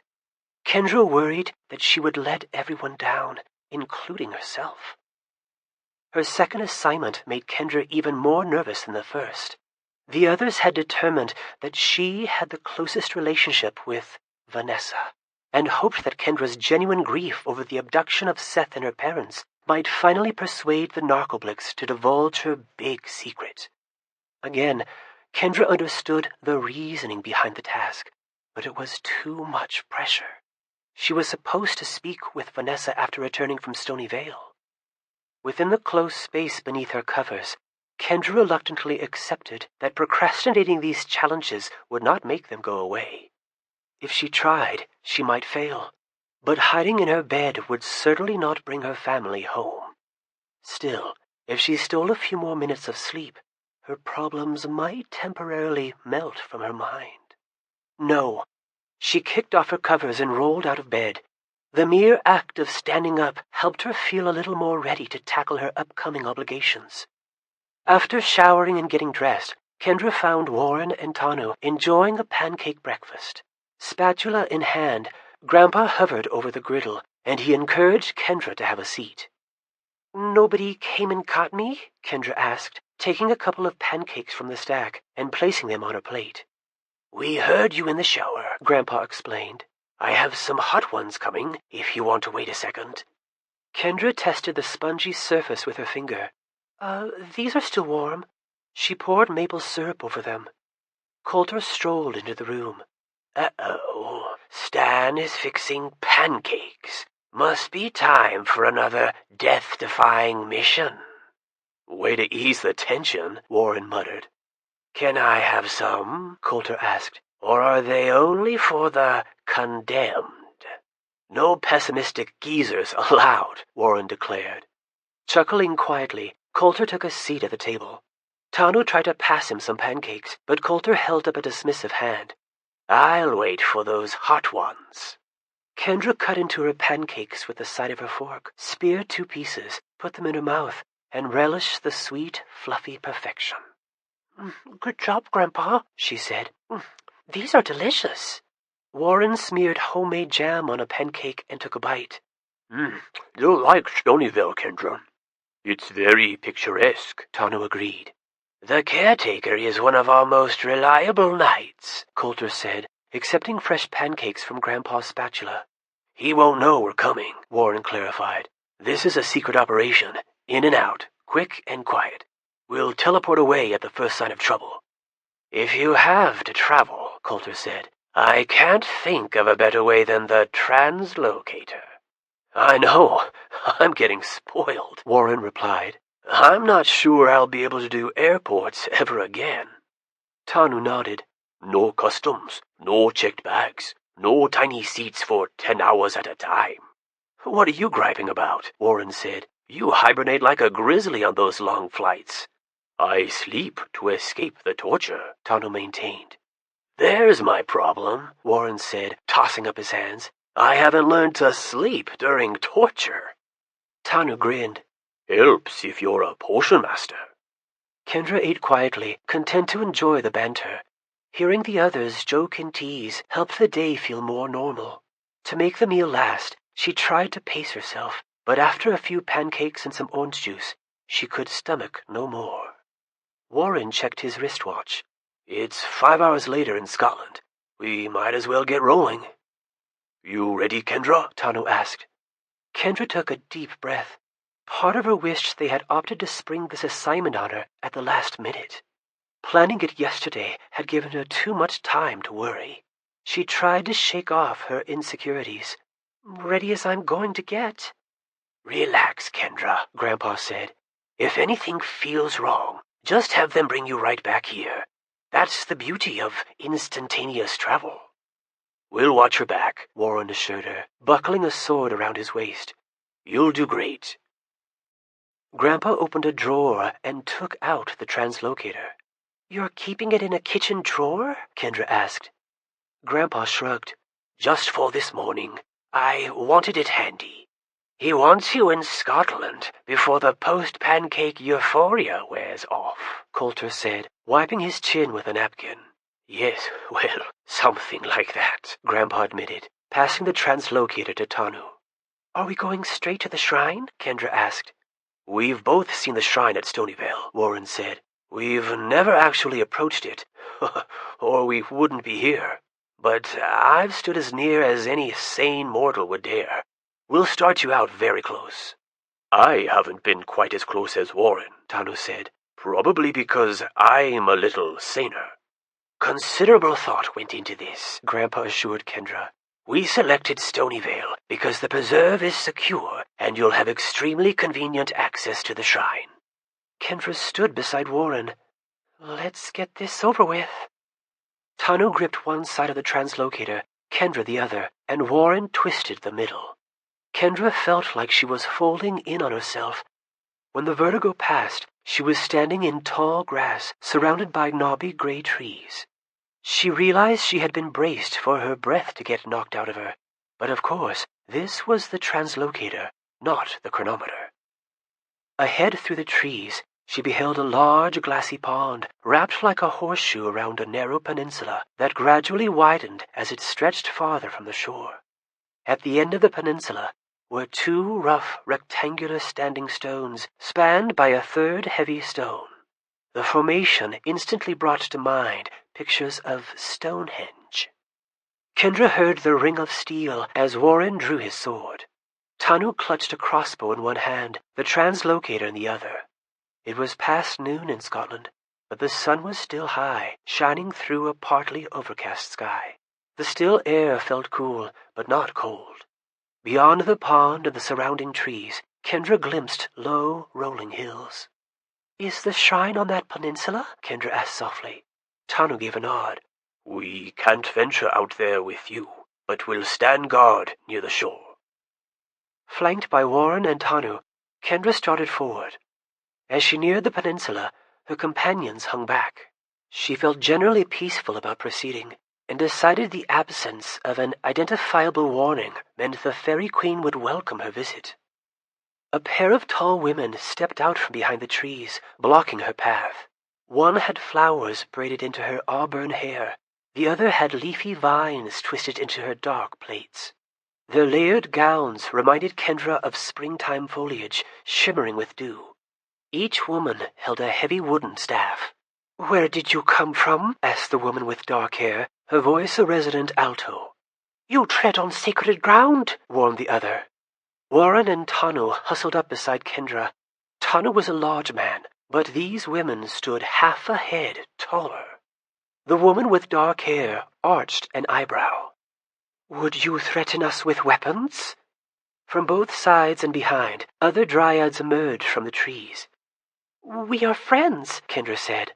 "I have urgent business with the Fairy Queen." "This one has a queer aspect," whispered the dryad with auburn hair. "Indeed," the other dryad whispered back. "And she speaks our tongue." "I speak many languages," Kendra said. The dryads looked stricken. "Even our secret dialect?" asked the one with auburn hair. Kendra stared up at them, hoping her eyes displayed more confidence than she felt. "I am Fairy Kind, a servant of the Fairy Queen. These are my companions." The dryad with the dark hair narrowed her green eyes.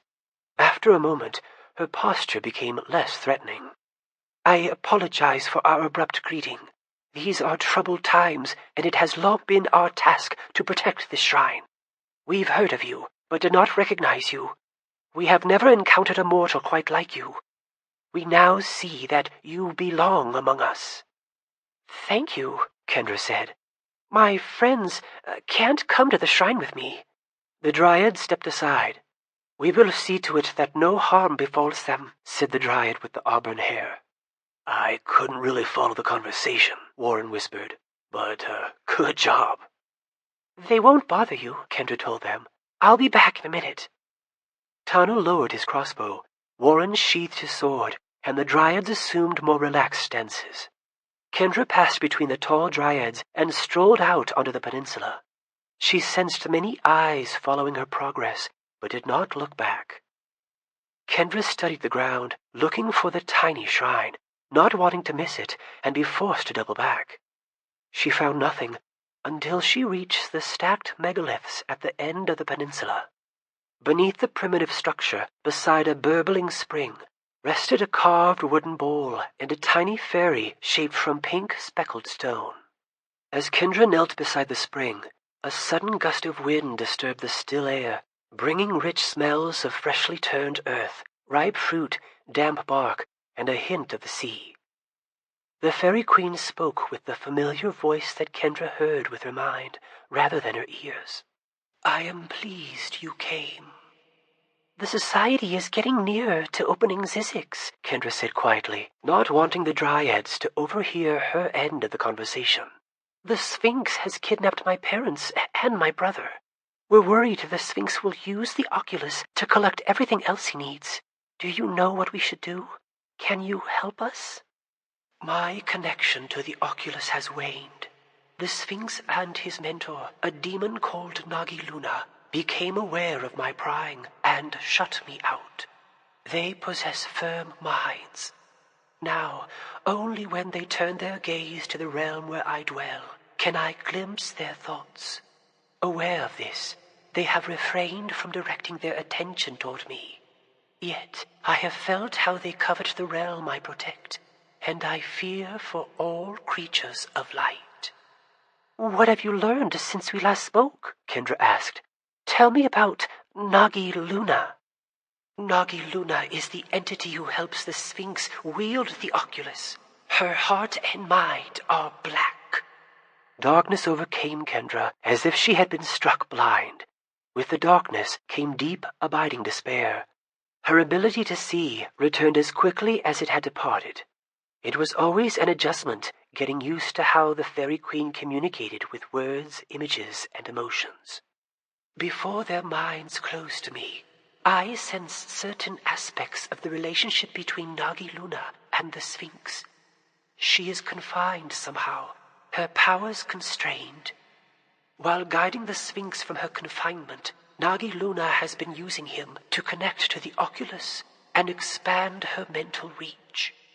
Her communications were inscrutable to me, for she used the secret language of demons, but I am sure she conversed with others of her kind. With the aid of the oculus, she may even have reached some of those fell entities inside of Zzyxx. A feeling of wrath swept over Kendra, vengeful and furious. For a moment, she felt as though she could level the surrounding forest with a sweep of her hand, or split open the ground with a shout. After a moment, the outrage passed. Kendra struggled to remind herself that these emotions were not her own. Both the Sphinx and Nagi Luna feel certain that victory is near, but their versions of victory are not aligned. Each seeks to use the other to different ends. The Sphinx has a tightly woven plan to release the demons of Zzyxx on his terms. I failed to uncover the particulars, but I feel certain that to some degree he means well, misguided as his intentions may be. But Nagi Luna has a scheme of her own, a vision of unbridled darkness and mayhem like the world has never known. The Sphinx is no fool, but I fear her cunning may be superior. Could you tell me where they are? Kendra asked. It was unclear. Too much was unclear. But I have seen enough to believe the opening of Zzyxx is imminent. Whether it is the Sphinx or Nagi Luna who succeeds, we fail. The consequences will be cataclysmic. We have 2 of the artifacts, Kendra said. Safeguard them if you can. I will seek to lend aid. My feud with the demons is ancient and eternal. Ragstus told me they destroyed your husband.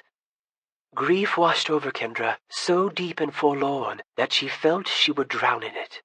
When the sensation passed, she gasped for breath. My struggle against the demons predates the downfall of my consort. Our enmity is fundamental to our natures. I will always oppose Gorgrog and his minions, as they will always oppose me. My first priority is to protect my realm and my followers. This includes defending your world. The connection my realm has to your world gives it life. If your world should fall, my realm would essentially become a prison, unattached to any living sphere. For both of our sakes, we must thwart the opening of Zzyxx. I'm willing to do anything to help, Kendra said. My friends and family feel the same. What do you recommend? There came a pause. The world seemed utterly at rest. No wind, no sound. When communication resumed, the words came slowly. 3 of my astrids perished to protect you at Wormroost. For ages, they have clamored for the chance to redeem themselves for failing my consort. Perhaps that day has come at last. I will re-establish communication with them. Drink from the spring. Kendra took the wooden bowl, dipped it in the water, and drank. Sunlight gleamed off the surface of the water, dazzling her. The clear liquid tasted thick as honey, light as bubbles, rich as cream, tart as berries, and fresh as dew. For a moment, Kendra felt conscious of the tremendous reservoir of magical energy inside of her. She felt like a thundercloud, charged to release a blazing onslaught of lightning. Then a breeze wafted over her, calming, soothing. A profound emotion of comfort and well-being made her drowsy with serenity. As you encounter my astrids in the world, touch them, and command them to be restored. I abolished 3 of my shrines to grant you this power." "Don't destroy your shrines," Kendra cried. "The hour has come to unite and make sacrifices. We must oppose the release of the Demon King and his unsavory followers from their confinement. The fate of our worlds hangs in the balance. Go, Kendra. Be brave. Be wise." With a final nudge of hope and peace, the presence of the Fairy Queen withdrew, and Kendra found herself alone, kneeling on soggy turf. Rising, she returned along the peninsula to where the Dryads waited with her friends. The regal women regarded Kendra with solemn reverence. "Any luck?" Warren asked, wary gaze shifting from Dryad to Dryad.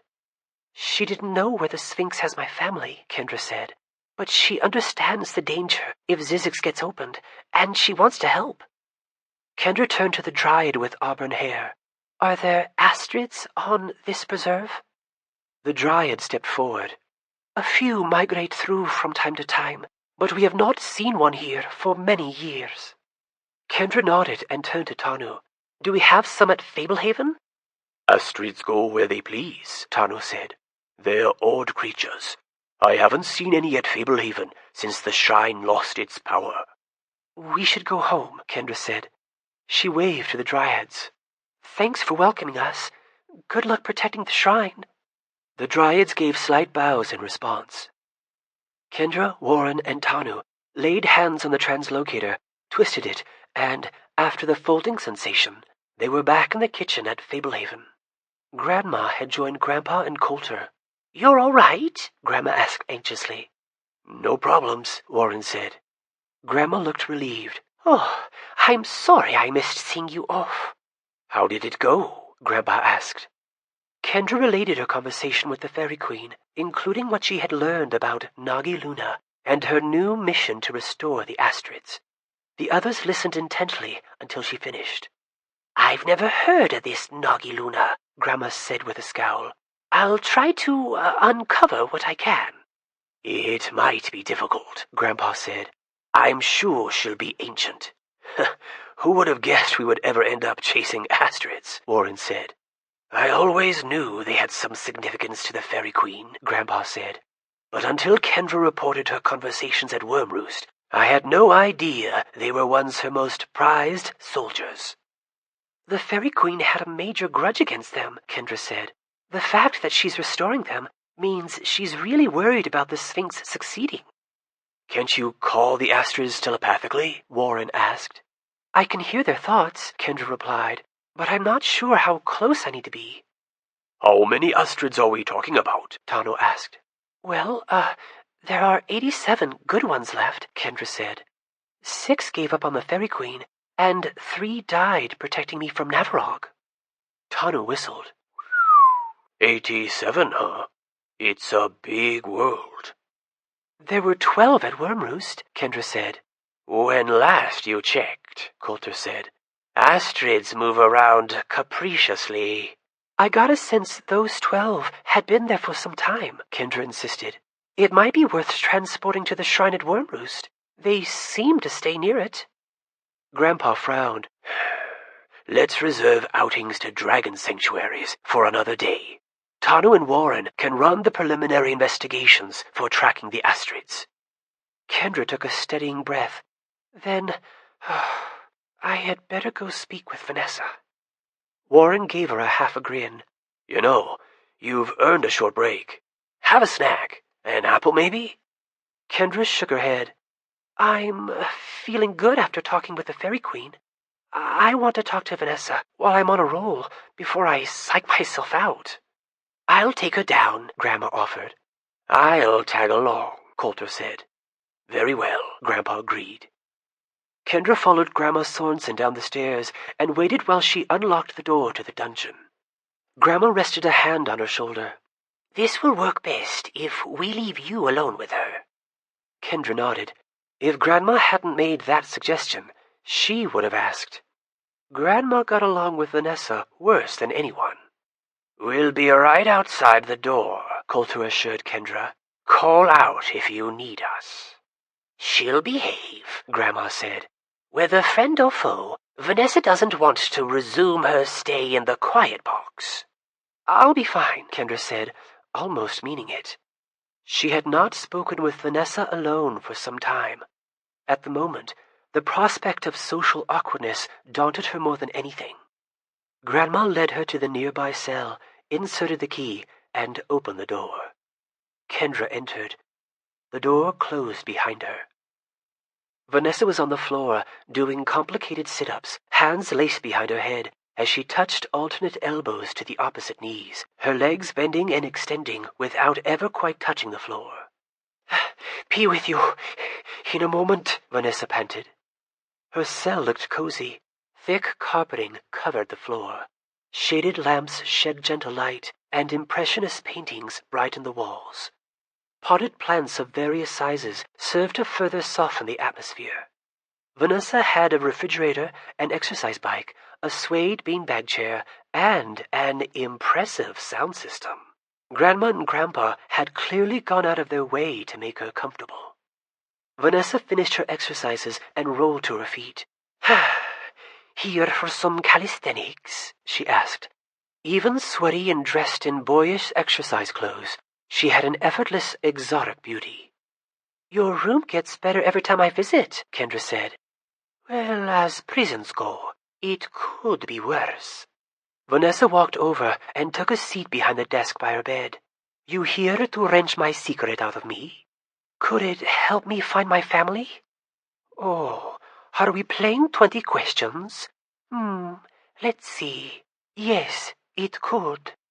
"What is the secret?" Kendra blurted desperately. "Kendra, haven't you played 20 questions before?" Vanessa scolded gently. "You can't ask what the secret is, just questions about it." "Oh, right. Is it bigger than a bread box?" Vanessa laughed lightly. "Now you get the idea. Actually, yes, it is." "How big is a bread box?"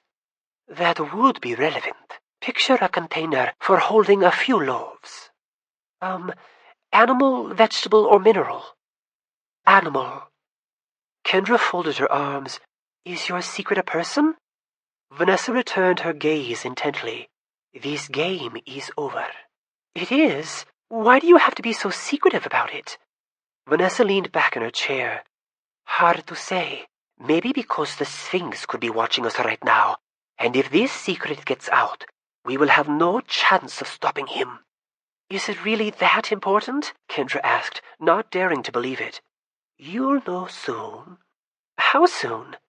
"It would be dangerous to say." Vanessa leaned forward. "Kendra, I'm not trying to torture you. I'm not even trying to torture your grandparents, who I like a lot less. At first, I held on to this secret because it mattered, and I knew it might provide leverage to get me out of here. But ever since the Sphinx recovered the Oculus, I have been so grateful that I kept my mouth shut. My silence just might save us all. My secret represents our last, best chance to stop the Sphinx and recover your family. That will have to suffice." "We could use the chronometer," Kendra said. "Talk to Patton about your secret in a time the Sphinx can't see." "You figured out how to use the chronometer to journey back in time?" Vanessa exclaimed. "Good news. We may do just that when the right moment arrives. Until then, letting others know the secret merely provides opportunities for somebody to slip up. Believe me, I'm on your side. This is for the greater good." Kendra sighed in frustration. "Ugh, all you care about is getting out of here." Vanessa's expression hardened. For a moment, Kendra thought she might lose her temper. Then the narcoblics relaxed, brushing back an errant strand of hair. A forced smile appeared. "I understand your frustration and your distrust. In fact, you have reason to trust me far less than you do. But please realize, if all I cared about was getting out of here, I have missed literally dozens of opportunities. You think this cell could hold me when I can control Tano in his sleep? Fortunately for you, I truly am on your side, and most of what I can do to help can be done from here as well as anywhere. That may not always be true. The current situation is dire. At some point, your grandparents should release me so I can provide more active assistance. Kendra had no reply. Vanessa stood up. I have been patient this long. I can wait a while longer. So can you, believe it or not. Knowing the secret will hasten nothing. Vanessa raised her arms and stretched. By the time I reveal all I know, I might even earn Ruth's trust. I'm not getting anything else out of you, am I? Sorry, Kendra. Vanessa Santoro may not be perfect, but she knows how to keep a secret.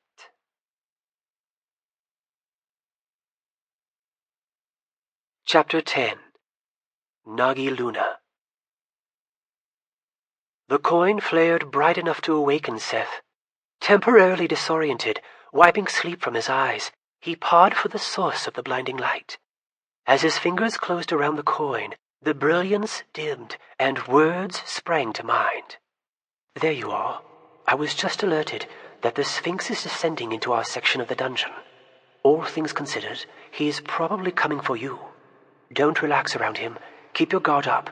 I'll extinguish the coin. Thanks, Seth whispered, trying to push the answer mentally toward Bracken. Don't mention it, and you don't have to concentrate so hard. Just let your thoughts flow to me. We'll talk later. The coin went dark, and the connection to Bracken's mind dissolved. After the recent brightness, the cell seemed pitch black.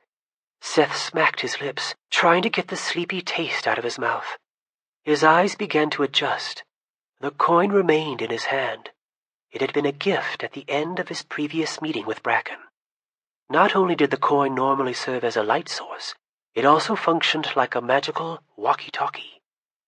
Seth still did not wholly trust the supposed unicorn, but deep down he would be shocked to learn that his new friend was a fraud.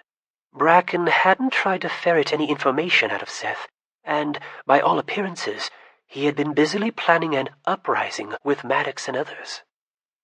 Seth absently rubbed his thumb against the foreign coin. It felt good in his hand, somewhat larger and thicker than a quarter, more like a $50. Minted from silvery metal, the tarnished currency displayed a griffin, framed by unfamiliar glyphs. With the Sphinx coming, he should hide the coin. Relying on touch as much as sight, Seth lifted his cart and set the coin under one of the legs. What could the Sphinx want with him? Had he arranged some sort of prisoner exchange? Was that too much to hope? Did the Sphinx want to grill him for information? Torture him? The sound of approaching footsteps increased his anxiety. Maybe the Sphinx had other business down here. Bracken could not know for certain that the Sphinx was coming for Seth. A guttering torch appeared outside Seth's peephole. A key rattled in the lock. The door opened. The Sphinx entered, surveying the room. Not the grandest accommodations, the Sphinx said. Great toilet, though, Seth responded. You are, after all, a prisoner, the Sphinx said. Come with me. Somebody wishes to speak with you. I'm not feeling very chatty today, Seth said. Rain check? Not a good day for jokes, the Sphinx said. Don't make this less pleasant than it has to be. The Sphinx sounded serious. Deciding he would rather walk than get dragged to their destination, Seth followed the Sphinx out of the room. A pair of torchbearers accompanied them, large men dressed in leather armor studded with iron. Unless Seth was mistaken, the direction they were taking would lead them deeper into the dungeon. Where are we going? Seth inquired. Nagi Luna wishes to meet you in person, the Sphinx said. Seth slowed. That sounds bad. The Sphinx shrugged. I see little value in the exercise, but she insisted. She's still in the same place? Seth asked. In the bottommost cell? She has resided there a long time, the Sphinx said. They reached a filthy iron door. One of the torchbearers thrust in a key. The hinges protested as it opened. "Do you, come down here much?" Seth asked. While at Living Mirage, I can speak with Nagi Luna mind to mind, so there is little need. "Is she always in your head?" No more than I allow. They descended a long staircase and passed down a hall, around a corner, and through a formidable iron door with 3 locks. After another flight of stairs, the corridor grew narrow and winding. They passed many tangled intersections, the floor sloping constantly downward.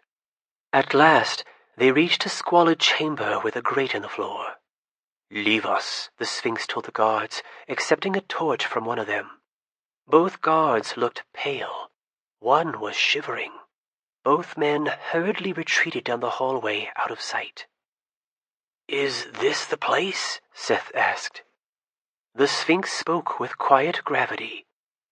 "For your sake, be polite, and say no more than you must. You are about to address an ancient being of incomprehensible power. Although I have dealt with her for centuries, I never enter her presence lightly." Seth nodded.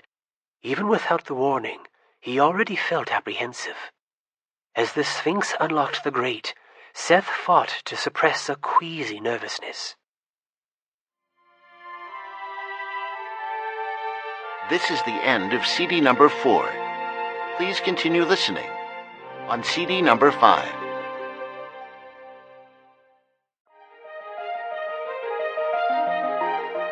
Fablehaven, Keys to the Demon Prison. CD number 5.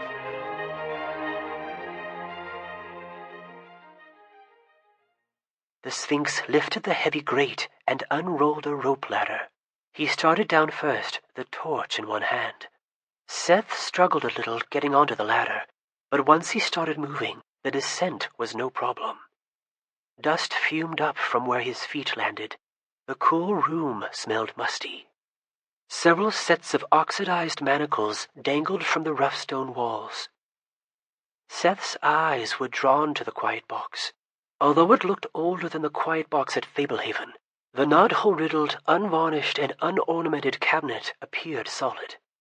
On the flagstone floor, a metal circle, half obscured by dust, created a perimeter around the quiet box.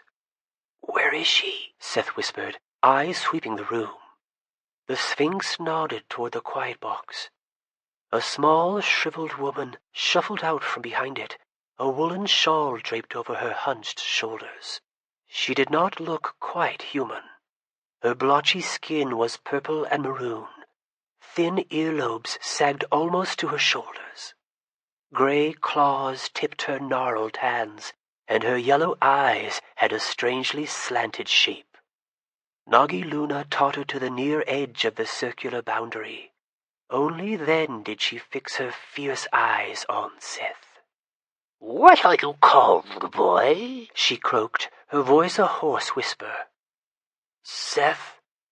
She sucked her withered lips against her gums, making an unpleasant wet sound. "Do I frighten you?" Sort of." She grinned, showing ragged, inflamed gums. Her eyes darted to the Sphinx. "We were right, of course. This one is most unusual." She glared at Seth, nose wrinkled, lips twisted. "What business do you have as a shadow charmer?" The venomous shout struck his mind with unnerving force. It was an accident," Seth said. "It was profane. It was lunacy." Seth took a step back. He wished he could block out her awful telepathic shouting. The snarling words jarred his thinking. "This is clearly the work of Grawless. His mark lingers upon you. The Luckwit always showed an unbalanced interest in humans." "Stop yelling at me," Seth demanded. "Or what?" "Or I'll throw rocks at you." Seth heard the sharp intake of breath from the Sphinx. Nagi Luna cackled, a shiny strand of saliva connecting her top and bottom lip. The wild, throaty laughter echoed insanely in the large room. You have courage. I will concede that much.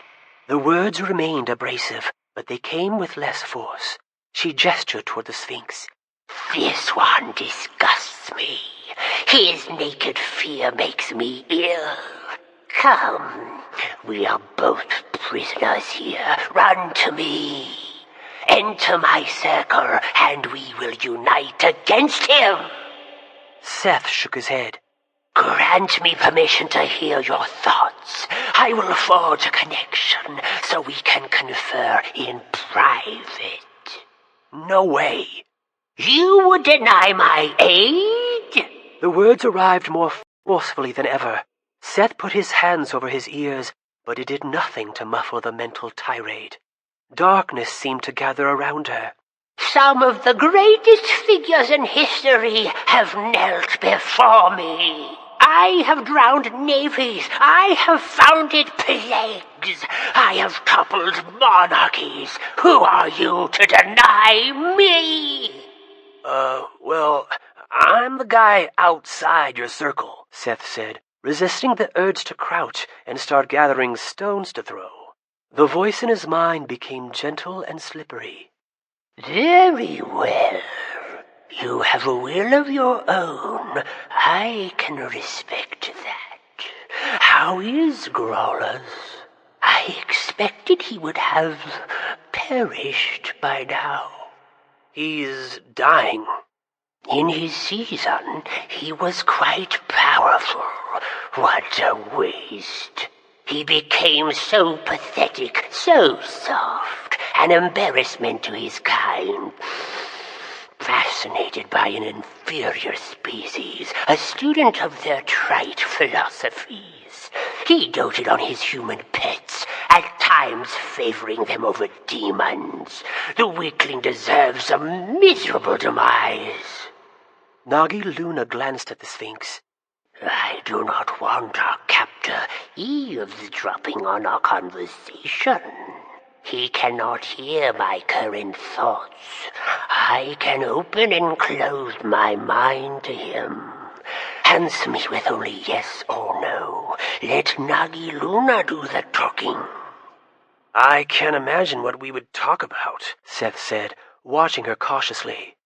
Perhaps we should not converse.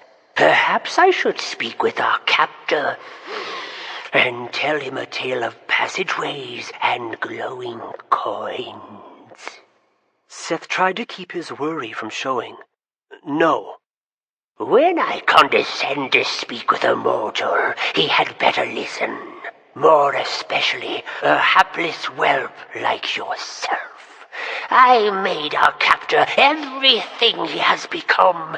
I could do much more for you. You could eclipse him. You have more native potential. There is greater power inside of you, but you do not know how to use it. You want out of here. So do I. We can work together to overthrow our jailer. Then what? A world without boundaries and cages. You could lead that world. Rule it. Not interested. You could free your family, protect them. You could keep Zzyxx locked forever. Seth scowled. He glanced at the Sphinx, who was staring at the floor, hands behind his back. That doesn't make sense. Why would you help me that way? You think I care about opening the prison? That is the dream of our captor. You know what dwells inside of that prison? Competition. If I had my freedom, I would be the most powerful demon in the world. Why would I want to spoil an advantage like that? You'd be my biggest enemy, Seth said. No. You lack understanding. Before either of us goes free, I will train you. As you mature into your powers, you will find I am no threat. We will protect one another. Yes, link our destinies. You will become the greatest hero the world has known. You might as well save it, lady. I may be young, I may even be stupid, but not this stupid. Fool! Ingrate! The barbed words lashed his mind, full of spite. Men 100 times your superior would trade everything for an offer like this. You imagine that you matter, that your sister matters, that your family and friends matter? You are inconsequential and doomed to remain so. Go, away with you. Take whatever smug pride you can muster in denying me. You have sentenced your family to death and your cause to failure. Seth kept his composure. He said nothing else. Nagi Luna was dangerous, not the type of person to provoke more than necessary. The idea of having someone like her as a partner or teacher filled him with horror. He couldn't stand her in his mind for a few minutes, let alone a lifetime. By contrast, she made Grawlus seem like a big teddy bear. He glanced at the Sphinx, who impassively stared at the wilted demon. She returned his gaze with raw malevolence. Seth assumed they were communicating. Seth tried to imagine himself as a miserable slave with no options. Under those circumstances, might he have accepted Nagi Luna's offer? He hoped not. No, the Sphinx said with finality. He turned to Seth. This interview is over. Nagi Luna flailed a frustrated hand at the Sphinx, as if bidding him good riddance. Hissing and gurgling, she spat on the floor. The Sphinx climbed the ladder first. Seth followed. At the top, he helped the Sphinx shut the grate. She wanted your help to overthrow me? The Sphinx asked. She made all sorts of offers, Seth said. I don't see how she hasn't driven you crazy. Nagi Luna is a manipulator, the Sphinx said. She employs every available tactic to find leverage. What she most desired was access to your mind. Were you rooting for her? Seth asked. Had you been foolish enough to offer such access, I would have taken advantage of the opportunity. She seemed mad at you. She has her reasons. Like what? The Sphinx switched the torch to his other hand. She wanted me to force you into her ring of constraint. Oh, why didn't you? That was not my purpose. She thought meeting you might yield useful information. I was willing to give her an opportunity to study you, but not to destroy you. Do I have to go back to my cell? I am afraid so. Seth said nothing more as the Sphinx rejoined the torchbearers, and they caravanned back to his cell. One of the guards opened the thick door, and Seth entered. Home sweet home, Seth said, rubbing his hands together. This was fun. We should do it again. Stay out of trouble, the Sphinx said. He gave a nod, and the guard closed the door. Seth approached the peephole as the torches moved away. He cupped a hand beside his mouth. Hey, I don't know who does your maintenance, but I've got a leaky roof in here. No response came. You might want to pass that along. Still no answer. I'm not sure where the water keeps coming from. Seems to be a limitless supply. The torches were growing distant. A moment later, he heard a door open and clang closed. Only the indirect glow from a single unseen torch threw illumination into his cell. Seth stepped away from the door. Well, back to normal, he mumbled, patting his hands against his sides. He felt alone. Hello, cell. How are you? Oh, still dank and horrible? Sorry to hear it. Me? Oh, I decided to take up a new hobby. Talking to my room. It's a lot like talking to myself, but slightly more pathetic. As if in response, the wall at the back of the cell rumbled. A moment later, Bracken came through, bringing a white glow. Did you hear me? Seth asked. Hear what? Talking to myself. No, Bracken said. But don't worry. Most of us end up chatting with ourselves on occasion. All part of the fun. How did it go? He took me to meet Nagi Luna.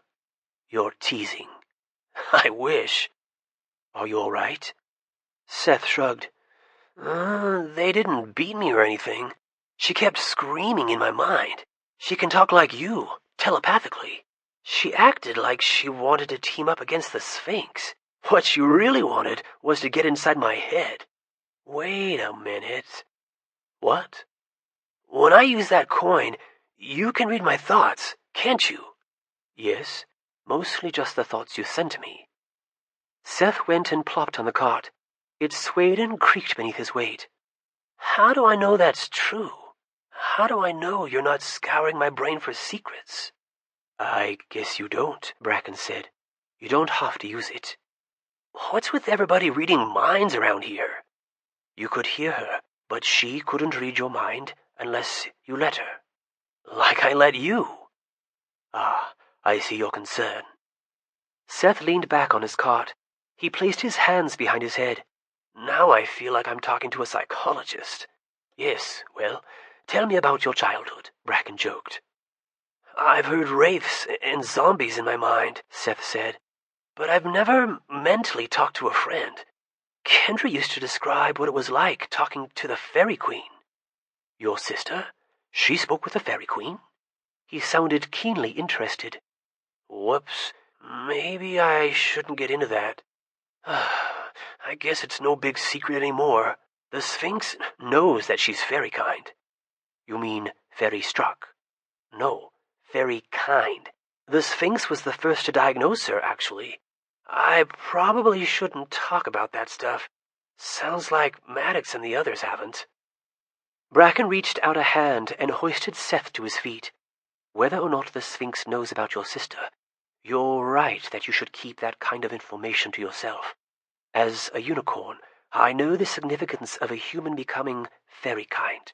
That status is very rare and shows a tremendous amount of trust from the Fairy Queen. She has never bestowed trust easily. Do you know her? Bracken looked inexplicably uncomfortable. All unicorns know the Fairy Queen. After a brief pause, he smiled and clapped Seth on the arm. Come with me. I want to show you something. I figured you could use some cheering up after your interlude with the Sphinx.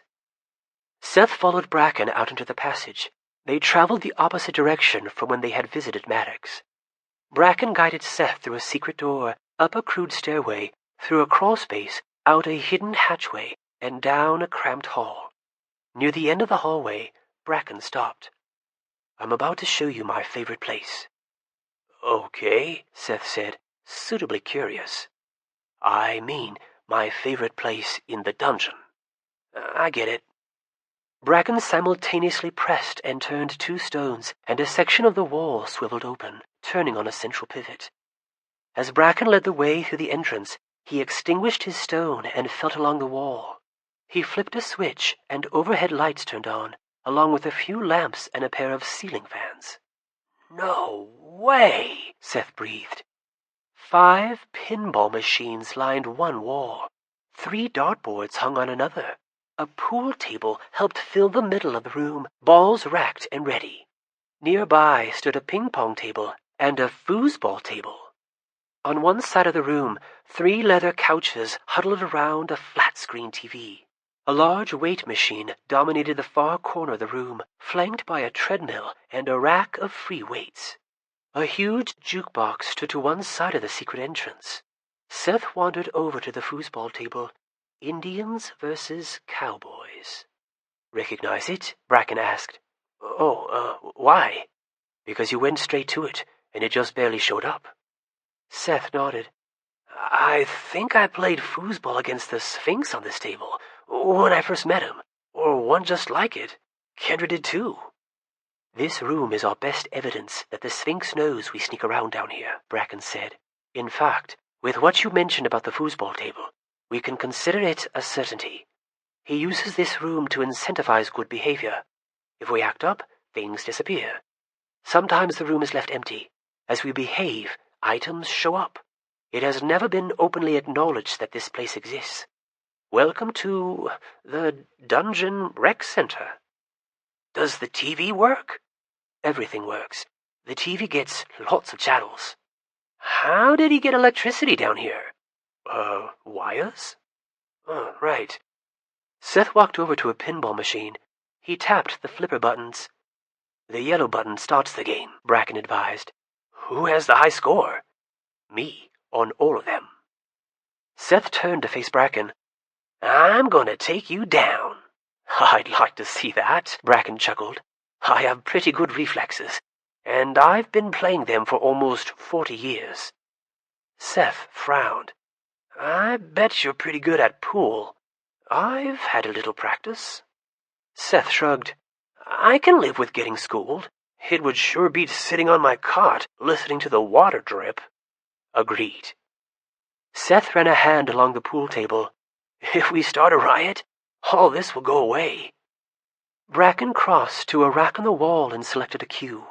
This room will be empty for years, and they'll do their best to seal up as many passageways as they can find. Seth selected a cue for himself. Do we have a chance of succeeding? Bracken chalked the tip of his stick. Not much, but I'm not willing to let the world end without a fight, so I can keep playing ping-pong. Then we should probably enjoy this room while we have it. Bracken twirled the cue stick expertly. My sentiments exactly. He crouched over the table and sent the cue ball rocketing into the others. Chapter 11. Vanessa's Secret. Kendra swam in a shallow, syrupy lake. The vicious liquid made it a challenge for her to keep her head up, but she didn't want to touch the bottom either, populated as it was with slimy, squirmy creatures that might bite or sting. The brownish scum on the surface pulled and wrinkled as she carved a slow path through it, arms and legs churning awkwardly. She could not see the shore. Her only landmarks were dead limbs protruding from the mire. Grandma jostled her shoulder, and Kendra jerked awake, relieved to be free of the uncomfortable dream, but somewhat confused because she saw no evidence of daybreak. A glance at the clock on the nightstand confirmed it was 3:22 a.m. What's going on? Kendra asked, fear dispelling her drowsiness. No great emergency, Grandma soothed. We're about to learn Vanessa's secret. Kendra bolted upright. What is it? Visitors, Grandma said. Stan, Tanu, and Warren are meeting them at the gate. It could be a trick, Kendra warned. What if they admitted a pair of dragons in human form, or that wizard Marav? Vanessa whispered the secret to Stan about an hour ago, Grandma said. Apparently, she has been in communication with somebody important, and that person is coming here tonight. Stan was satisfied with her explanation. He'll be careful. You should get dressed. Kendra slid out of bed and started changing her clothes. You don't know the details? Not yet. The plan is to discuss the situation back in time. And I get to come? Kendra asked hopefully. Vanessa suggested that you should be there. Kendra felt delighted to be included. Who were these mysterious visitors? Kendra could not formulate a reasonable guess. Dare she hope it might be her parents or Seth? Would that need to be a big secret? Dressed in jeans and a comfortable top, Kendra followed Grandma down to the entry hall. The door opened as they arrived. Grandpa entered, followed by a masked figure of medium height, wearing a loose, hooded cloak. The cartoonish rubber mask depicted a scowling man with squinty eyes, fat lips, and fleshy cheeks. A shorter person, perhaps a young child, entered as well, wearing a mask like a grinning dog with the tongue lolling out. Warren and Tanu brought up the rear. I'm glad you're up, Kendra, Grandpa said. He gestured to the stairs. This way. Kendra and Grandma joined the procession to the secret side of the attic. Kendra still had no guess regarding the identity of the disguised visitors. She hoped Grandpa knew what he was doing, letting these masked strangers into the most secretive room in the house.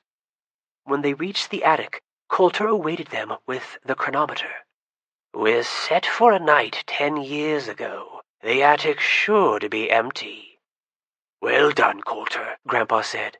Kendra, Warren, and Ruth will be joining me and our taller visitor. The other visitor will await us here. Won't be much of a wait for the rest of us, Tanu said. Right, Grandpa said. Our conversation will seem like a blink to those who remain behind. The advice from Patton helped Coulter crack the code for setting the chronometer. We'll do as many sessions in the past as it takes to bring everyone up to speed." Kendra felt excited to be part of the first group to learn the secret, although she wasn't overly eager to have the breath knocked out of her again. She, Grandma, Grandpa Warren, and the mystery guest gathered around the chronometer. "For the sake of modesty," Grandma said, "I submit you all keep your eyes shut while I track down some blankets." "Sounds sensible," Grandpa agreed. "Everyone place a hand on the device." They complied. He slid a symbol along a groove and flipped the switch. Kendra braced herself, tightening her abdominals, but it did nothing to thwart the alarming sensation of the breath rushing out of her lungs. Eyes shut, Kendra clutched her midsection, shoulders heaving as she tried to jumpstart her breathing. After a weak cough, air began to flow in and out. She heard Grandma moving around. The stranger would be completely uncovered. Kendra resisted peeking. She would know soon enough. She heard and sensed a light click on. From behind, Grandma placed a soft comforter over Kendra's shoulders. Kendra wrapped the comforter around herself. "Okay," Grandma said after a moment. "Open your eyes." Kendra did, and gazed at the visitor. She felt like the wind had been knocked out of her a second time. The stranger was Grandma Larson. "I'm so sorry," Grandma Larson said gently, eyes on Kendra. Grandma Larson was dead. She and Grandpa Larson had asphyxiated together. Kendra had attended the funeral and seen her embalmed corpse in her casket. "How is this possible?" Kendra asked numbly, disbelief impeding her happiness. Could this really be Grandma Larson, who snuck her candy and took her to the park and made cheese and bananas? The grandmother who had actually been there while she and Seth were growing up? "You should be able to guess, Kendra," Grandma Larson said. "Your family buried sting bulbs." Kendra made a sound, half laugh, half whimper. Tears of relief sprang to her eyes. Her joy was tinged with a sense of betrayal. How could her grandparents put all of them through this? With a stab of guilt, Kendra realized this was a glimpse of how her parents would feel when they learned they had not actually buried their daughter.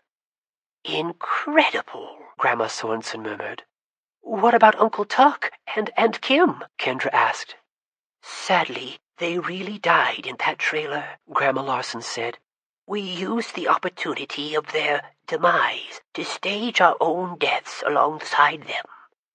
Grandpa pulled his blanket more snugly around himself. Then what happened? "Let me try to summarize," Grandma Larson said. "Your grandfather and I have long worked as spies for the Knights of the Dawn. This was while the Sphinx still served as captain, so masks were worn, and almost nobody knew us. Stan and Ruth were exceptions. As our assignments became more sensitive, Hank and I pretended to retire. The Sphinx knew that we remained active, as did our lieutenant, but neither had ever met us face to face. We communicated with our leaders via coded messages using false names. Several other spies for the Knights behaved in similar fashion. After all, once your cover is blown, your career as a spy is over. Anonymity is everything. Unlike Stan and Ruth, who were busy as caretakers, Hank and I were able to live dual lives, spending time at home between assignments." "You went on vacations pretty often," Kendra remembered. "They weren't real?" "Oh, usually not. In the months leading up to our staged deaths, the Society of the Evening Star became more active than ever. Around this time, your grandfather received the opportunity to become assistant caretaker at Living Mirage." "Living Mirage?" Warren asked. "The fifth secret preserve," Grandma Larson said. "The Sphinx is the caretaker." "Oh, no!" Grandma Sorensen gasped. "Accepting the position of assistant caretaker would make Hank the most deeply placed spy in enemy ranks. The catch was that going to Living Mirage meant never leaving. Only an inner circle of 5 society members are allowed to come and go from Living Mirage, which is how the secret has been preserved. Even within the society, almost nobody knows that Living Mirage exists. So you faked your deaths, Kendra prompted. Part of it was to explain why Hank would disappear, perhaps for the rest of his life. Part of it was to prevent any chance of our enemies tracing us back to our children and grandchildren. The society does not know Hank and I are married. To them, he is Steve Sinclair, and I'm Clara Taylor. When did you last see Hank? Grandpa asked. 3 days before he left, Grandma Lawson said. Around the time of our mock funeral. I didn't know where Living Mirage was located, because he didn't know. I had not heard from him until a few weeks ago. What were you doing all that time? Kendra asked. Establishing deeper trust with the society elite, Grandma Lawson said. I have been out of touch with the Knights for years. The society sees me as one of their most devoted members. Your grandfather and I decided to insinuate ourselves as deeply into the society as possible, so we could serve as a last line of defense in a worst-case scenario. Good thing we did, since that worst-case scenario is about to transpire. How long have you known about the Sphinx? Warren wondered. He covers his tracks very well, Grandma Lawson said. I didn't know he was leading the society until last year. And I didn't know he was captain of the Knights until he was revealed through your efforts. How did Vanessa become involved? Kendra asked. Grandma Lawson exhaled with exasperation. Vanessa found me out years ago. She had worked with me once, back when she was a false knight. Even though I had been masked when we met as knights, and I also typically wear a mask when dealing with members of the society, she somehow recognized me at a society event, although she kept the secret to herself at the time. While doing research prior to coming to Fablehaven, she got her hands on a home movie of me and Hank with you and Seth. That was when she connected me to my true identity. Whoa, that girl does her homework, Warren said with admiration. Vanessa is a very talented operative, Grandma Lawson said. In the past, she has caused me more distress than anyone. We should be most grateful that she has defected to our side, and we should take every precaution to prevent her from betraying us again. You don't trust her? Grandpa asked. It would be unwise, Grandma Lawson said. At least not until this crisis has passed. But didn't she bring you here? Kendra asked.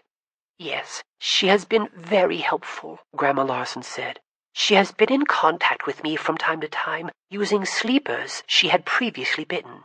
In fact, it was Vanessa who alerted me that you had been abducted by Torina. Did you help me get free? Kendra asked. I watched you use the Oculus. Kendra furrowed her brow. Then she remembered that not long before she had used the Oculus, a masked figure had entered the room with Mr. Litch. The identity of the masked onlooker had never been revealed.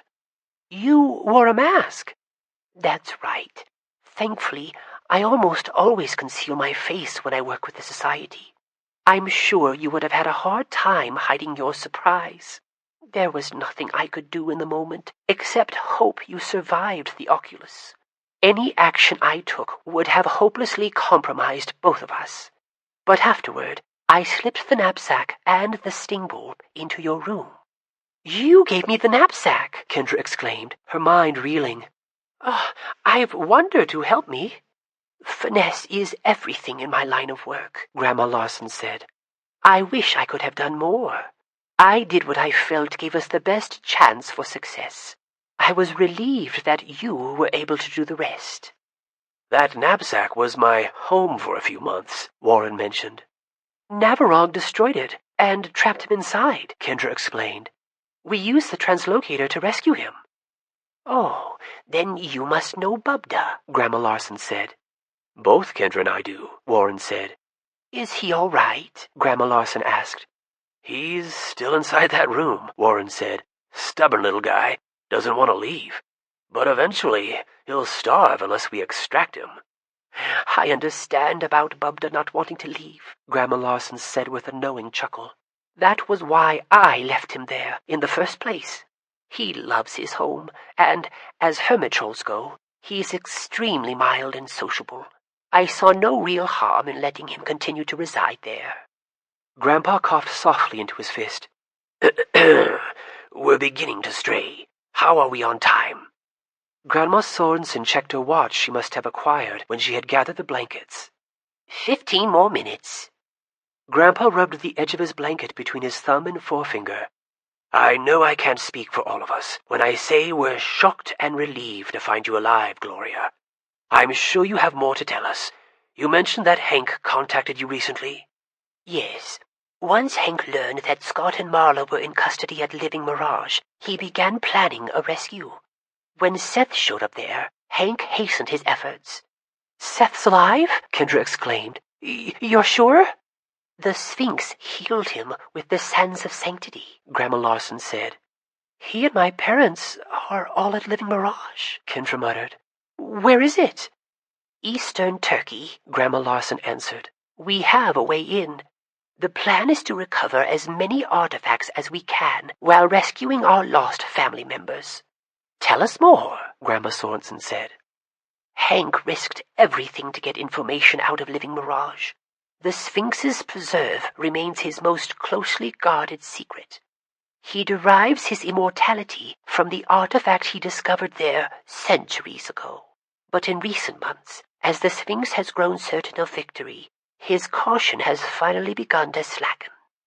Hank runs the logistics of Living Mirage, and he has built up enough trust that when the Sphinx is absent from the preserve, Hank becomes the de facto caretaker. In his first communication, which arrived via homing canister, Hank told me that if we acquired the translocator, he had a way to smuggle us in. The day I learned you had recovered the translocator, I sent word to Hank, journeyed to a predetermined location in Istanbul, and found a dwarf awaiting me." "The dwarf you brought here tonight," Warren said. "Correct. His name is Tolan. The dwarf used to work at Living Mirage. Hank smuggled him out. With Tolan and the translocator, we can penetrate Living Mirage." "Who else knows about this?" Grandpa asked. "Only the dwarf, Hank, and myself," Grandma Larson assured him. "Not even Vanessa knows that Hank is at Living Mirage. His communiques have arrived untampered with, bound by cryptic seals as verification. Hank released the canisters just outside the gates of Living Mirage, and the messages flew directly to me. I have traveled in disguise, employing a brand new set of masks. Tolan and I have worn masks the entire time since Istanbul. We got back to the United States through illegal, untraceable means. No passports, no credit cards. Our greatest risk is the Oculus," Grandma Sorensen said. "Which is why we've constantly worn the masks," Grandma Larson said. "I destroyed the messages as soon as I received them. All the Oculus could have seen so far, had the Sphinx even known to look in my direction, is masked figures traveling. This is the first time I have discussed our plans aloud." "Is Hank confident we can trust the dwarf?" Warren asked. "As sure as he could be," Grandma Larson said. "It's a small miracle Hank got him out. One man at Living Mirage drives a truck to a local town when supplies are needed. Making supply runs has been that man's job for hundreds of years. Hank ordered a supply run and, unbeknownst to the driver, smuggled Tolan out in the truck. The dwarf then made his way to Istanbul.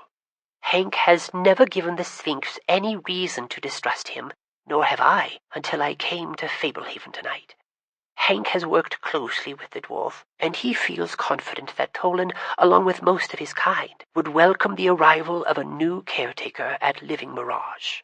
"We'll have to act swiftly," Warren said. "Every moment we spend back in our proper time increases the chance that the Sphinx might catch on. What are the chances the Sphinx will notice Tolan is gone?" "Hank manages the dwarfs," Grandma Larson said. "Living Mirage is an immense preserve. He doesn't expect anyone to notice Tolan missing for weeks, and can cover if they do. But I agree that we need to move swiftly. The oculus is powerful, and it is often focused at Fablehaven. What do we know about the layout of Living Mirage? Grandpa asked. Along with several outlying buildings, there are 3 main ziggurats, Grandma said. The Sphinx has his headquarters in the Great Ziggurat, with the dungeon underneath. He stores the artifacts in his office. Hank will secure the artifacts. He sent duplicates of all the relevant keys with the dwarf, along with a map to the Great Ziggurat, including rarely used service tunnels. Hey, we might have a chance, Warren said. Yes, we really might, Grandma Larson agreed. Secrecy has protected Living Mirage for so long that security inside the compound has grown rather lax. Hank even sent official paperwork for us to retrieve Scott, Marla, and Seth if we want to try to bluff our way into the dungeon. The great advantage with the translocator is that once we get to the prisoners, we don't have to figure out an escape. The escape is instantaneous. And we can abort the mission at any point, Grandma Sorensen said. With nothing to stop us from trying again later, Warren added. Although, we need to get it right the first time, in order to take advantage of the element of surprise. How large of a strike force should we gather? Grandma Larson shrugged. That is open to debate. The translocator carries only 3 people at a time. A small team can move in and out more easily, but a larger team can split up, and might have a better chance of fighting their way through obstacles. The dwarf will obviously have to bring in the first pair, Grandpa said. Then we can shuttle in whoever we want. We mustn't let the Sphinx get to the translocator, Kendra reminded them. Somebody reliable should have the translocator at all times, Warren agreed. If things go wrong, their top priority must be to teleport away. We don't necessarily have to leave the translocator with the strike force, Grandma Sorensen considered. Of course, without the translocator on hand, escape from Living Mirage will be much more complex, even if we coordinate with satellite phones and establish rendezvous points. Whoever goes into the dungeon needs the translocator, Grandpa said. They'll be lucky to make it to the prisoners, let alone get back out. Warren is right. If all else fails, they can abort and jump away. This is risky, Grandma Sorensen said. Any option we have left is risky, Grandpa said. This scenario is much more promising than any option I had hoped to encounter. If it pays off, we could rescue Seth, Marla, and Scott and retrieve the other artifacts. And if it fails, Grandma Larson cautioned, we could lose the translocator, and soon thereafter the chronometer. Kendra's insides fluttered nervously. She's right. The Sphinx has been to Fablehaven. So has Mr. Litch. If they had the translocator, they could come straight here, and that would be the end of everything. Grandpa pinched his lip absently, eyes far away. Gloria, you've had much more time than us to think this through. What would you recommend? A team of 6, Grandma Larson said. 2 fighters and I rendezvous with Hank. The dwarf leads 2 other fighters to the dungeon. The dungeon strike force should keep the translocator and leap home with the prisoners.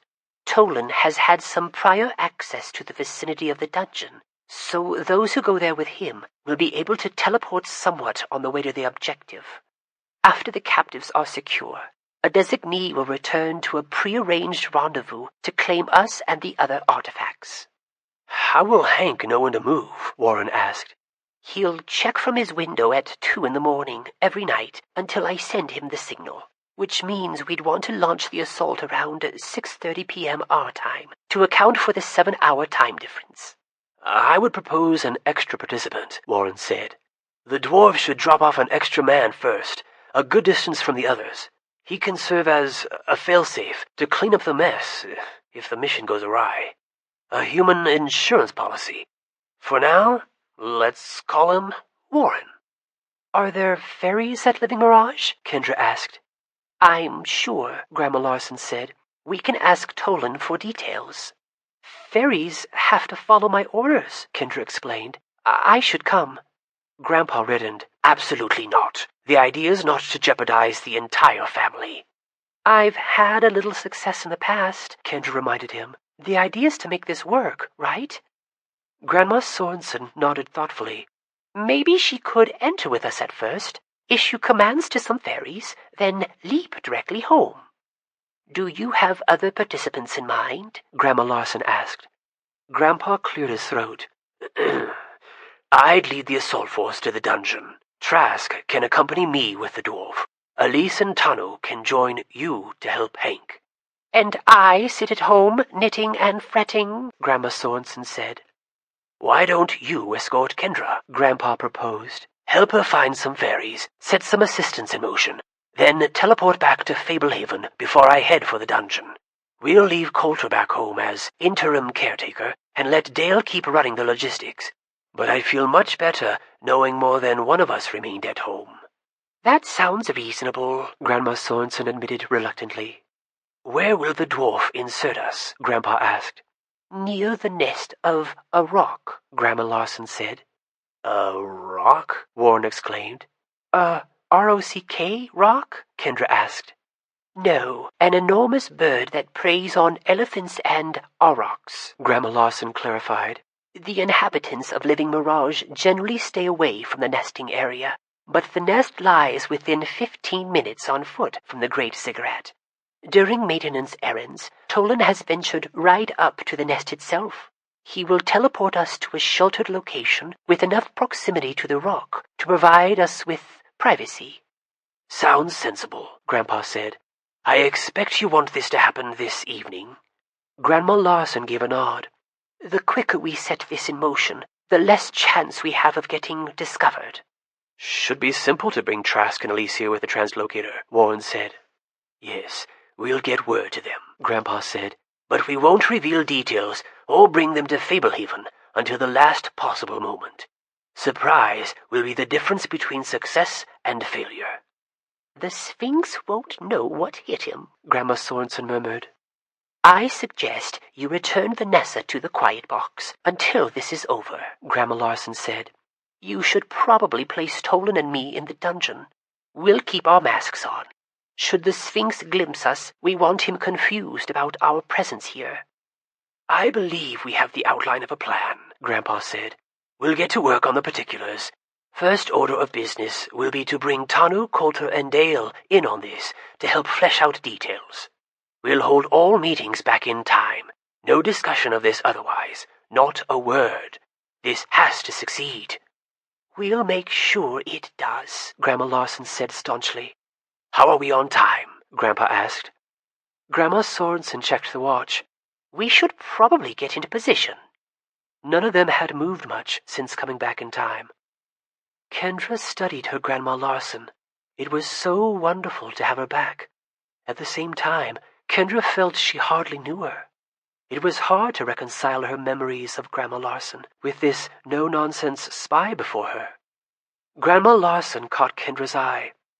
I'm sure this is a lot for you to digest. Kind of. You and your brother are well known among the society. You've been in much more danger than I would prefer, but I have been so proud of you both. The compliment made Kendra feel awkward. Thanks. I'm sorry Grandpa Larson and I have missed the last couple of years. I suppose it's fair that Stan and Ruth got a turn to know you. Hopefully, we'll all have lots of time together in the future. I hope so too, Kendra said. Chapter 12. Rescue. The next day, peering out the kitchen window, Kendra spotted Hugo sitting on the lawn, legs straight out, shoulders slumped, big hands folded in his lap. In harmony with the springtime atmosphere at Fablehaven, the golem looked more colorful than usual, with an abundance of wildflowers, blossoming creepers, and tufts of grass sprouting from his earthen body. Dale stood beside Hugo, hands on his hips. Kendra realized she had never seen the golem sitting down before. Kendra went out the back door and crossed the lawn to Dale. Something wrong with Hugo? She asked. Hey, Kendra, Dale said, wiping his damp brow with a handkerchief. I've never seen him like this. The big guy has been sluggish all day.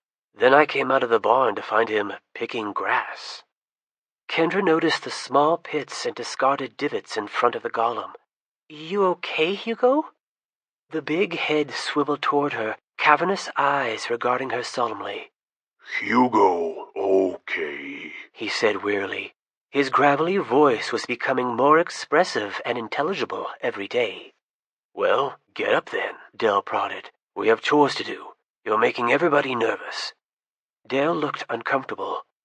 Kendra wondered if Dale missed the way Hugo used to be. In the past, Hugo had done nothing but follow orders. But after the fairies had tampered with him, the golem had developed a will of his own. He still almost always followed commands, but on occasion he would deviate or improvise. With a grunt like rolling boulders, Hugo rose to his feet, mouth bent in a frown. He looked down at Dale. "That's the spirit," Dale said, as if encouraging a child. "Let's go see to those stables."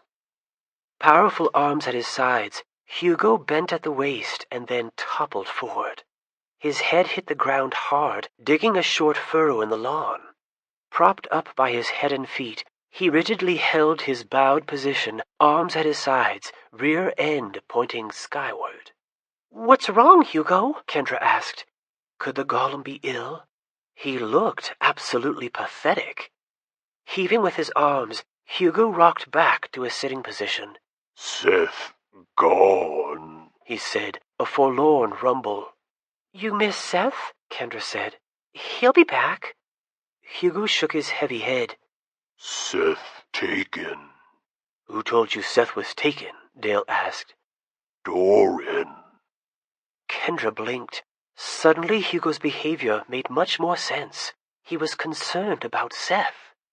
"Is that what has you out of sorts?" Dale asked. "You miss your buddy?" Hugo patted his chest.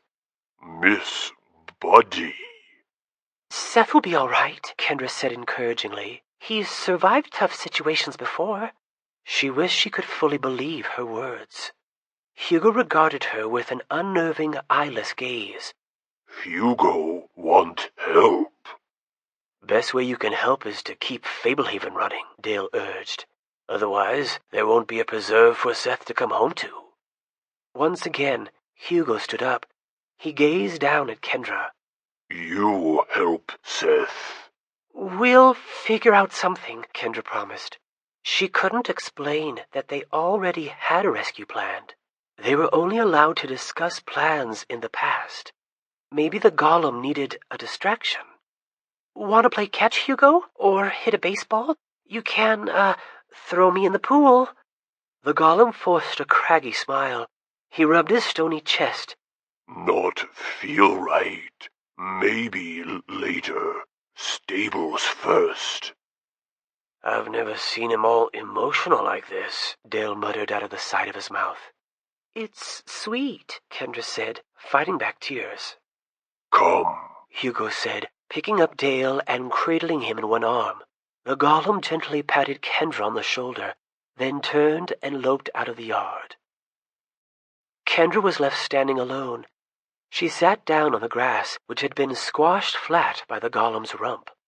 The rescue operation would commence within the hour. Trask and Elise had still not arrived, but they were ready. Warren would teleport them to Fablehaven at the last moment. A quartet of fairies fluttered over and began replacing the grassy divots into the corresponding pits. Kendra focused on the nearest fairy.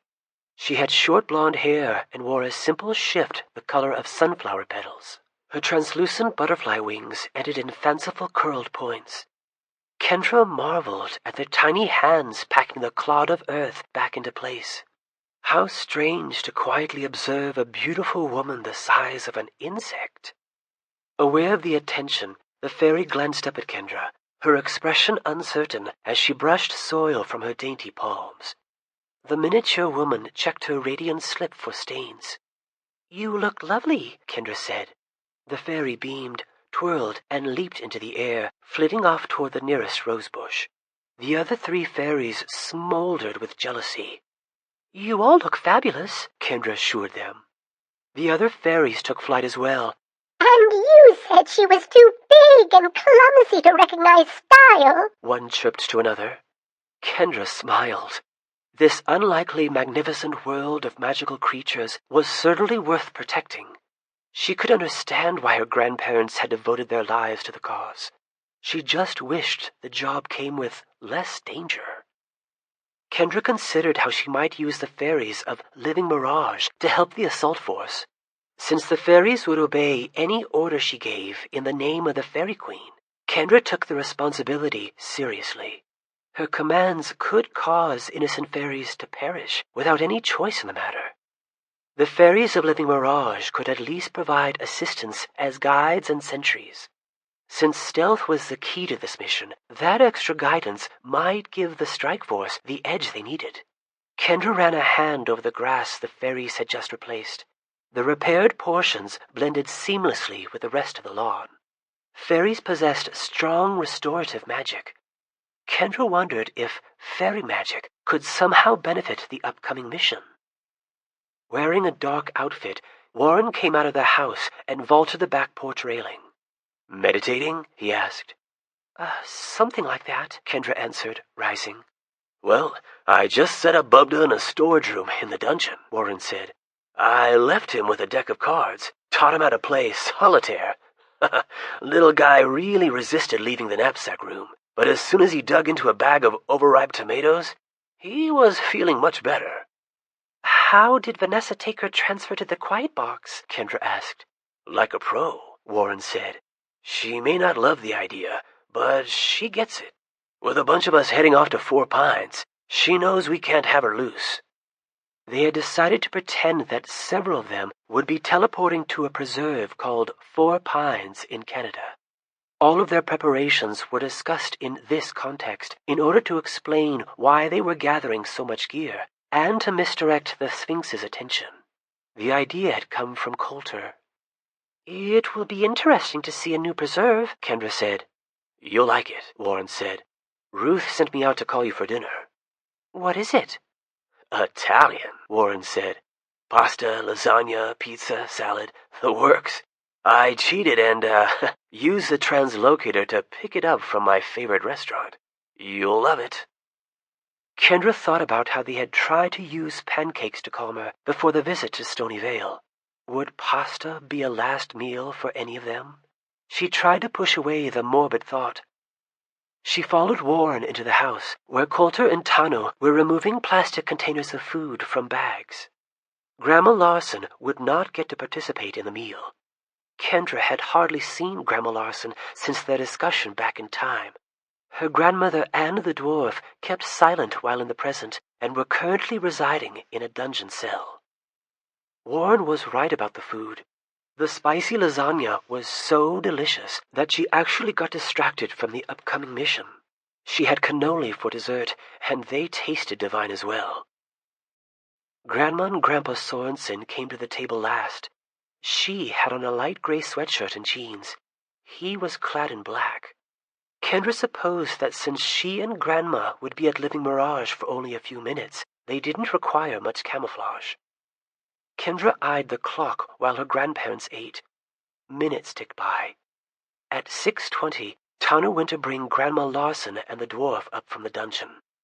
At 6:25, Warren used a translocator to retrieve Trask and Elise. He was back within seconds.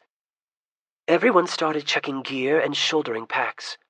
Tano examined his potions. Trask fiddled with his weapons. The dwarf gobbled up no fewer than 6 cannoli, stuffing them under his mask. 4 Pines should be secure, Trask announced, sliding a dagger back into its sheath. But we can't be too careful. Warren would only have just whispered to him at the actual destination. Grandpa clapped Coulter on the shoulder. "We'll be back soon." "I'll be waiting," Coulter said. "Now?" asked the dwarf. "Me first," Warren said, holding out the translocator. "You know the drill." Tolan twisted the middle portion, and they winked out of sight.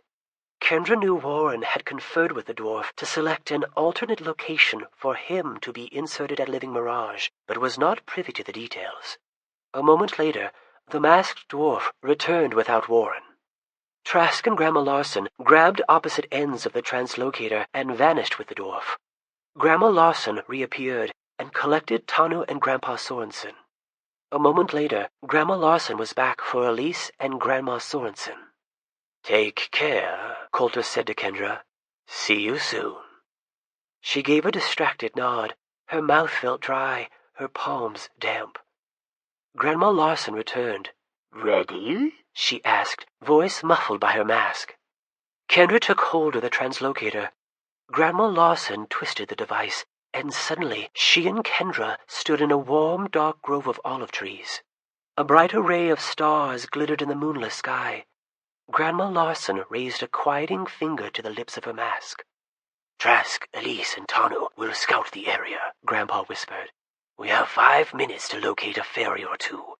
At that point, whether or not we found one, Kendra and Ruth will return home, and we'll proceed." Tolan had removed his mask. Sweat matted his gray beard. The dwarf tapped his temple and curled a finger at Grandma Larson, miming for her to crouch. Grandma Larson removed her mask and bent an ear down to the dwarf. Quick as a mousetrap, he snatched the translocator from her grasp, twisted the center, and disappeared. During the stunned pause that followed, Kendra felt her insides sink and shrivel. They were doomed. "Scatter!" Grandpa cried. An instant later, weighted nets started falling from the sky. Kendra heard the twang of bowstrings and the hiss of blowguns. Hoarse shouts echoed from all directions. Somewhere above and behind, the rock shrieked with enough power to rival the roar of any dragon. Amid all the commotion, Kendra recognized the eerie chanting of Marav the Wizard. The members of the strike force tumbled to the ground as they sought in vain to flee, tangled nets, drugged by darts, and hampered by spells. Frozen with terror and despair, Kendra watched as the others fell. She glimpsed Trask slashing a net with a short sword. She heard Grandpa growling with effort, dragging himself a short ways along the ground before slumping into unconsciousness. Dazedly, Kendra realized that she remained unscathed. Perhaps her inaction amid all the commotion had prevented their enemies from targeting her. Perhaps she was perceived as the least threatening member of the party. Perhaps it was dumb luck. She fleetingly wondered if she could be enjoying some form of magical protection. No, they were trespassers here. Their protection had been secrecy, and the dwarf had betrayed them. Collapsing to the ground, Kendra faked unconsciousness. Maybe if she was sneaky, she could crawl away while the others were being rounded up. Nobody could see better than she could in the dark. If she could slither free, she might be able to find a way to help. She heard rapid footsteps approaching, voices whispering, bushes rustling. Should she move? Should she wait? "This one is awake," said a dry voice above her. Kendra opened her eyes and found herself staring up at Marav. Reaching out a long-nailed hand, he sprinkled glittering powder in her face. Kendra felt an insistent tickle as if she had to sneeze, but the sneeze refused to come. Instead, the world rocked, then spun, then darkness enfolded her. Kendra awoke reclining against a plush, squarish cushion. The Sphinx sat opposite her, cross-legged on a mat. Kendra pushed herself upright. They were on a wide, tiled, torchlit balcony. A glorious mist of stars sparkled overhead. "Welcome to Living Mirage," the Sphinx said pleasantly. Kendra felt surprisingly alert. No grogginess lingered from her unconsciousness. Here she sat, alone with the man who had sabotaged her life and stolen her family. "Where is everyone?" "All 4 of your grandparents are in my custody," the Sphinx said, "as are your parents, as is your brother, as are many of your friends." "Is everyone all right?" Kendra asked. The Sphinx offered a kind, white smile. "None of them were harmed, and this despite several of them attempting to fight. Only Warren has not yet been captured, but Tolan told us where he left him. We will have him soon." She despised his smile. She hated his friendly demeanor. The dwarf betrayed us." "Do not blame the dwarf," the Sphinx said. "All of this was orchestrated. The dwarf was merely a piece in the puzzle, an anxious servant willing to bring honor and comfort to his people." "You saw us with the oculus?" "When your grandfather Hank sent his first message to his wife, your cause was ruined. I am very, very slow to trust Kendra. My assistant caretaker was a competent man, but decades away from earning any real credibility. Steve, as Hank called himself, was constantly monitored. I cannot describe my excitement when I heard he had sent a homing canister. A spy who does not realize his cover has been blown can be a most valuable asset. My elation increased as I dug into his past and discovered he was a desperate spy, eager to rescue his relatives. Using the dwarf to spoil your incursion was simple. Even I was surprised by all we gained. I did not expect you to be joining them. May I offer you refreshments?" Kendra's gaze strayed to a nearby low round table, crowded with food and beverages. "No, thank you." "The figs are exceptional." "I just had a bunch of Italian food." "Water, perhaps? Juice?" "I'm fine. What are you going to do with us?" The Sphinx folded his hands in his lap. "Your only task in the near future will be to relax. Your role in the coming events has concluded." "You're really going to open Zzyxx?" Kendra asked. The Sphinx fingered his grin. "It was inevitable. There is amazing power in single-mindedness." "You're going to destroy the world!" The grin faltered. "You and your loved ones have fought hard because you believe that is the case. I bear you no malice. In the end, you will be released." Kendra looked around the balcony, noticing the potted ferns and inhaling exotic fragrances. "Why have you brought me here?" "I showed your brother the same courtesy. You children fascinate me. Your potential is extraordinary. Are you sure you will not have some food? The fare in the dungeon is not quite so fine." "Is that where you're keeping us?" "Consider it a mark of respect. Many of you are dangerous opponents. The stay will be temporary, I assure you. Our plans are nearing fruition." Kendra walked over to the table and sat down on a mat. "Maybe I'll have some water." The Sphinx joined her at the table. "Try the pear juice. It is very light." He removed a chilled carafe from a bucket of ice and poured the clear fluid into a goblet. Kendra sampled the drink. The Sphinx was right.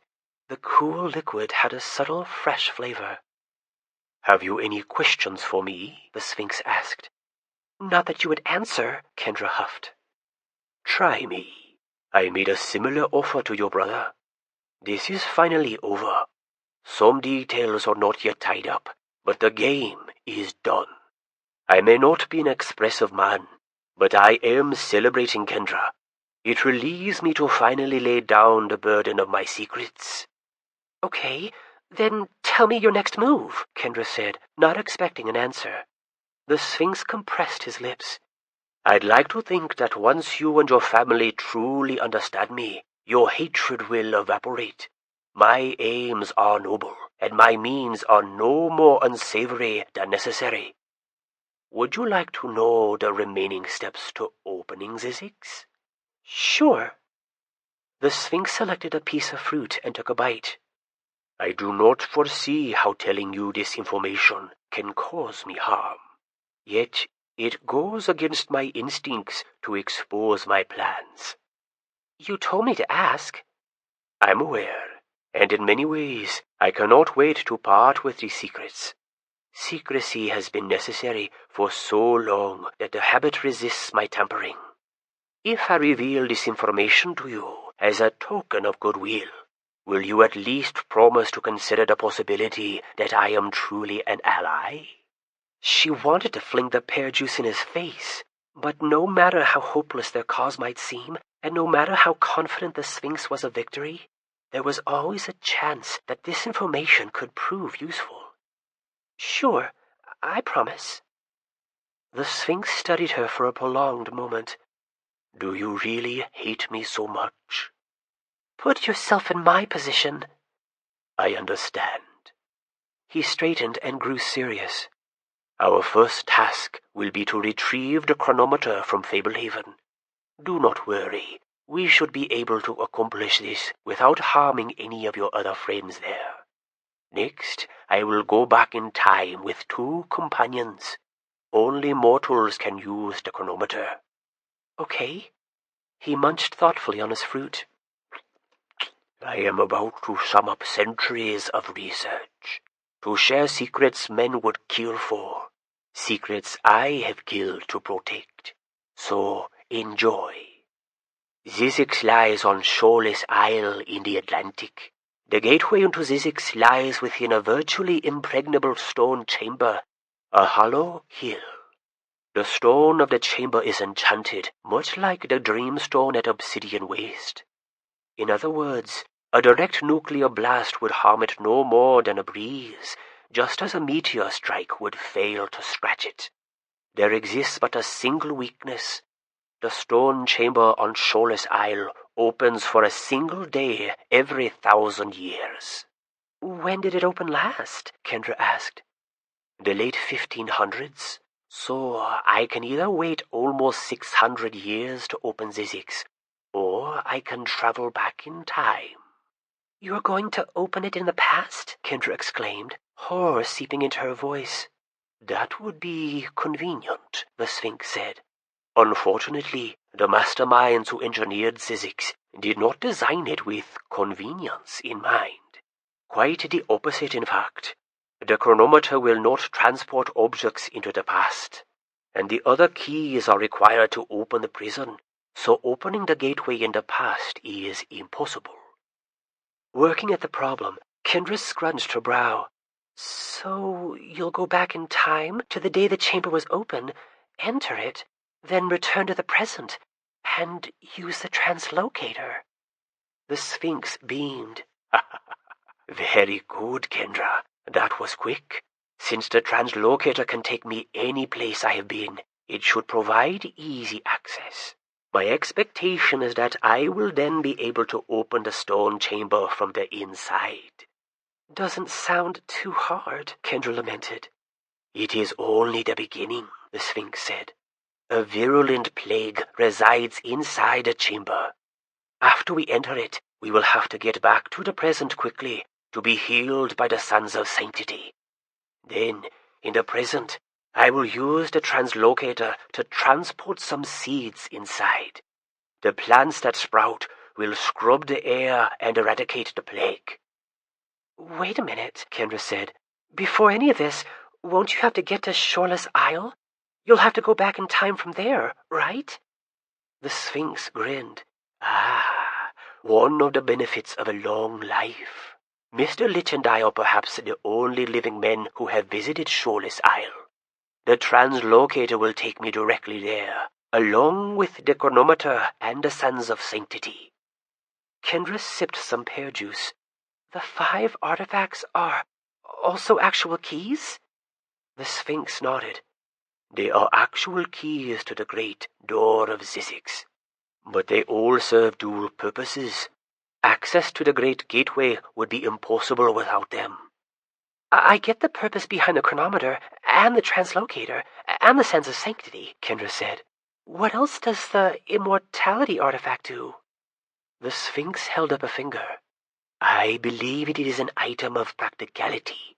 The font of immortality enables a mortal to live long enough to solve this gigantic puzzle." A realization struck Kendra. "And it lets you live long enough to go back in time far enough to get inside the chamber." "Or to live long enough to wait for it to open again," the Sphinx added. "Kendra, if this were a job interview, I would hire you immediately." "Yeah, well, I'd have to turn you down," Kendra said. "What about the Oculus?" "In many ways, the Oculus is the most important item," the Sphinx said. "It helps locate the other items, and it will help me track down the Eternals." Kendra had been hoping he might not know about them. She decided to play dumb.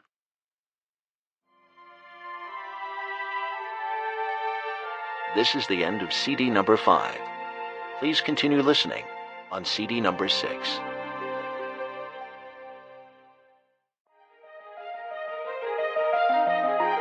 Fablehaven, Keys to the Demon Prison, CD number 6.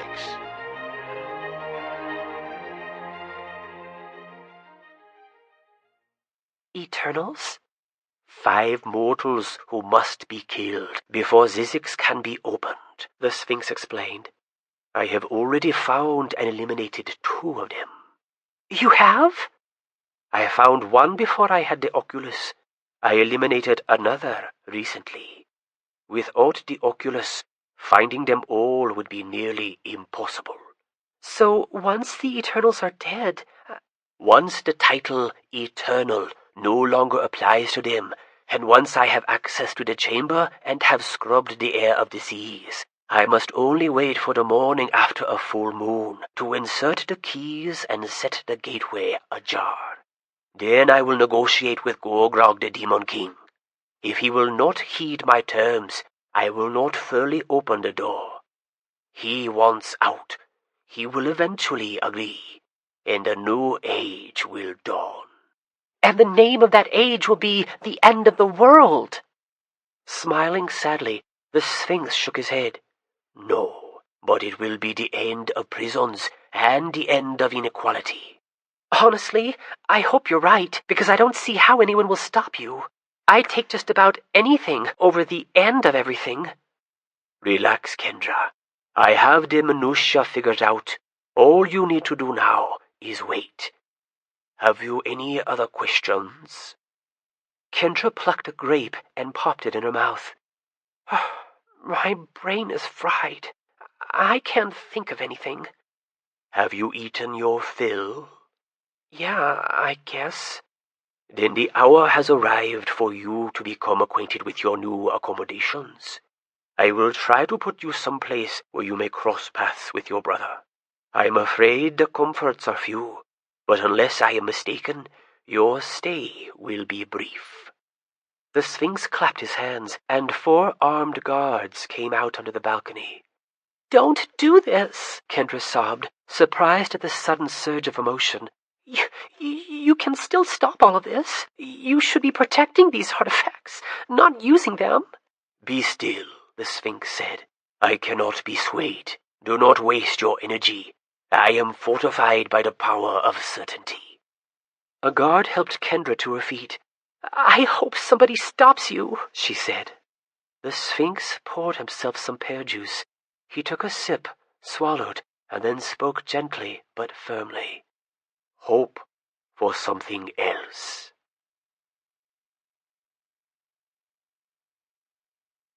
Chapter 13. A Promise Kept. Seth rested on his cot, staring at the web of cracks in the dim ceiling, listening to the constant dripping, wondering about the time. In the dungeon, there was no sunrise, no sunset, no way to keep his internal clock calibrated. Bracken, however, seemed to know innately when it was day or night. Some time ago, they had separated to sleep. Seth had slept. Later he had wakened, and he now had no idea if it was time to get up or the middle of the night. He had not slept well in the dungeon. For days he had dozed in odd stretches, more an irregular series of naps than any normal slumber. At the moment, if he knew it was morning, he felt awake enough to get up. He could also probably fall back to sleep if he tried. He considered calling Bracken with the coin, but decided he should wait rather than risk rousing the unicorn for a trivial concern. The door to his cell opened without warning. He heard no footsteps approach, no key rattle in the lock. By the time he sat up, the door had banged shut. On your feet, a harsh voice called through the peephole in a loud whisper. Have a look. Seth jumped out of bed and hurried to the door. He pushed against it, but it wouldn't budge. Beside the door sat a canvas sack. Seth pressed his face to the peephole, looking up and down the hall as best he could. Dim and silent, the only movement in the corridor came from shadows jittering in the wavering torchlight. Returning to his cot, Seth retrieved his coin from under one of the legs. Running a finger clockwise along the edge caused it to start glowing. Coin in hand, Seth returned to the sack. He could hardly believe his eyes when he looked inside and beheld a copper teapot shaped like a cat and a narrow, segmented platinum cylinder set with precious stones. Along with a handwritten note and a cube of walrus butter, the shabby sack contained the translocator and the sands of sanctity. This had to be a trick. Still, he grabbed the note and started reading hastily. Take these artifacts and escape from Living Mirage at once. Just twist the center of the translocator and think of home. An attempt to rescue you has failed, and these were the only artifacts I managed to pilfer. Time is short. Leave immediately. Take nobody. Thanks to your time in the dungeon, you can help lead rescues later. Everything depends on you leaving immediately with these items.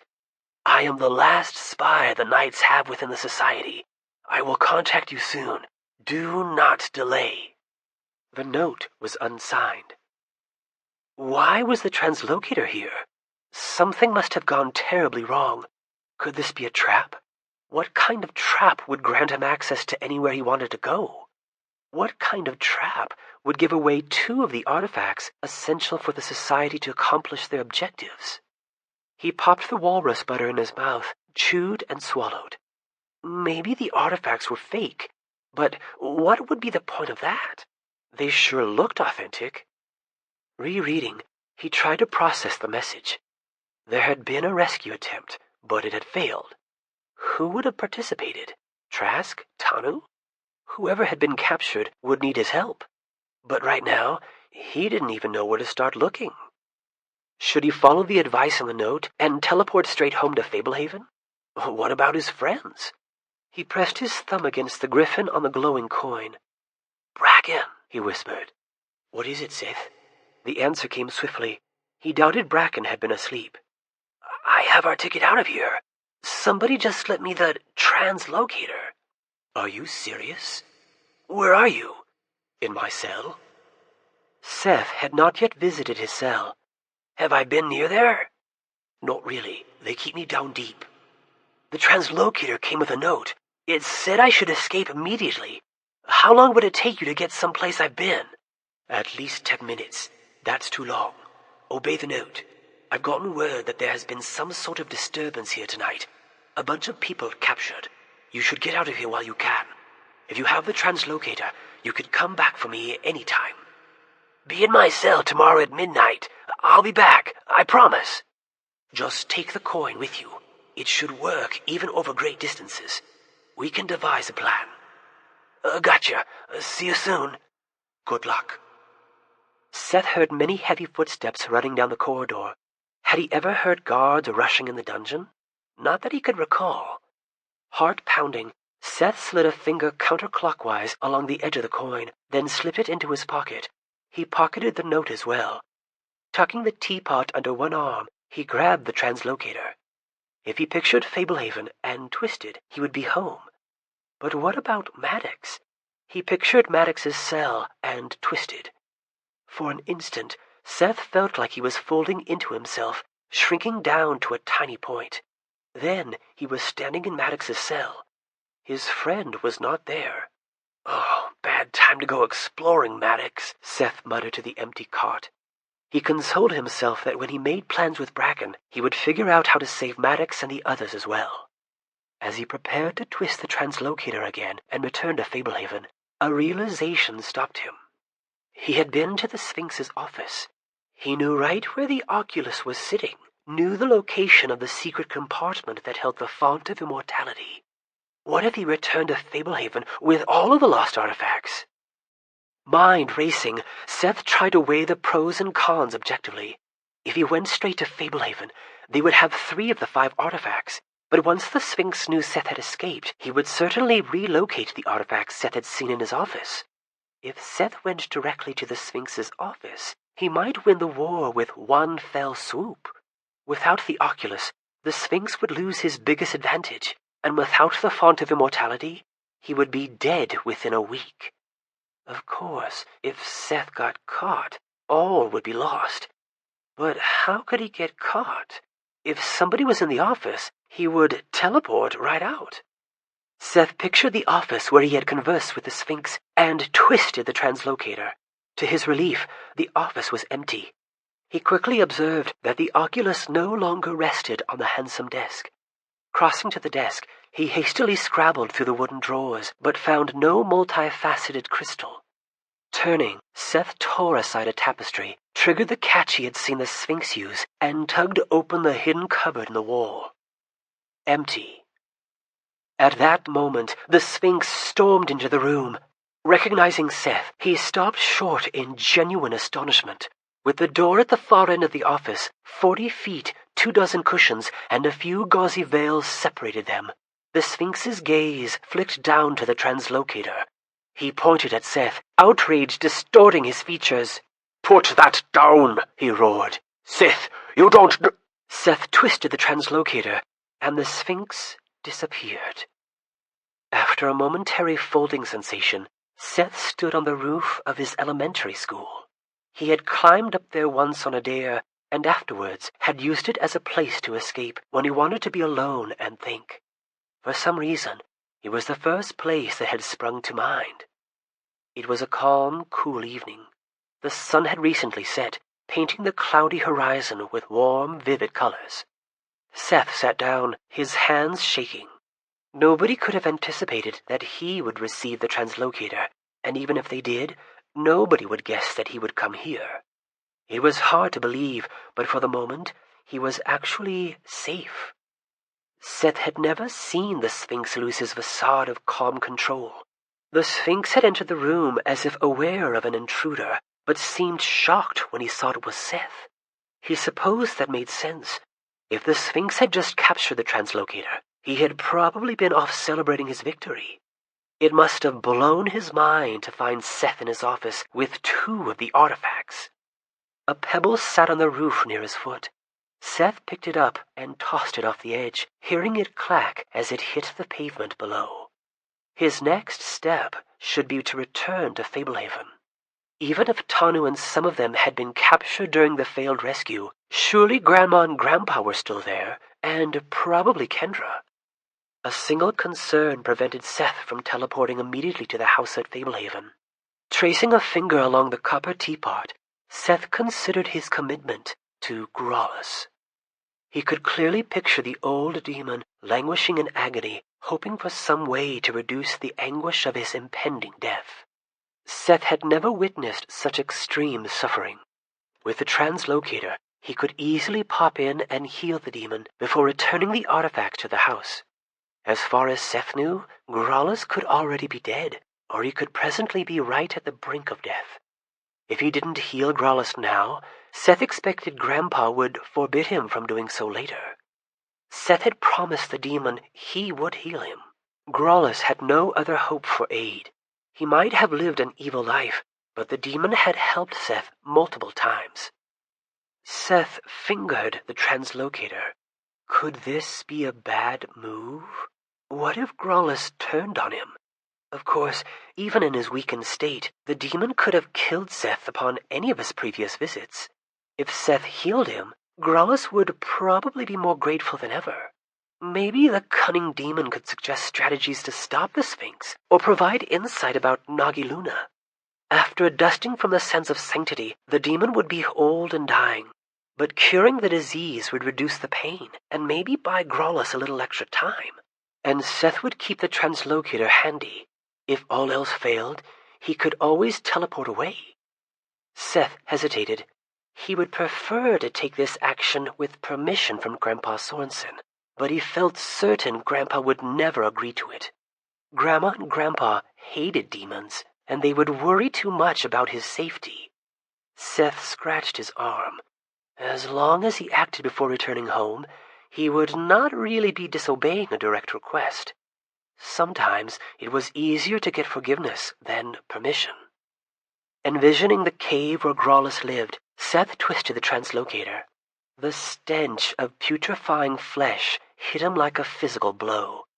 Gagging, Seth covered his nose with one hand.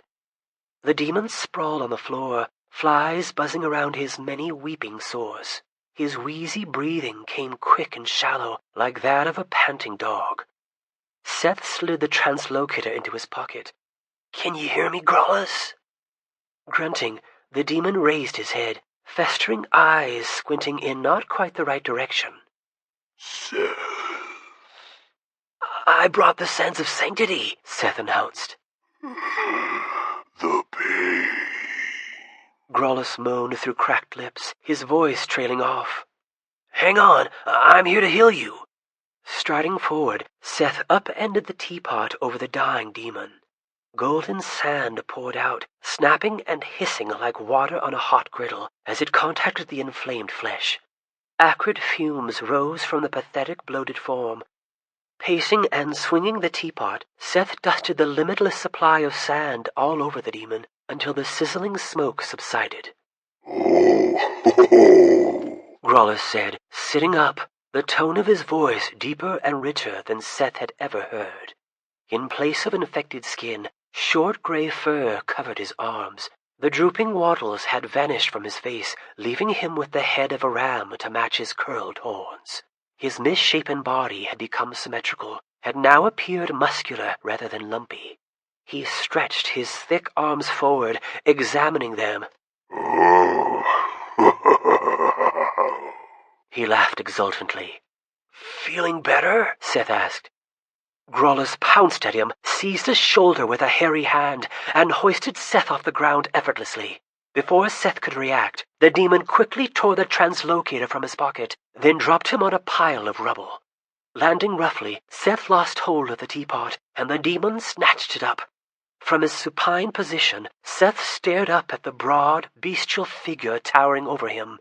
Honestly, Grollis rumbled. this is the best I've ever felt. His rejuvenated voice had more growl to it than before. "What are you doing?" Seth cried. His elbows were bleeding, and his back ached where a wooden knob had jabbed it. Many things now, many things thanks to you. The demon flung sand from the teapot over Seth, and his injuries vanished. After all these years, against all odds, I am now free. She was right. She may not be utterly sane, but she was right. Who was right? Nagi Luna. It took Seth a moment to find words. You know her? She contacted me using the Oculus, Grollis said. She has not yet held it herself, but she can borrow some of its power when her captor uses it, which is often. She harbored hopes of an opportunity like this for a long while, but only felt certain after she met you. What have I done? Seth mouthed. The demon grinned better than an actual ram could. You still don't fully understand. Of course you don't, or this would never have happened. Seth, this disease has plagued me for thousands of years. It is what slowly ruined me. The sickness was my prison much more than this cave. Only the sands of sanctity could have healed me. I am old, yes, but now I am far from dying. And you have the translocator. Ah, you begin to see. This area was designed to hold me in my weakened, diseased state. Now that I am whole, I could probably defeat the barriers that contain me. But thanks to your thoughtful tribute, that will not be necessary. Seth groaned, hiding his face in his hands. Oh, why am I so stupid? Not the common breed of stupidity, The demon corrected. You're too trusting, too independent, too good of a friend, even to one who's by nature your enemy. These attributes were used against you. What happens now? I will acquire the chronometer and return to Living Mirage. I have been there before, you see, centuries ago. And at the end of his long years of scheming, the Sphinx will lose control of his endeavor. Before long, the demons of Zzyxx will be free according to my terms. Seth still felt off balance. Wait, wasn't the Sphinx behind this trick? Certainly not. Use your intellect. All the Sphinx needed to do was use the translocator to collect the chronometer. Why give it to you and risk losing it? Mirov the wizard left the artifacts in your cell under strict orders from Nagi Luna. She communicates with him through the Oculus as well. Since the gambit paid off, I will go to Living Mirage in my full strength, free Nagi Luna, and take leadership of this endeavor. Tonight, you have ushered in an age of demonic rule. Seth hugged himself miserably, gripping handfuls of his shirt. He wished he could stop existing. He had ruined everything. I will leave you with your life, Seth. Why bother? Seth moaned. Because I sponsored your elevation to Shadow Charmer, and because you did me a great service. I owe you a debt of gratitude, and for that, I will spare you, even though I know you will never serve me. Oh, let's be honest, Seth said. I'll try to stop you. Let's be honest. Grolus countered. Resourceful as you are, there is nothing you can do about this. Not a thing. You would be wise to put it out of your mind. Please, Seth said, fighting back tears of desperation. Please, I healed you. Don't punish my family for it. Don't punish Fablehaven. Go free. Do whatever. But if my aid meant anything, don't take the artifacts. My dear boy, Grolus said. You do not comprehend the nature of demons. Your grandfather does, and some who work with him. It almost surprises me that you remain so naive. Did I ever bother to lie about my nature? I do not believe I did. Nagi Luna stretched the truth, perhaps, to make me seem more pitiable, and I acted somewhat more infirm than I felt. But I never misled you on this issue. Let me leave you with a final lesson. I am what you would call evil. Pure, deliberate evil. I am aggressively self-serving. I take great pleasure in destruction. At times, I cause harm to get gain, and at times, I cause harm for the sheer enjoyment of breeding mayhem. So will I take the artifacts, Seth, without a twinge of remorse. I will use them to unlock a season of devastation like the world has never witnessed. And mark my words, I will revel in it. Grinding his teeth, Seth tried to think of something to do. He saw one possible option. Take me with you. No, my boy. Shadow Charmer or not, I fully understand that you could never be my servant, except perhaps as part of a clumsy deception. Our destinies are no longer entwined. Should we meet again, it will be as enemies, all past debts settled. You will not be bored without me, Seth. There will be work enough to do here. What do you mean? Snarling, Grolus dragged his claws across the earthen roof of the cave, dislodging wormy clods of dirt. I intend to pay my respects to this despicable zoo by overthrowing the foundational treaty and leaving a suitable amount of havoc behind. Like Bahamut, I never officially consented to my incarceration here. The treaty has no direct claim on me. Grawlus sniffed the air, eyes narrowed to slits. He spoke in a lower tone, as if to himself. I would free Bahamut, but the fairies buried him deep and sealed him well. There will be time to unleash him later. Kurasok is gone. Olok more stomach than mind. I will take none of my brothers with me, but like any respectable demon coming out of retirement, I shall leave a great deal of chaos in my wake. Grawlus held up the translocator. The device looked tiny in his huge hands. Crouching, Seth snatched up a stone and flung it at the device. Grawlus blocked the rock with his forearm. Baring his fangs and leaning forward, the demon struck Seth with a furious backhand. The blow sent him flying into the cave wall.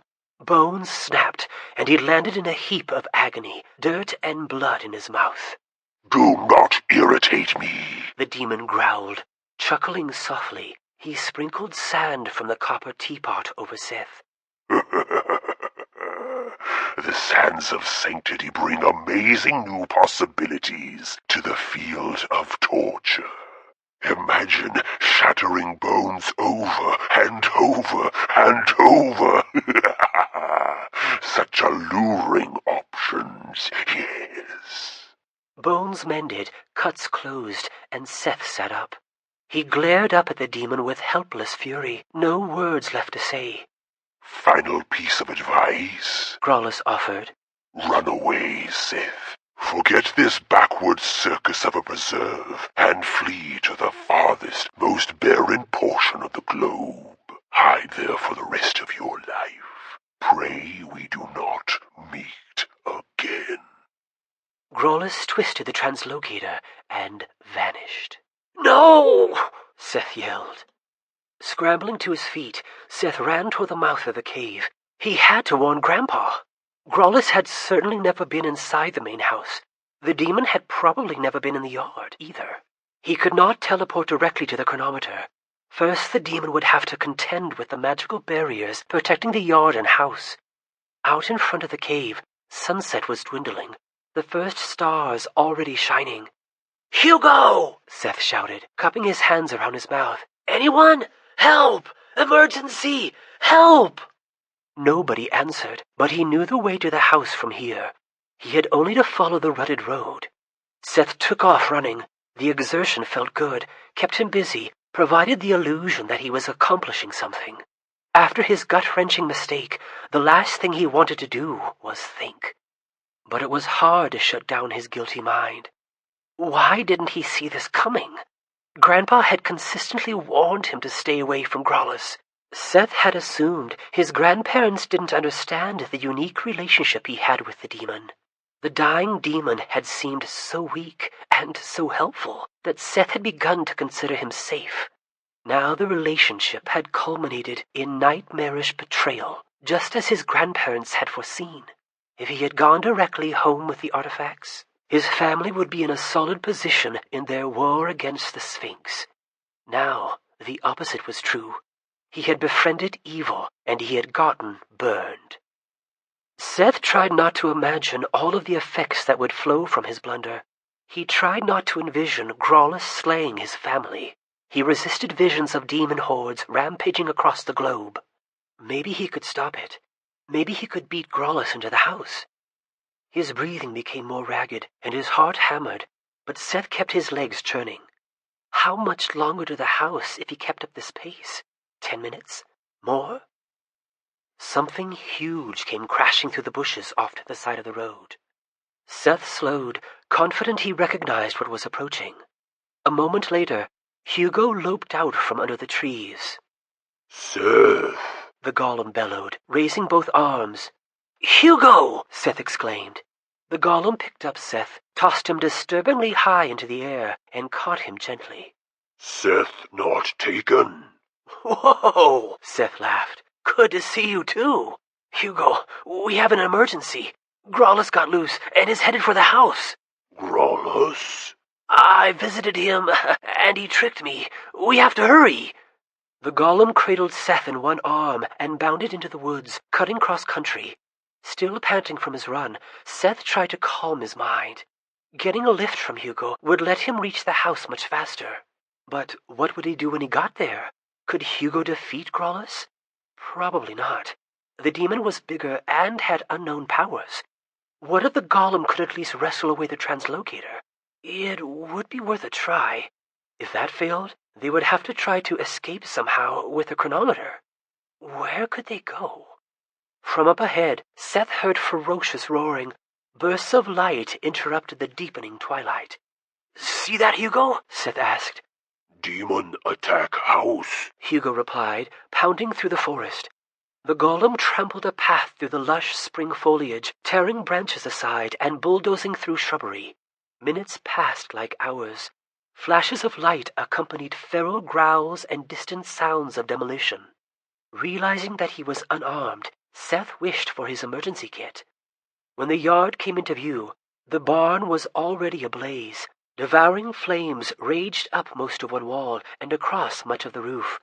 Mooing like a foghorn, eyes rolling in terror, the immense form of Viola the cow stamped across the yard, giant hooves leaving deep impressions in the lawn. By the nightmarish light of the burning barn, Seth could see that half the house had collapsed, smashed in as if by some natural disaster. He did not see Growlus, but could hear glass breaking and wood splintering within the house. "To the house!" Seth shouted. Hugo took off across the yard with leaping strides. A great crash sounded within the house. The golem vaulted onto what remained of the back porch and entered the ruined house, striding over the remnants of missing walls. Coulter, Hugo said in a concerned rumble. The golem waded through rubble-strewn rooms to the entry hall, where they found Coulter pinned beneath a beam. Dust covered the mostly bare scalp. His little tuft of gray hair was matted with blood. He was mumbling, semi-conscious. "Get the beam off of him!" Seth cried. The golem gripped the heavy beam, shifting rubble as he raised it. Grabbing Coulter beneath his arms, Seth slid him out from underneath. Coulter jerked his head towards Seth. "Run!" Coulter urged weakly. demon gone, Hugo said. Coulter clutched at Seth. Seth, he got it. Growlus got the chronometer. He also had the translocator. He destroyed the foundational treaty. He used a spell to summon the safe that contained it. It hurried to him like a trained dog. He destroyed the documentation and undid the magic. I couldn't stop him. He smashed through the defenses in no time.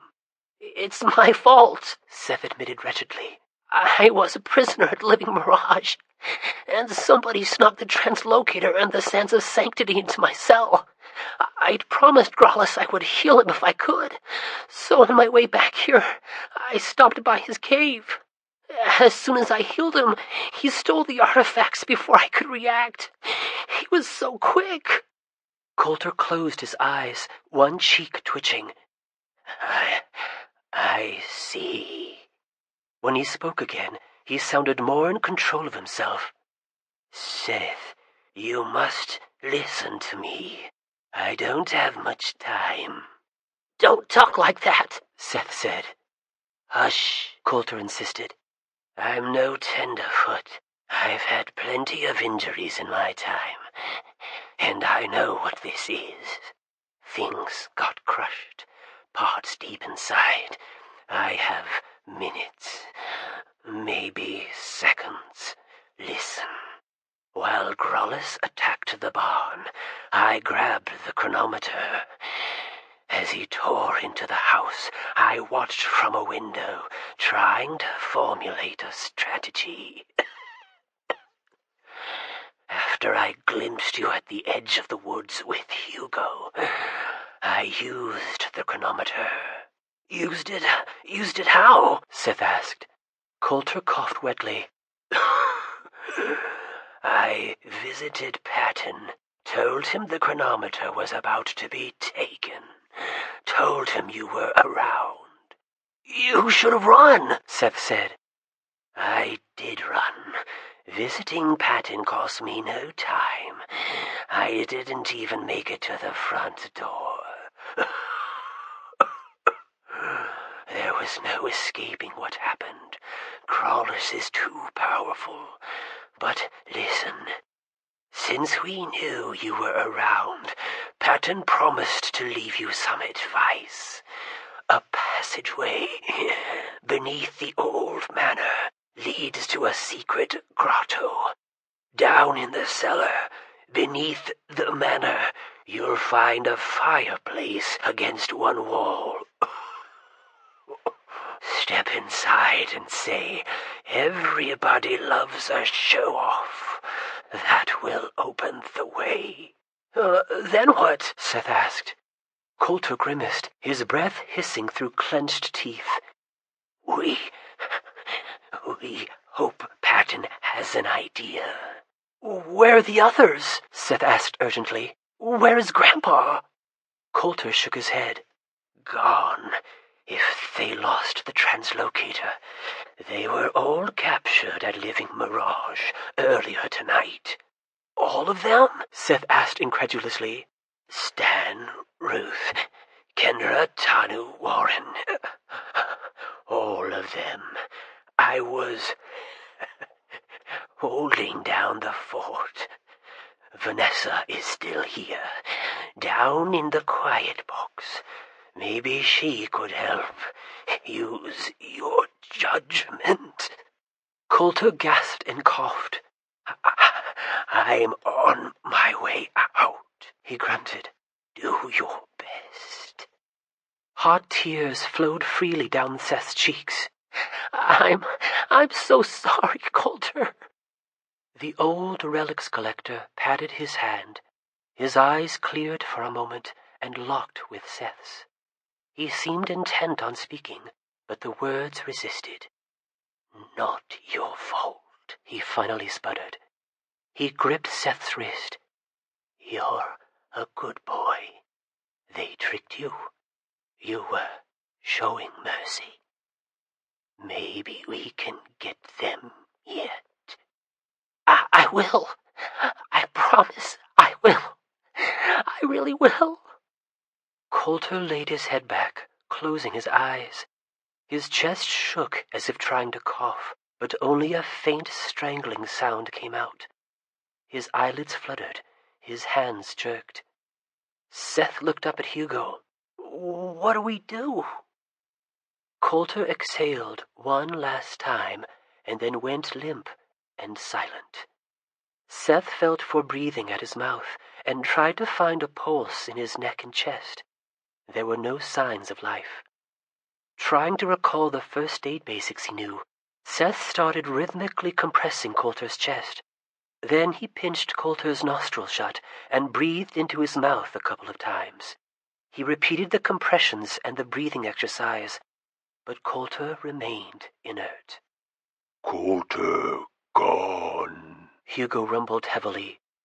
Seth backed away from the corpse of his friend. Despite the words of comfort from Coulter, he could not avoid the conviction that he had caused this. Sure, the demons had designed and carried out the plot, but Seth had been the idiot they could design it around.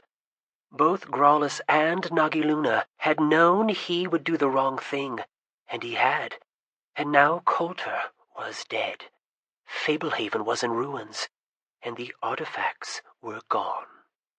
The weight of his regret threatened to crush him. Thanks to his lack of judgment, the Society of the Evening Star now had all the keys to the demon prison. Chapter 14. An Unexpected Ally. There seemed to be some confusion regarding where to put Kendra. She spent a lot of time waiting in smoky guard rooms as men and goblins haggled. When her escorts had finally resolved on a cell, just as she was being ushered inside, a stumpy goblin with squinty eyes and a face like a catcher's mitt showed up waving a written order. A tall, armored man and a pot-bellied goblin with a severe underbite studied the parchment. Came straight from the top, the squinty goblin rasped importantly. I can see that, pug face, snarled the goblin with the underbite. Why that cell? We haven't had a chance to properly examine it yet. What with all the commotion? You telling me no? The squinty goblin challenged. I'm saying it don't add up, the other goblin groused. Not our place to do the math, advised the armored man. Boss always has his reasons. There's some sense, applauded the squinty goblin. This way, the armored man said to Kendra. They escorted her deeper into the bowels of the dungeon, finally opening a thick wooden door. The pot-bellied goblin motioned for her to enter. You're sure? Kendra asked. Don't get smart, the goblin spat. The door banged shut behind her, and the guards tromped away. When she had first been led away from the Sphinx, her captors had made her take off her shirt of adamant mail. She felt much more vulnerable without it. Feeble torchlight seeped in through a peephole, but Kendra didn't need it. To her eyes, even the deepest shadows of the room were dim, not dark. The only furniture in the dank space was a flimsy cot. Water dripped steadily in one corner. A hole in the floor appeared to serve as a latrine. What most caught Kendra's eye were the messages scratched on the wall. She roamed the cell, reading the crudely inscribed phrases. They said, Seth rules. Welcome to Seth's house. Seth rocks. Seth was here, now it's your turn. Seth Sorensen forever. Enjoy the food. If you're reading this, you can read. All roads lead to Seth. Is it still dripping? Seth haunts these halls. You're in a Turkish prison. Seth is the man. Use the meal mats as toilet paper, and so forth. Cold, hopeless, and alone, Kendra found herself giggling at the messages her brother had scrawled. He must have been so bored. Kendra sat on the cot. Where had her brother gone? One of the guards had mentioned that the cell needed to be inspected. Did that mean Seth had escaped? It fit the discussion she had overheard, but seemed too much to hope. Escape to where? After all, they were on a hostile preserve in eastern Turkey. Should she search for a way out? Could Seth have dug a tunnel? He had been captured less than a week ago. Unlikely or not, it seemed faithless not to look. She probed the walls and floors, tapping, pulling, trying to dig her fingers into cracks. She scooted the cot aside in case it helped mask some kind of false panel. Her attempt at optimism began to wane. If Seth had excavated an escape tunnel, could he possibly have hidden it so well? The Sphinx had suggested she might cross paths with her brother. What had he meant? Remembering the bickering guards, she assumed that the Sphinx had taken an active role in selecting her cell. Was the point for her to see the messages on the walls? That was sort of like crossing paths. Would he have deliberately assigned her to a cell with an escape tunnel? Not likely. She began to really worry about Seth. If he hadn't escaped, what had they done with him? Could the cell be faulty in a dangerous way? Would she cross paths with her brother by dying from the same type of accident? She studied the stone roof, half expecting it to cave in at any moment. Search as she might, the dismal room offered no clues. She detected no means of escape and perceived no particular threats. Maybe Seth had had the right idea. Maybe her time would be best spent scratching messages on the walls for the benefit of the next occupant. From the back of the cell came a deep grating of stone on stone. Kendra watched in startled awe as a portion of the wall slid aside. Had she inadvertently stepped on a hidden trigger? An unapproachably attractive young man with a white light in his hand ducked through the gap left by the sliding wall. He froze when he saw Kendra, wincing and tilting his head away. He raised a hand to shield his eyes. "Who are you?" Kendra challenged. "One of the neighbors," the stranger said. "I thought my sources must be mistaken when I heard they had already filled the vacancy here." "You know who was here before?" "I do." "Can you turn it down a little?" "Excuse me?" Hit the dim or something. You're shining like a lighthouse. Blinking tears away, he made brief eye contact with her. Most people can't see my light, Kendra said, including me. Right, give me a second. My eyes will adjust. Blinking frequently, he turned his head toward her more and gradually widened his eyes. Okay, I think I can handle it. His wincing expression diminished, replaced by something more like wonder. Wow, you'll never be dim. They stared at each other for a moment. His threadbare clothes hugged an athletic build. He had thick, longish hair, expressive silver-blue eyes, and flawless skin. His boyishly charming features would look much more at home on a magazine cover than in a prison. I'm Bracken, he said. Does the Sphinx send you to all the new girls? He was way too good-looking to be anything but a spy. He held up his hands as if to calm her. You're wise to be cautious. Believe me, I've learned caution. Tell the Sphinx to let me rot in peace.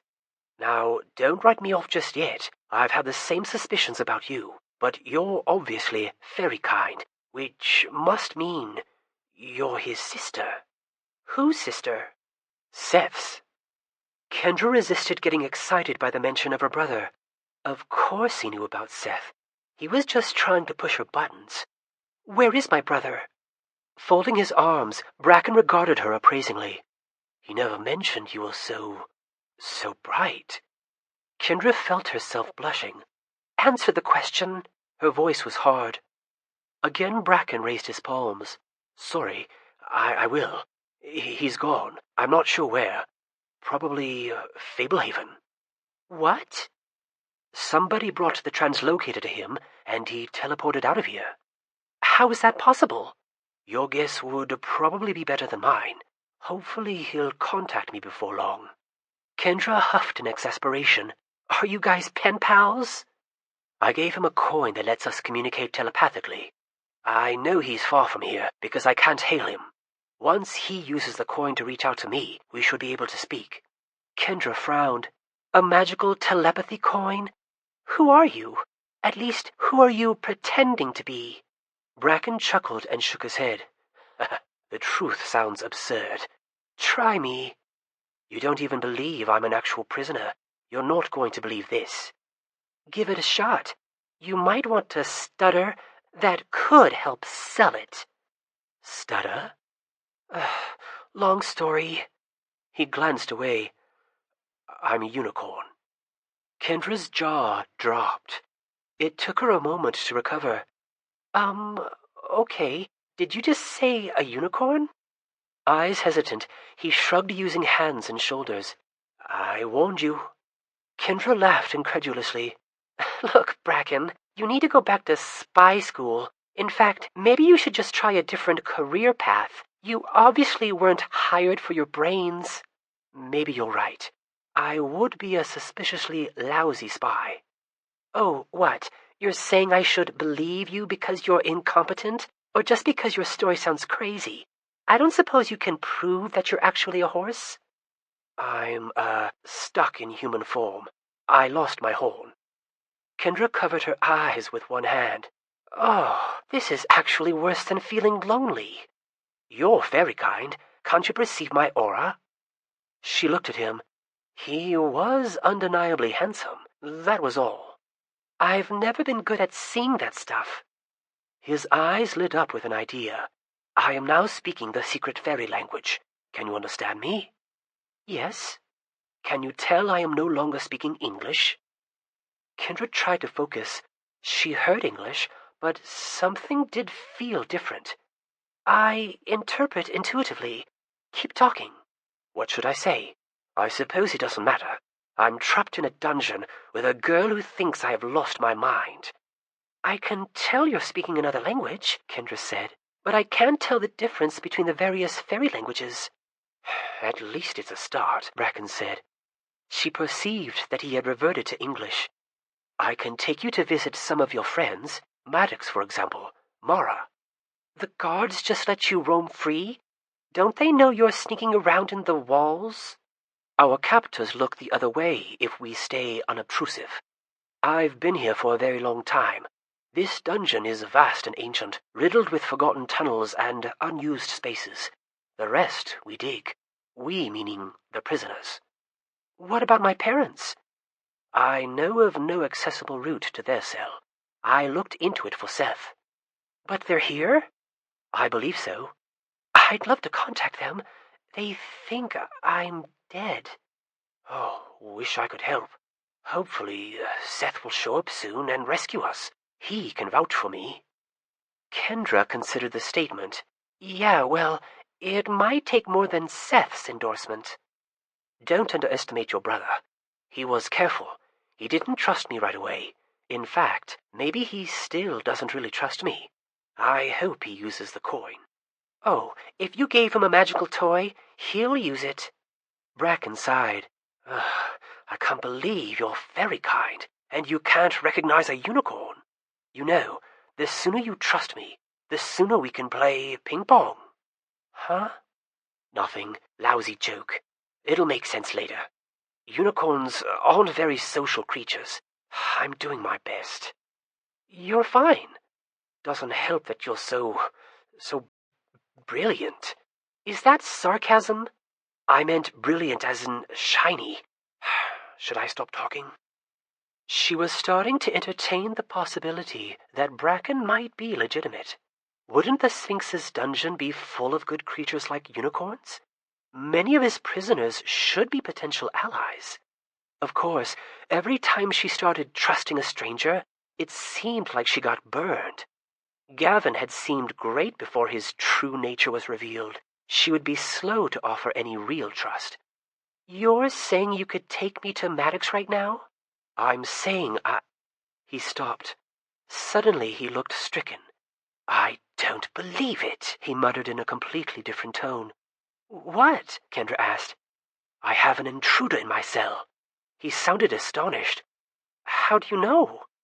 Bracken turned to face the gap in the rear wall. I created a magical detection system that would signal me if anybody entered while I was away. It has never alerted me before. Nobody ever visits my cell. What does it mean? Kendra wondered. I have no idea. This has been the most eventful night this dungeon has seen in decades. I have to investigate. My cell is some distance away. Care to join me? If he was an enemy, she supposed he could harm her as easily here in her cell as out in some secret passageway. Sure. He smiled. All right then, follow me. His expression seemed so playful, Kendra found herself wanting to please him. They slipped through the gap, and Bracken closed the sliding wall. Using the light from his stone to guide them, he led Kendra on an elaborate path, through hidden hatchways, down stairwells and ladders, along tight crawl spaces. They headed mostly downward, until at last they reached an area that looked like a natural cave, with no clear path and glistening rock formations that appeared half-melted.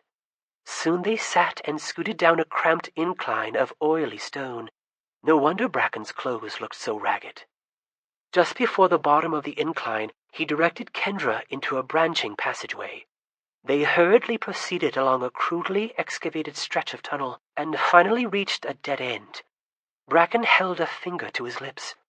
Leaning his mouth to Kendra's ear, he whispered, "My visitor awaits us inside." He produced a short, sharp knife. "Stand back." Kendra stepped away. Bracken waved a hand and sang a few unintelligible words, and a portal opened. Glowing stone in one hand, knife in the other, Bracken entered. "Who are you?" Bracken demanded. I'm a friend," came the answer. Kendra knew that voice. "I hope so," Bracken replied. "You have a much larger knife." Kendra peered through the opening into Bracken's cell. The room was more cave-like than her cell, but equally bare. The intruder was Warren, warily clutching the fancy sword he had claimed back at Los Mesa. She caught his eye. "Kendra!" he exclaimed. "You know each other?" Bracken asked. "This is my friend Warren," Kendra said. "Or I guess he could be a sting bulb." "How did you get in here?" Bracken challenged. "I understand you can protect those around you from outside scrutiny," Warren said. "Sort of a psychic shield." "Yes," Bracken said. How would you know that? Are you doing it now? I always do it. Nagi Luna is constantly trying to spy. The only scrying tool I can't thwart is the oculus. I see that you have a charm that protects you from scrutiny. Warren fingered the feathery, beaded amulet around his neck. Yeah, a recent gift. We need to talk. Putting his knife away, Bracken approached Warren. First, I need to confirm you are not an impostor. How? Remove the amulet and give me your hands. Warren glanced at Kendra. Do you, trust this guy? She shrugged. A little, I guess. I won't do anything hurtful, Bracken promised. He says he's a unicorn, Kendra inserted. So I've heard, Warren said. He removed the amulet and took Bracken's hands. They stared at one another. Just relax, Bracken said. Think about what you hope to accomplish by visiting me. Soon he released Warren's hands. He's not a stingbulb, nor is he an enemy. Good to meet you. I'm Bracken. Warren, how did you get down here? Kendra asked. I wish I could say through my own brilliant innovation, Warren said. I had help. From who? Bracken wondered. The Sphinx. What? Kendra exclaimed. I know how it sounds, Warren said. Hear me out. It will make sense. We're listening, Bracken said skeptically. Tonight changed everything for the Sphinx, Warren explained. He has lost control of the society. Bracken scowled doubtfully. How? Grolus is here. The demon who helped Seth back at Fablehaven? Kendra asked. Isn't he dying? Not anymore, Warren said. Apparently, a demon called Nagi Luna here at Living Mirage had an agent slip Seth the Translocator and the Sands of Sanctity. Seth escaped the dungeon and went to heal Grolus. Once healed, the demon stole the artifacts, acquired the chronometer, and came here. Seth healed Grolus? Kendra cried. He must have thought he was being kind, Warren inferred. So now the Society has all 5 artifacts, Kendra said. And something the Sphinx never counted on, Warren said. A powerful demon vying for control, Bracken surmised. The Sphinx always maintained he would open Zzyxx only on his terms. But his plans have fallen apart, Warren said. Grolus has already won over most of the Society, including Mr. Lich. Many have long felt the Sphinx was too lenient and conservative. If the Sphinx doesn't play along, he'll end up a prisoner in his own dungeon. Blixes are mortal beings, and Mr. Lich has been with the Sphinx almost since the beginning, sipping from the same font of immortality.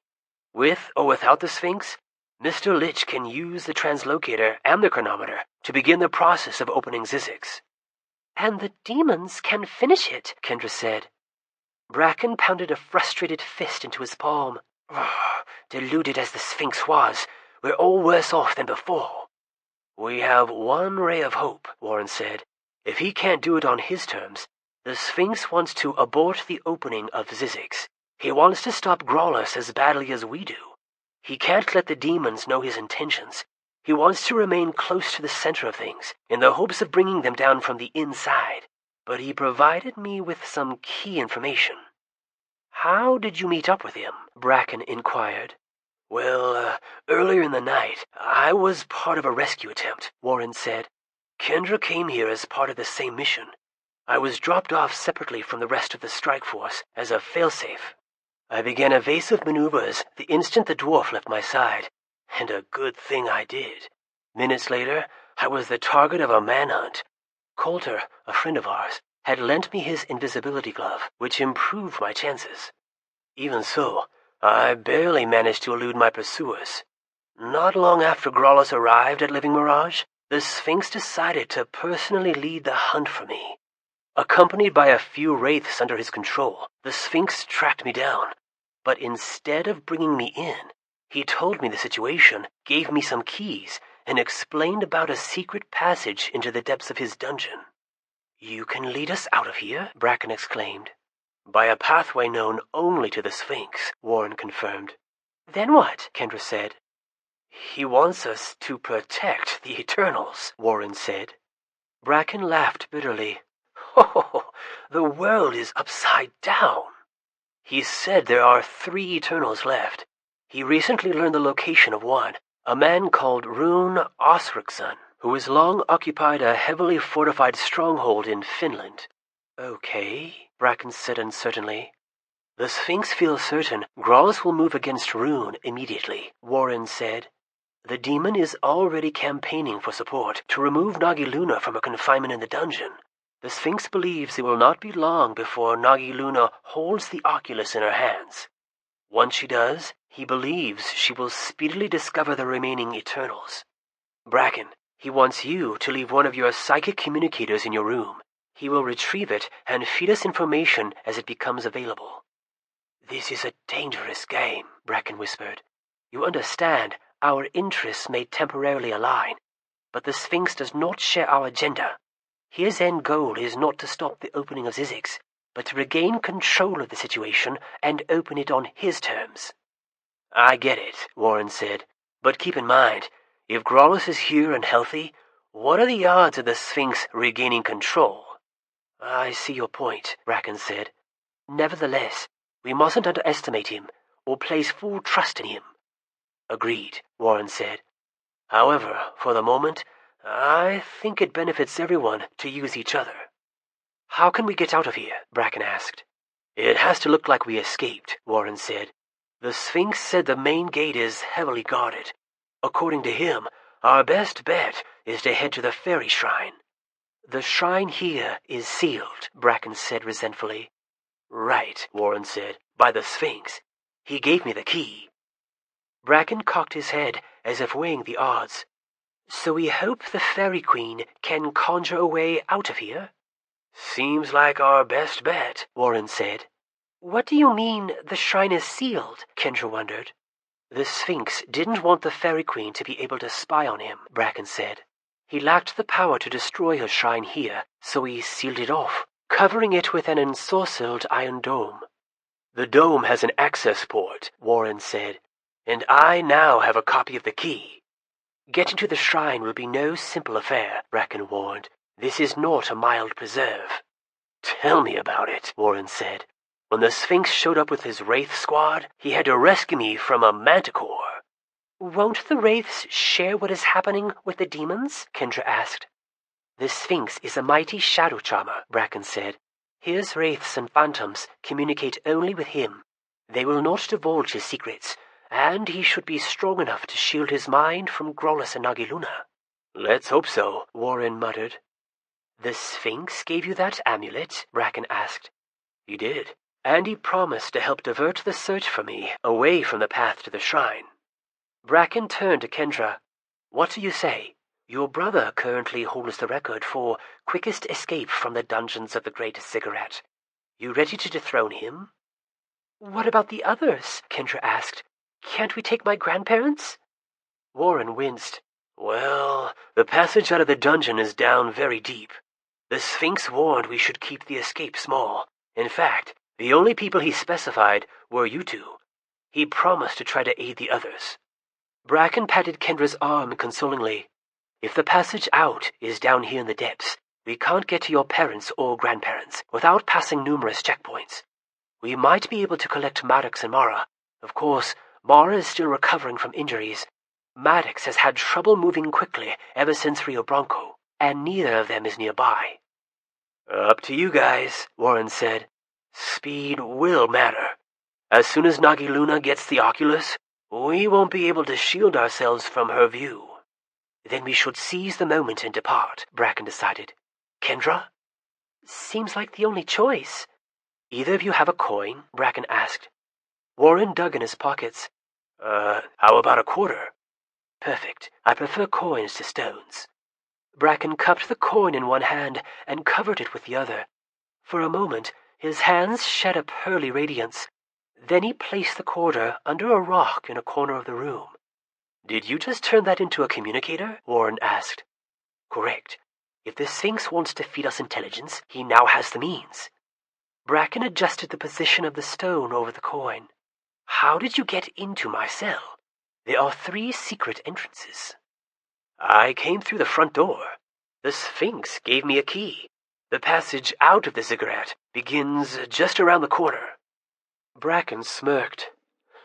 Right under my nose, all these years. How could I have missed it?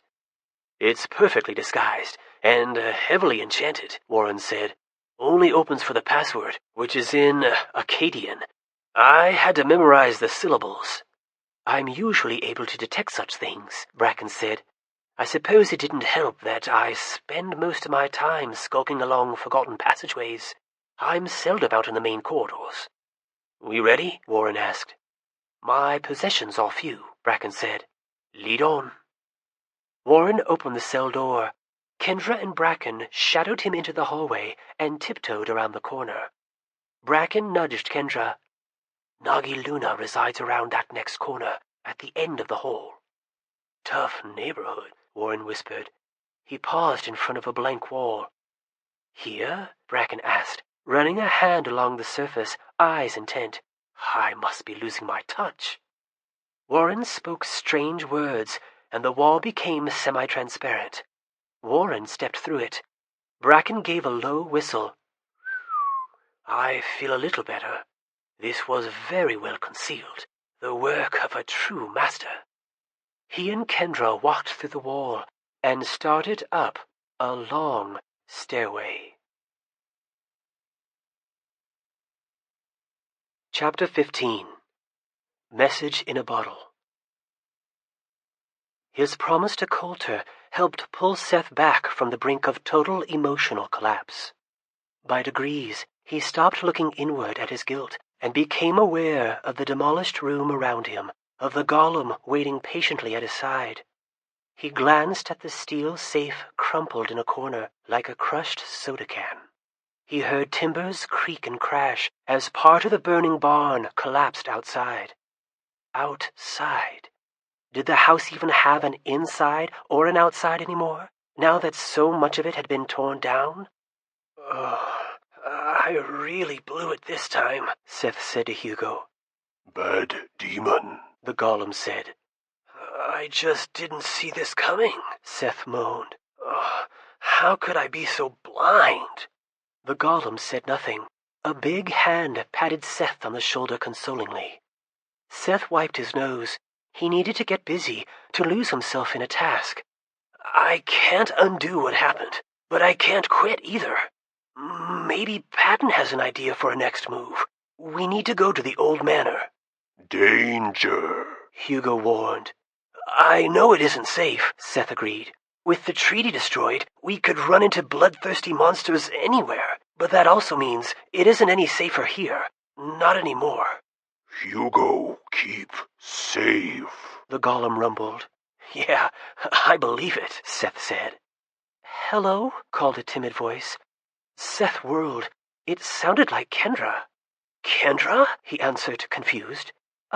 Sort of," came the reply. After a moment, his sister limped into the room, favoring her right leg. "You're the Stingbulb," Seth said.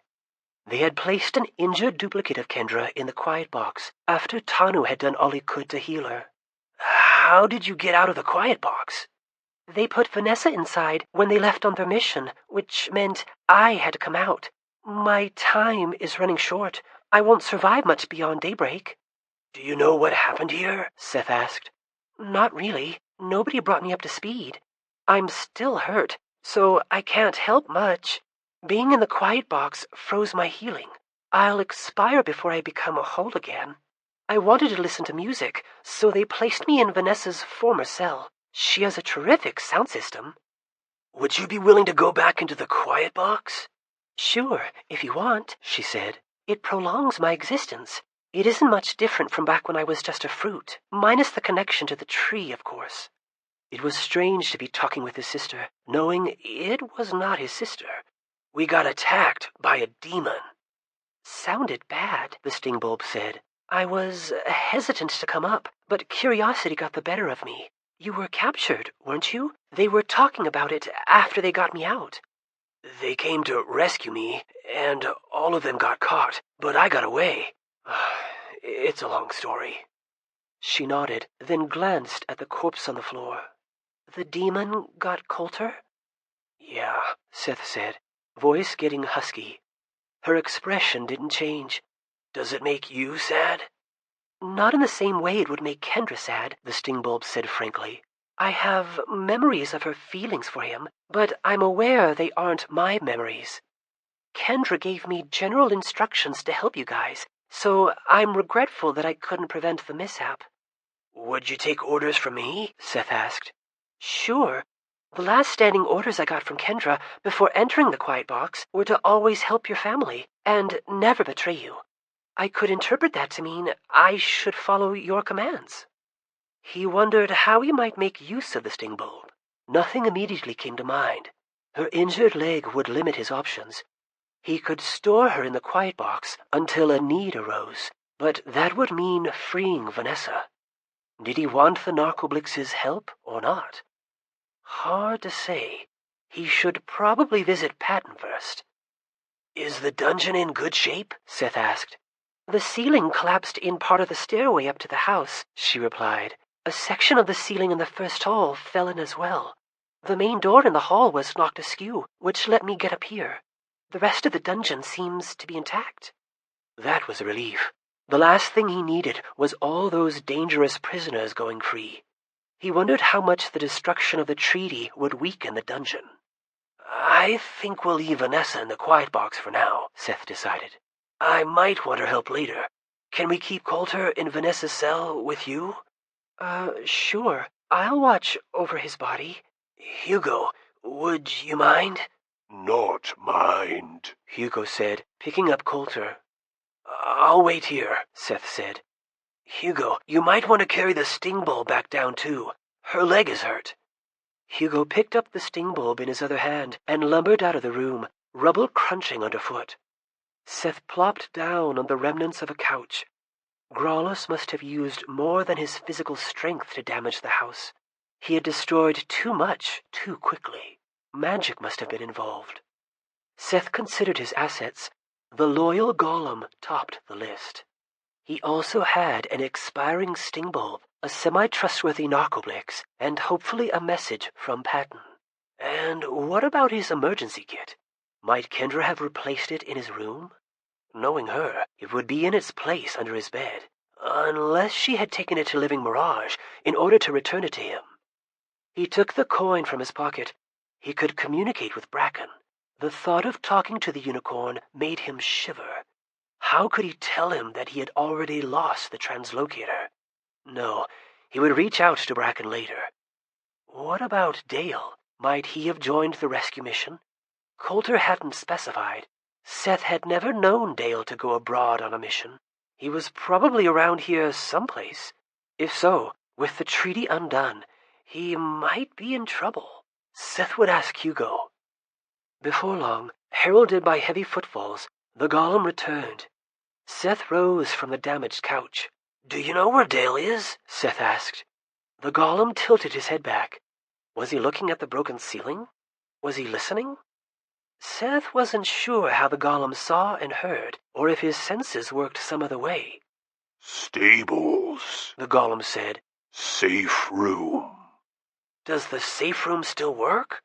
Yes. Seth regarded the golem. How could he know Dale was at the stables? Do you see him, Hugo?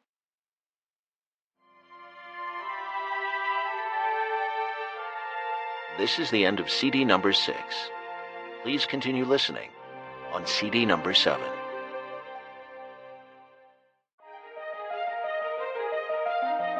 Fablehaven, Keys to the Demon Prison. CD number 7.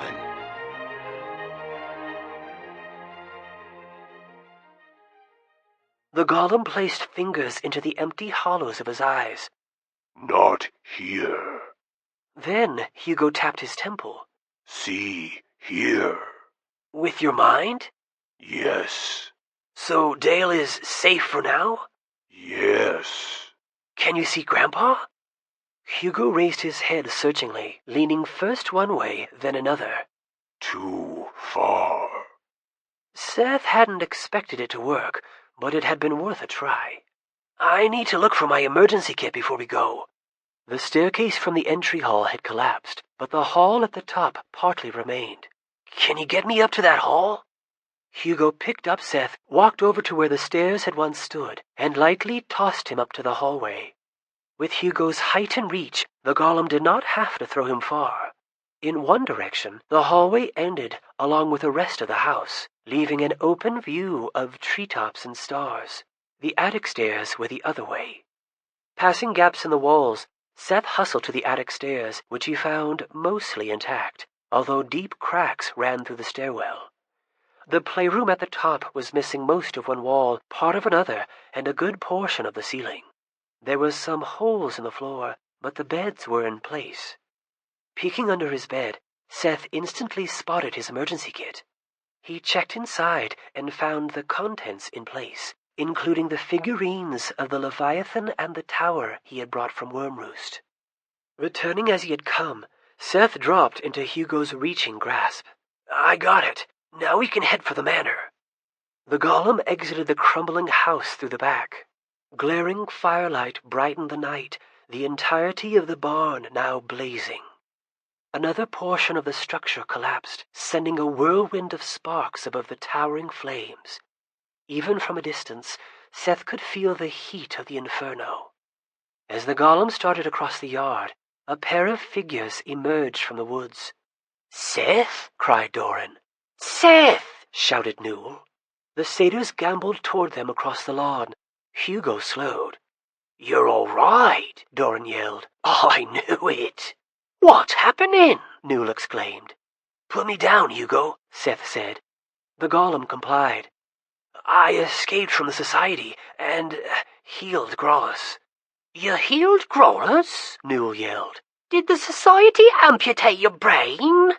"I thought it would ease his suffering as he died," Seth said. "Instead, he stole the artifacts I had and went on a rampage. Coulter is dead. Grolus left not long ago. The society now has all the artifacts to open Zzyxx."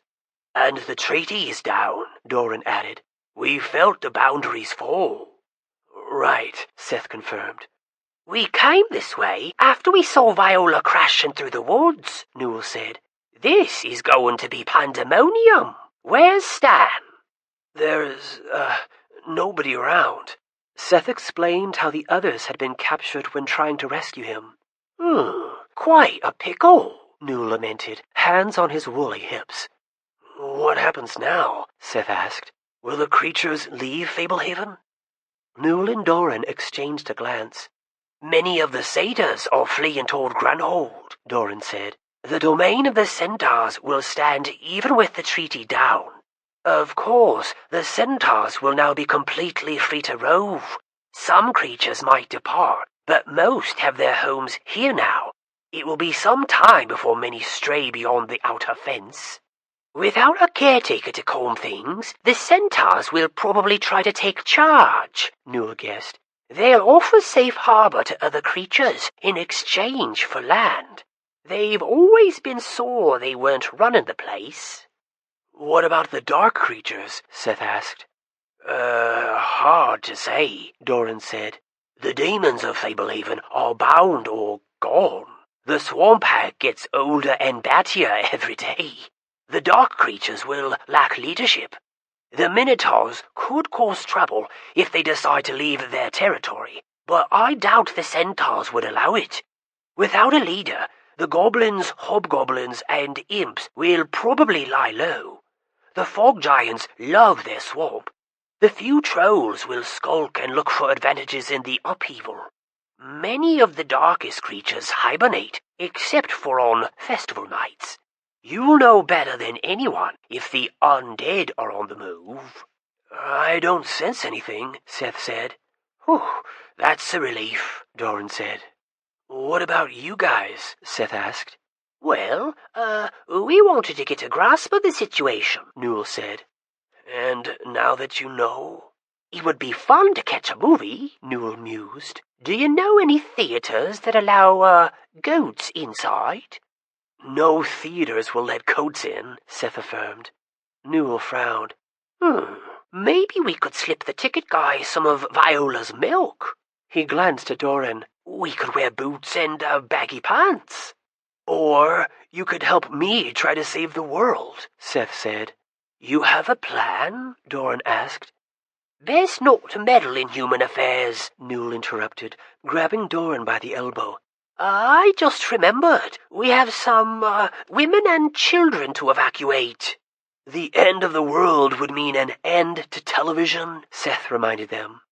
Newell froze. It took him a few seconds to recover. We'd, have reruns. Not if people stopped running the TV stations, Seth said solemnly. Your portable TV would be useless, even with the digital converter. On the other hand, if you helped me, there would be nothing to stop me from getting you guys a gas generator. A generator? Newell said. I'm listening. You'd need a reliable, long-lasting power source for your new flat-screen television and DVD player. Newell licked his lips apprehensively. What's the plan? It's a work in progress, Seth explained. First, I need to get to the old manor. Patton left a message for me there. Newell brightened. So, we get you to the manor, and you provide the gadgets? I would need you guys to help me until this crisis is over, Seth said. I'm not gonna lie, it will be really dangerous. We can handle danger, Doran said stalwartly. Not so fast, Newell blurted. We reserve the right to abandon you to your fate at any moment. In which case the deal would be off, Seth clarified. The last major portion of the barn collapsed, a fiery wave breaking on a blazing shore. Newell folded his arms. A gas generator needs a supply of gasoline. 200 gallons, Seth promised. Newell was unreadable. His eyes shifted to Doran, who nodded. Newell sniffed. He swallowed. Then he spat in his palm and extended a hand. Seth shook it. Newell grinned. You just acquired a crack commando backup unit. Who might abandon me at any time, Seth said, wiping his palm on his pants. In which case, you won't have to spend your life savings on entertainment equipment, Doran added. Newell rubbed his hands together.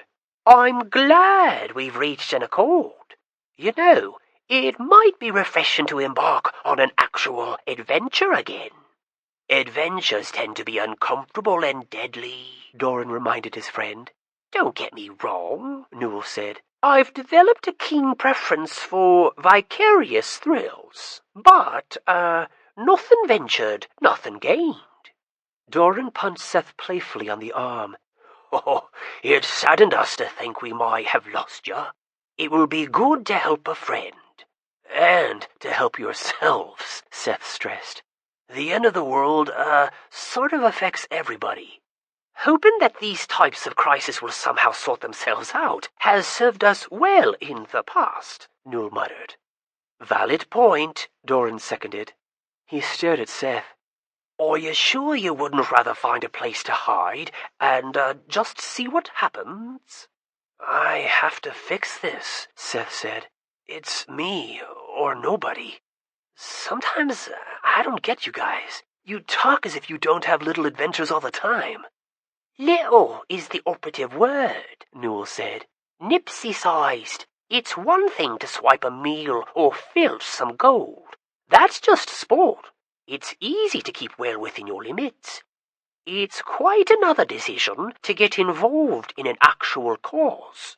Causes have a way of tainting your reason until a person takes much bigger risks than sanity would otherwise allow. Which is why you reserved the right to bail, Seth said. Exactly, Newell said. Seth did save you from the influence of Ephira and Kurosok, Doran reminded him.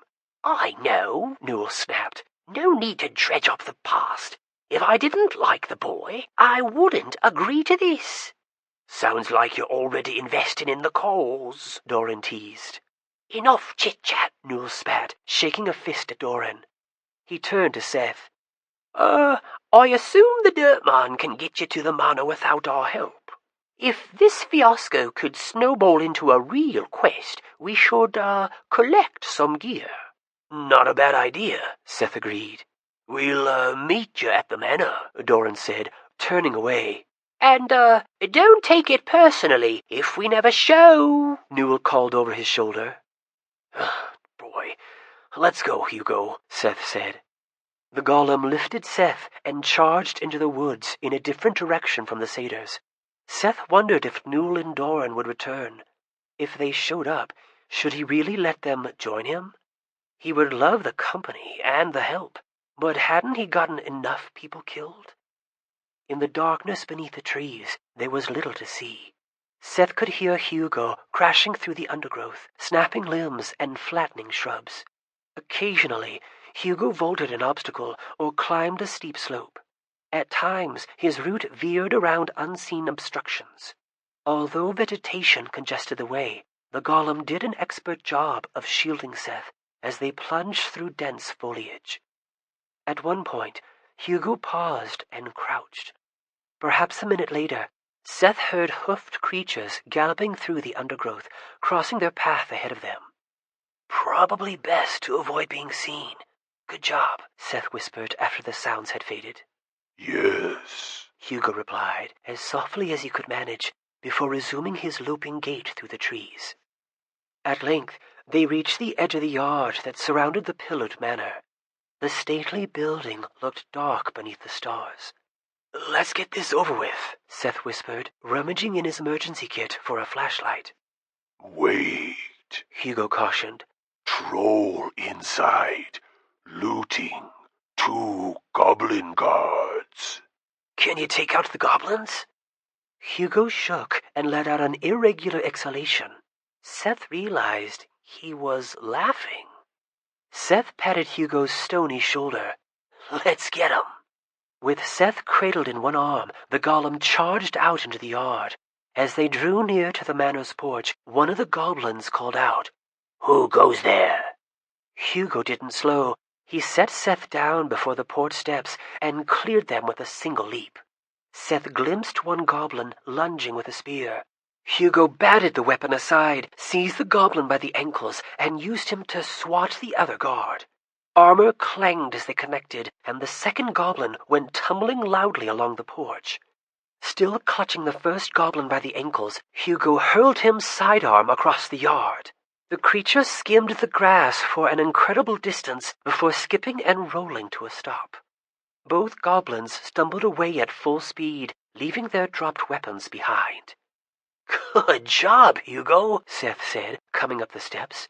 With that same irregular exhalation, Hugo pantomimed how the goblin had bounced and spun across the yard. Seth found himself laughing as well. "What's going on?" hissed a voice from inside the manor. "Intruder!" Seth called in a commanding voice. "Cease your activities and come out this instant!"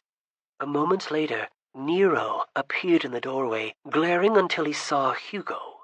His eyes then fell on Seth. "Good evening to you," the troll said in his deep, silky voice. Seth switched on his flashlight. The troll had a reptilian look about him, his glossy black scales highlighted by yellow markings.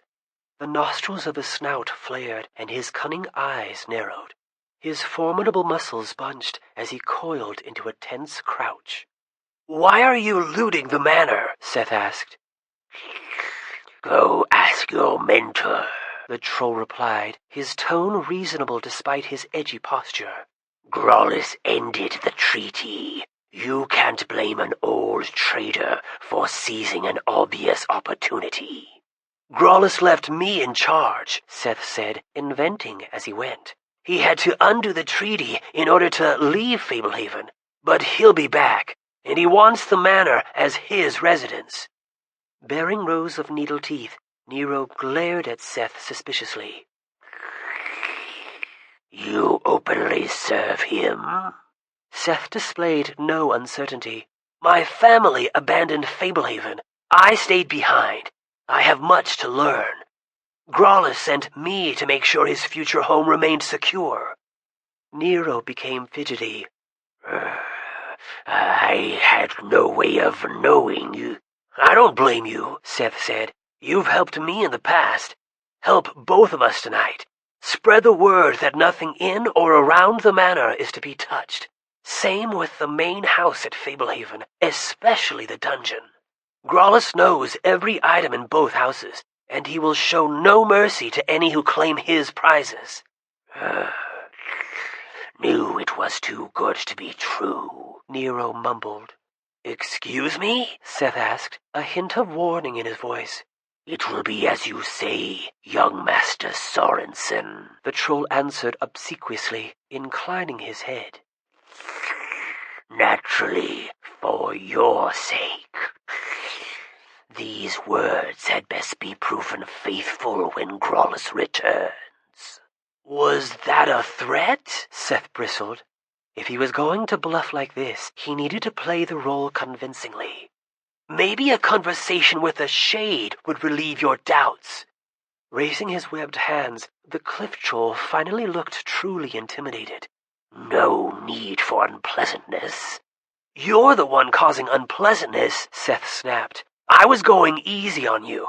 I guess you vermin only speak one language. Hugo, let's see if trolls can fly as far as goblins. The golem grasped Nero by his torso, turned, and flung him out into the yard like a football. Seth used the flashlight to follow the trajectory of the troll as he soared in a long arc. The cliff troll righted himself in the air, spreading his arms and legs like a flying squirrel. Extendable fins fanned out to help him glide. When he landed over 50 yards away, Nero rolled adroitly and ended up on his feet. "Don't let me see you again," Seth barked, turning his back on the troll and entering the house. Not far from the door lay a bulging sack crammed with candlesticks, silverware, and other household treasures. Behind Seth, Hugo squeezed through the doorway. "Is he leaving?" Seth whispered after a moment. Yes, Hugo confirmed quietly. Seth sagged. Good. I'm glad he landed all right. I didn't want to be mean. I wanted to protect our property and keep dark creatures away from us. Thanks for backing me up. Hugo, help. You sure did. Seth shouldered the heavy sack and lugged it to the pantry, where it would be slightly more hidden. Regardless of the message he had shared with Nero, there would probably be more looters. No need to make their job easier. Let's find the stairs to the cellar. Hugo leaned his head back searchingly.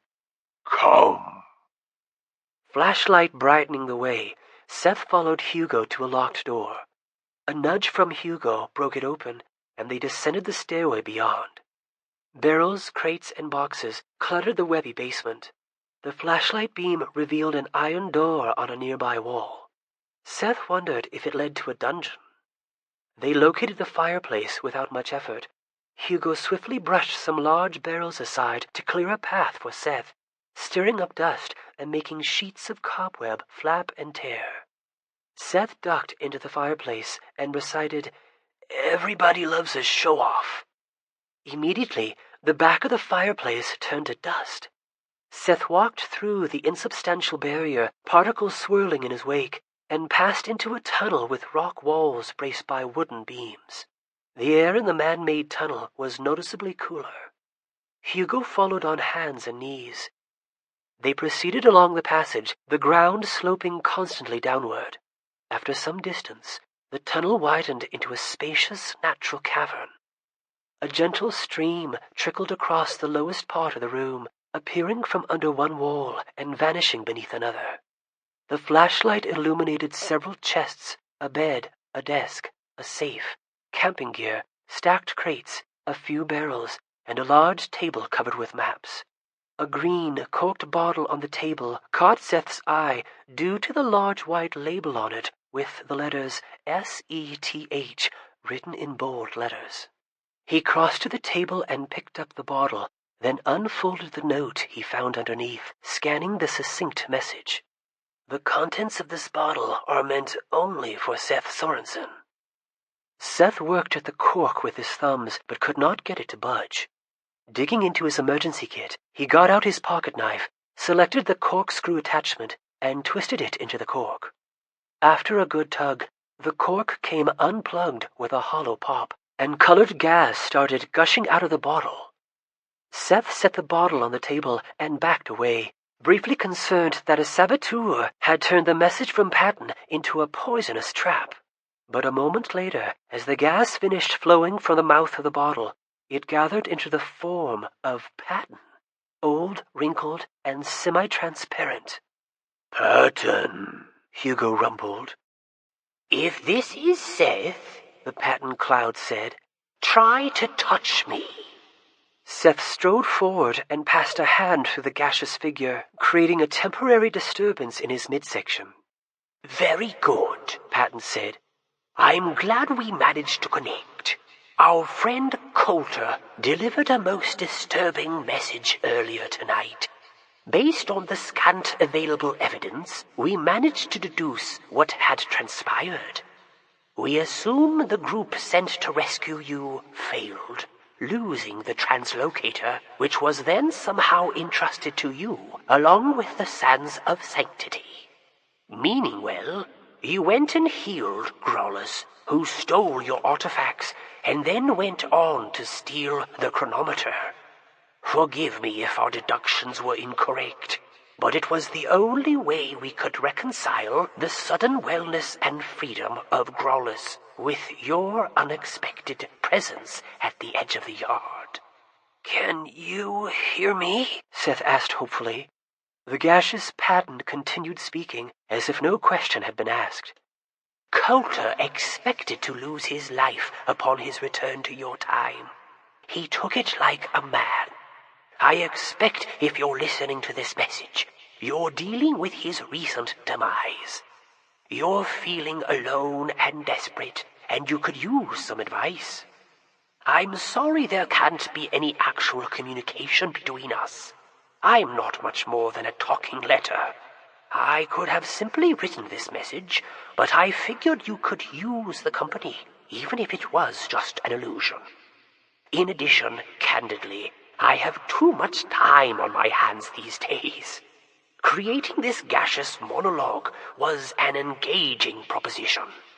Seth, against all odds, I've lived a longer life than most men. And like any thinking man, I've tried to figure out the meaning of my existence. Closest I've ever come is deciding that the purpose of life must be to learn to make wise choices. I believe that and try to live it and try to live by it. In my opinion, good choices are not always safe choices. Many worthy choices involve risk. Some require courage. You elected to heal Growlers. Seth, I believe that had I been in your shoes, with your knowledge, I would have done the same thing. I imagine you thought you were easing the departure of Growlers from this world. The demon had aided you in the past, and you were granting him what seemed a small favor. Had you known enough to anticipate what might happen, it would have been a poor choice indeed. But I've mulled it over, and I understand your decision. So did Coulter. Making mistakes is part of learning to choose well. No way around it. Choices are thrust upon us, and we don't always get things right. Even postponing or avoiding a decision can become a choice that carries heavy consequences. Mistakes can be painful. Sometimes they cause irrevocable harm, but welcome to Earth. Poor choices are part of growing up and part of life. You will make bad choices, and you will be affected by the poor choices of others. We must rise above such things. Although cataclysmic at a glance, your choice might have some benefits. Getting Growlers involved shuffles the deck for the Sphinx. Clever as he is, he would not have seen this coming. The Sphinx certainly was not the one who loaned you the artifacts. If he had the translocator, all he had to do was bring a force to Fablehaven, recover the chronometer, and proceed with his plans to open Zzyxx. I expect your decision has disrupted his calculations. If that is the case, it could create opportunities. I knew you for only a short while, Seth, but I was impressed. You are my kind of person. When guys like us make mistakes, we clean up the mess. It will not be easy. It may not even be possible. But I'm going to make some drastic suggestions based on things I might attempt in your situation. Do with my ideas what you will. The gaseous pattern gave a little smile. Your family is trapped. Your enemies are on the move. The world is on the brink of destruction. I suggest that you save it. A tingling thrill went through Seth. He liked where this was headed. If I were you, I would consider the artifacts gone and work under the assumption that my enemy will succeed in opening Zzyxx. When that prison opens, I would want to be on hand to oppose the demon horde. Goose pimples rose on Seth's arms. Could he do something so bold? Wouldn't the demons trample him? You will need a weapon. In this case, I would think big. I would try to find Vasilis, the sword of light and darkness, the most fabled blade of which I'm aware. Remember the name, Vasilis. Say it to yourself. Seth whispered the word. This storied blade reflects the heart of the wielder. In the hands of a virtuous shadow charmer, I expected would be quite powerful. I once sought Vasilis, but since I had no pressing need for the weapon, I abandoned the quest. I do not know where Vasilis lies, but I believe it is hidden in our region of the world. I imagine the Singing Sisters could send you in the right direction. Your grandparents would have my head for suggesting that, but you need a weapon of this magnitude, and you have no time to find it without assistance. The sisters only help others for a price, and it is always steep, but I have visited their lair thrice, and here I stand. There is no way to prepare for a meeting with them. They will bargain with you. If you fail to reach an agreement, they will take your life, so be very careful. In an envelope in my desk drawer, you will find the latitude and longitude of their residence. The Singing Sisters dwell on an island in the Mississippi River, protected by a gentle distractor spell. They have resided there for a long time. You will also require passage to Shoreless Isle, where Zzyxx lies.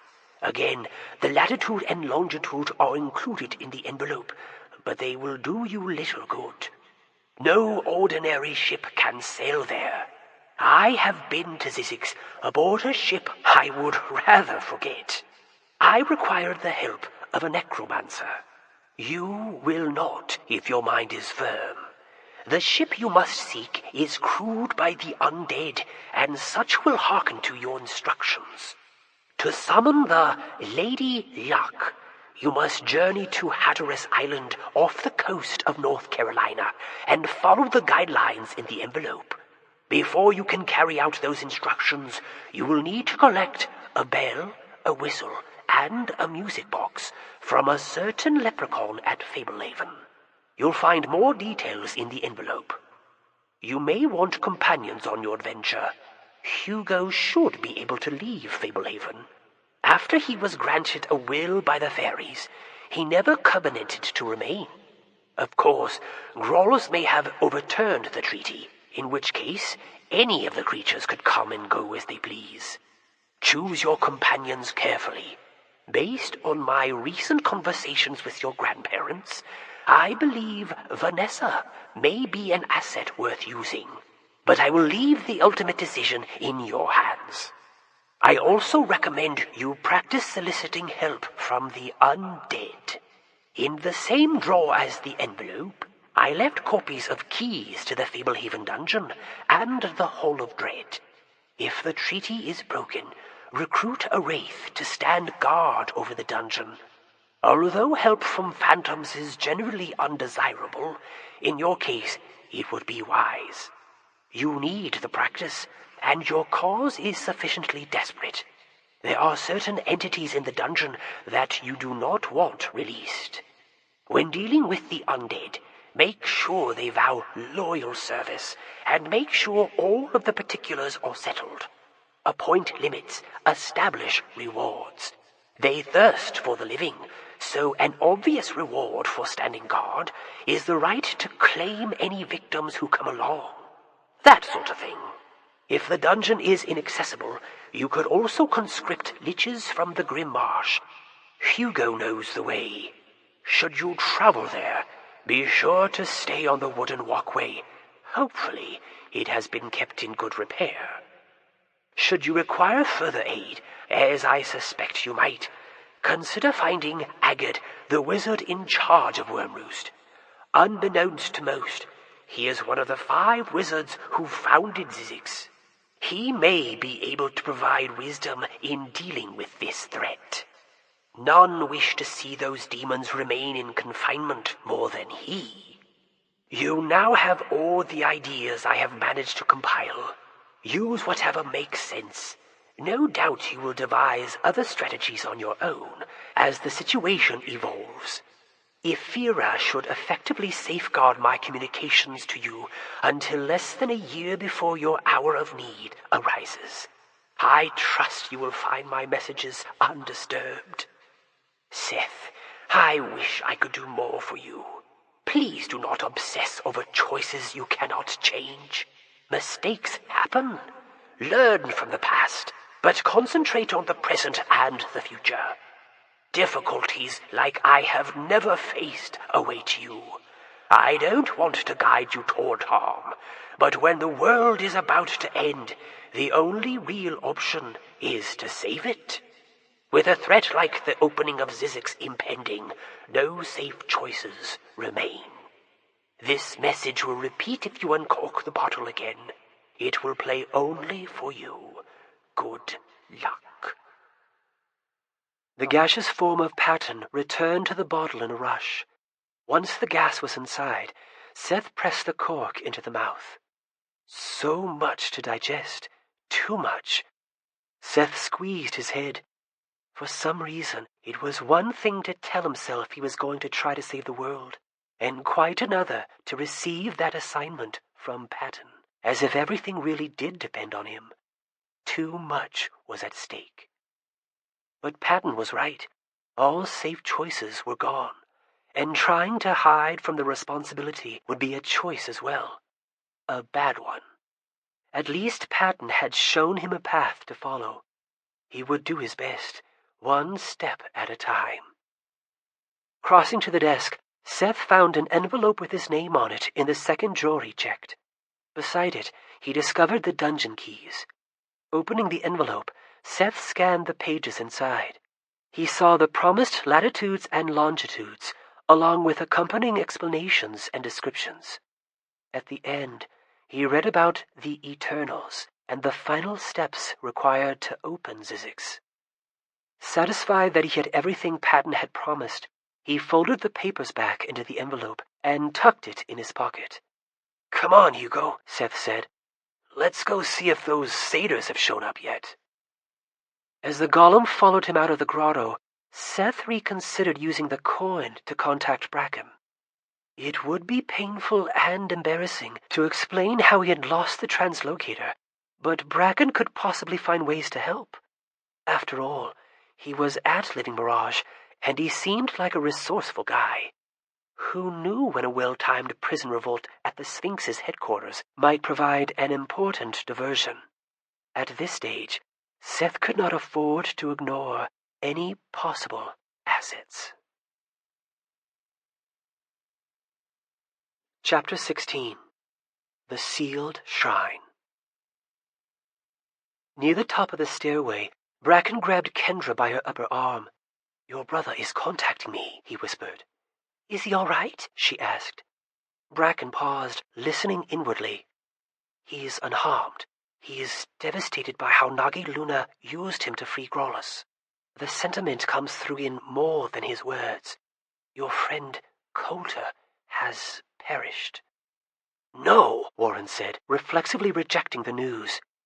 My condolences, but Seth seems certain, Bracken said. He feels tremendous guilt, potentially enough to break him. I'm telling him he was used, tricked, and that there is nothing to be done about it now. Kendra tried to choke back her tears. How could Coulter be gone? He was supposed to be safe back at Fablehaven. Warren watched Bracken expectantly. Seth says Grollis destroyed the foundational treaty of Fablehaven. He needs to get out of there, Warren said. Bracken nodded, holding up a finger. Seth says he will depart soon. Apparently, he has received advice from an ancestor of yours, Patton Burgess, and Seth is now preparing to embark on a quest. Patton would have provided sound guidance, Warren said. I'm telling Seth that you two are with me. Yes, he's thrilled to hear it. I'm telling him we're in the middle of an emergency of our own, and am advising him to contact me again soon. I'm advising him not to fret about losing the translocator.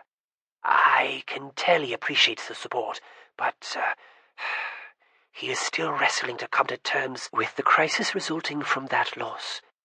He longs for a way to make restitution. He has put away the coin. Will he be all right? Kendra asked anxiously. I think so, Bracken said. Evidently, your ancestor gave him an ambitious assignment. We didn't go into specifics, but if Seth can channel his energy into an active endeavor, it should help him cope. He will hail us again soon. We must press on. They continued upward. The stairway had been tunneled through smooth, dark stone. Warren ran a hand along the wall. No digging into this stairway, he said. These walls are harder than steel, Bracken agreed. The stairway ended at a blank wall. Warren recited an unintelligible phrase, and the wall faded, almost vanishing. Should I extinguish my light? Bracken asked. Keep it shining, Warren said. They passed through the ghostly wall into a cave composed of sharp, angular rocks. Bracken's light glared off the glossy black stone. Glancing back, Kendra noted that the wall appeared solid again. Farther along the cave, a creature stood at the edge of the light. It had the body of a large bull and the head of a bearded man wearing a bronze crown. The creature spoke in garbled language. Bracken answered with equally strange speech. Don't worry, Warren whispered to Kendra. The creature spoke again. What is it? Kendra asked in hushed tones. What is it saying? Bracken took her hand, and the garbled words became instantly untangled. The creature was still speaking. Many years. It is a relief to have a shred of hope.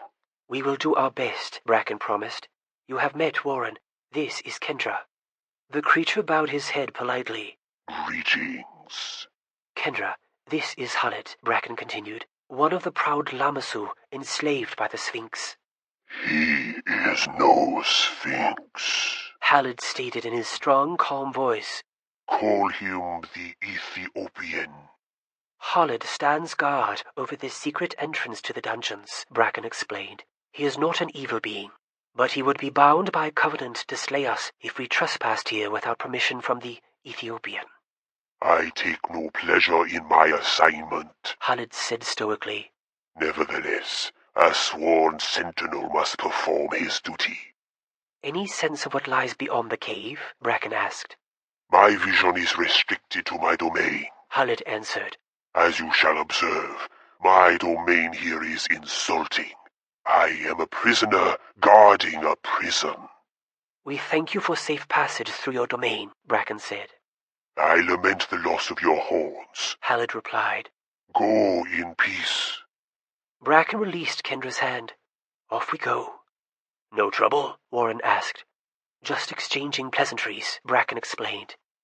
They advanced quickly. The Lamassu stepped aside to let them pass. Halid was so large that Kendra doubted she could reach the bottom of his beard even if she jumped. Once beyond the Lamassu, Bracken put his glowing stone away.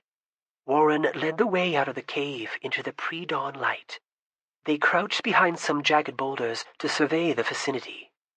Living Mirage contains a lot of land, Bracken whispered to Kendra. In fact, The careful observer will find more land inside the surrounding fence than there should be. Several of the preserves are like that, Warren added. Kind of like the knapsack, but on a larger scale. Bracken nodded. A long, fertile valley runs north to south through Living Mirage. We're just barely in the northern half of that valley. The sealed shrine lies farther north, where the valley narrows. The Sphinx suggested a course that should get us past most patrols and around the most dangerous areas, Warren said. He has wraiths herding the undead away from our route. How do you know so much about Living Mirage? Kendra asked Bracken. I first came here to investigate why the shrine had been sealed. I had some time to explore the area before I was captured. What kind of dangerous creatures are here? Kendra asked. Bracken shrugged. Beyond the ordinary, I know of Jinn, various demons, manticores, a chimera, steppe giants, sphinxes, river trolls, serushes, and of course, the Smurg. He means the rock, Warren clarified, which is hunting a lot lately to feed 3 enormous hatchlings. He drew his sword.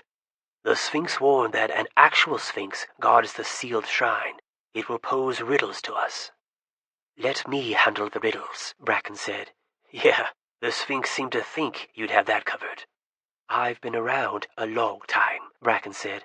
I would almost prefer if the puzzles surprised me. I suppose we'll skirt the river, try to get cover from the trees. That was the route he described, Warren confirmed. We should walk, not run, Bracken said. Haste draws attention. I'm with you, Warren agreed. He handed Kendra a glove. That belonged to Coulter. It will make you invisible when you hold still. I remember it, Kendra said. Take the key as well, Warren said, handing her a short rod with a complicated shape at the end. If the need arises, I'll draw off attention so you two can reach the shrine. We'll all escape together, Kendra insisted. Right, Warren said, trying to be patient. We'll all try to make it, but if we have to choose, let's get the people to the shrine who can actually communicate with the Fairy Queen. Some of us would get blasted into sawdust if we dare to tread upon her sacred ground. We should move, Bracken said. You lead, Warren. For the first 5 minutes, Kendra expected enemies to descend on them with every step. As they proceeded without incident, and as the cover offered by the trees became better instead of worse, she started to unwind. She began to wonder how the Fairy Queen could help them escape. Could she admit them to her realm? Kendra was pretty sure that was forbidden under any circumstances. The realm where she ruled had to remain unspoiled, or it could mean the end of all fairydom. Kendra kept an eye out for fairies. If she could recruit a few of them to act as scouts, it would improve their chances. At one point, where the trees became sparse, the rock soared across the sky, outstretched wings temporarily blocking out the rising sun. A huge beast thrashed in its claws. Does it have a rhinoceros? Kendra asked, shielding her eyes as the sun reappeared behind the gigantic bird. A carcadon, Bracken corrected. Bigger than a rhino, with a sentient horn. Pray we don't cross paths with a carcadon out here, unprotected. I have my sword, Warren objected. And I have my little knife, Bracken said. Neither would avail us if a carcadon charged. What I need are my horns. How did you lose them? Kendra asked. Bracken hesitated, as if uncertain whether to respond. He broke his silence after a small shrug. The font of immortality is fashioned from my third horn. One of the 5 artifacts? Warren exclaimed. How old are you? Kendra asked. From your point of view, ancient, Bracken said. Among unicorns, I'm still considered young. I have walked many roads, and I have seen much, but I still feel young. Like fairies, unicorns are youthful beings. You surrendered your horn? Warren asked. I was willing to do anything to help lock those demons away, Bracken asserted. I gave my first horn as a gift years ago. Many of my kind do not retain their first horns once the third has grown. My second horn was taken when the Sphinx captured me. I have no idea what he did with it. He should return it to us, Kendra said. It would help, Bracken said. I can feel my horns out there. None have been destroyed. Without them, I feel like a shadow of myself, They house much of my power. Your third horn is irretrievable? Warren wondered. If the font of immortality is ever broken, it will disappear and reform elsewhere, taking the horn with it. That horn would be retrievable only should Zzyxx open. Without my third horn, I'm trapped in human form, but I would much rather live this way than see Zzyxx breached. They continued in silence. Several times they crouched or fell flat or hid behind tree trunks as Bracken sensed creatures in the area. Kendra glimpsed lions with the heads of men and scorpion tails. She caught sight of vicious packs of scaly flying dogs. She observed burly, armored nomads, half the height of the surrounding trees, laughing loudly and brawling without provocation. But all of these potential threats were viewed from a distance. Many of the hazards Bracken detected were never perceived by Warren or Kendra. Their little group would simply hide in silence until Bracken suggested they proceed. After hours of fitful progress, Warren squatted behind a fallen log to confer with them. With the sun now high, the day was growing uncomfortably warm. Ahead, at the far side of a clearing, Kendra observed trees with foliage of remarkable colors. The beckoning grove lies ahead, Warren said. The Sphinx gave specific warnings about this stretch of our route. To go around to the left would take us along the riverbank through a community of river trolls. They would consider us extraordinary delicacies, Bracken said. We would be devoured with much ceremony. To loop around to the right would take us into the domain of the Chimera, Warren said. Which would also mean certain death, Bracken said. And if we go through the grove? Kendra asked. The fruit smells are unbearably tempting, Warren said. All have harmful effects. Most are lethal. The Sphinx said one might liquefy your bones, another might make you a lycanthrope, a third might cause you to burst into flames. I'll take fruit over trolls or a chimera, Bracken voted. We mustn't succumb, Warren warned. We'll help each other, Bracken said. Make up your minds now. No matter what happens while we are under those trees, no matter what cravings strike us, no matter what desperate urges arise, no matter what argument we make with ourselves, we will sample no fruit. What if the fruit overpowers our common sense? Kendra asked. What if we can't resist? I might prefer the type of threat I can stab, Warren muttered. In the grove, our enemies will be ourselves. Kneeling, Bracken scraped together dirt. Spitting into his palm, he mashed the dirt and worked it into pellets, then slipped 2 into his nostrils. He held out his hand. Kendra hesitantly took a pair of dirt balls and pressed them into place. Warren did likewise. I have to believe our wills are stronger than the allure of some fruit, Bracken said. To be slain by a troll or a chimera would be sad, but to destroy ourselves to scratch an itch would be so pathetic I refuse to accept the possibility. The dirt will help you, and so will I. Good enough for me, Warren said, his voice a little different with his nose plugged. Kendra? Let's try the grove. She spoke like she had a cold. Promise me that you will not sample the fruit, Bracken said. His voice sounded no different with the dirt up his nose. Promise me and promise yourself. Say the words. I promise, Kendra said. I swear, Warren offered. Link arms, Bracken instructed, rising. Breathe through your mouths and ignore your senses. I suggest we jog. Elbows linked, the 3 of them broke into a trot, breathing only through their mouths.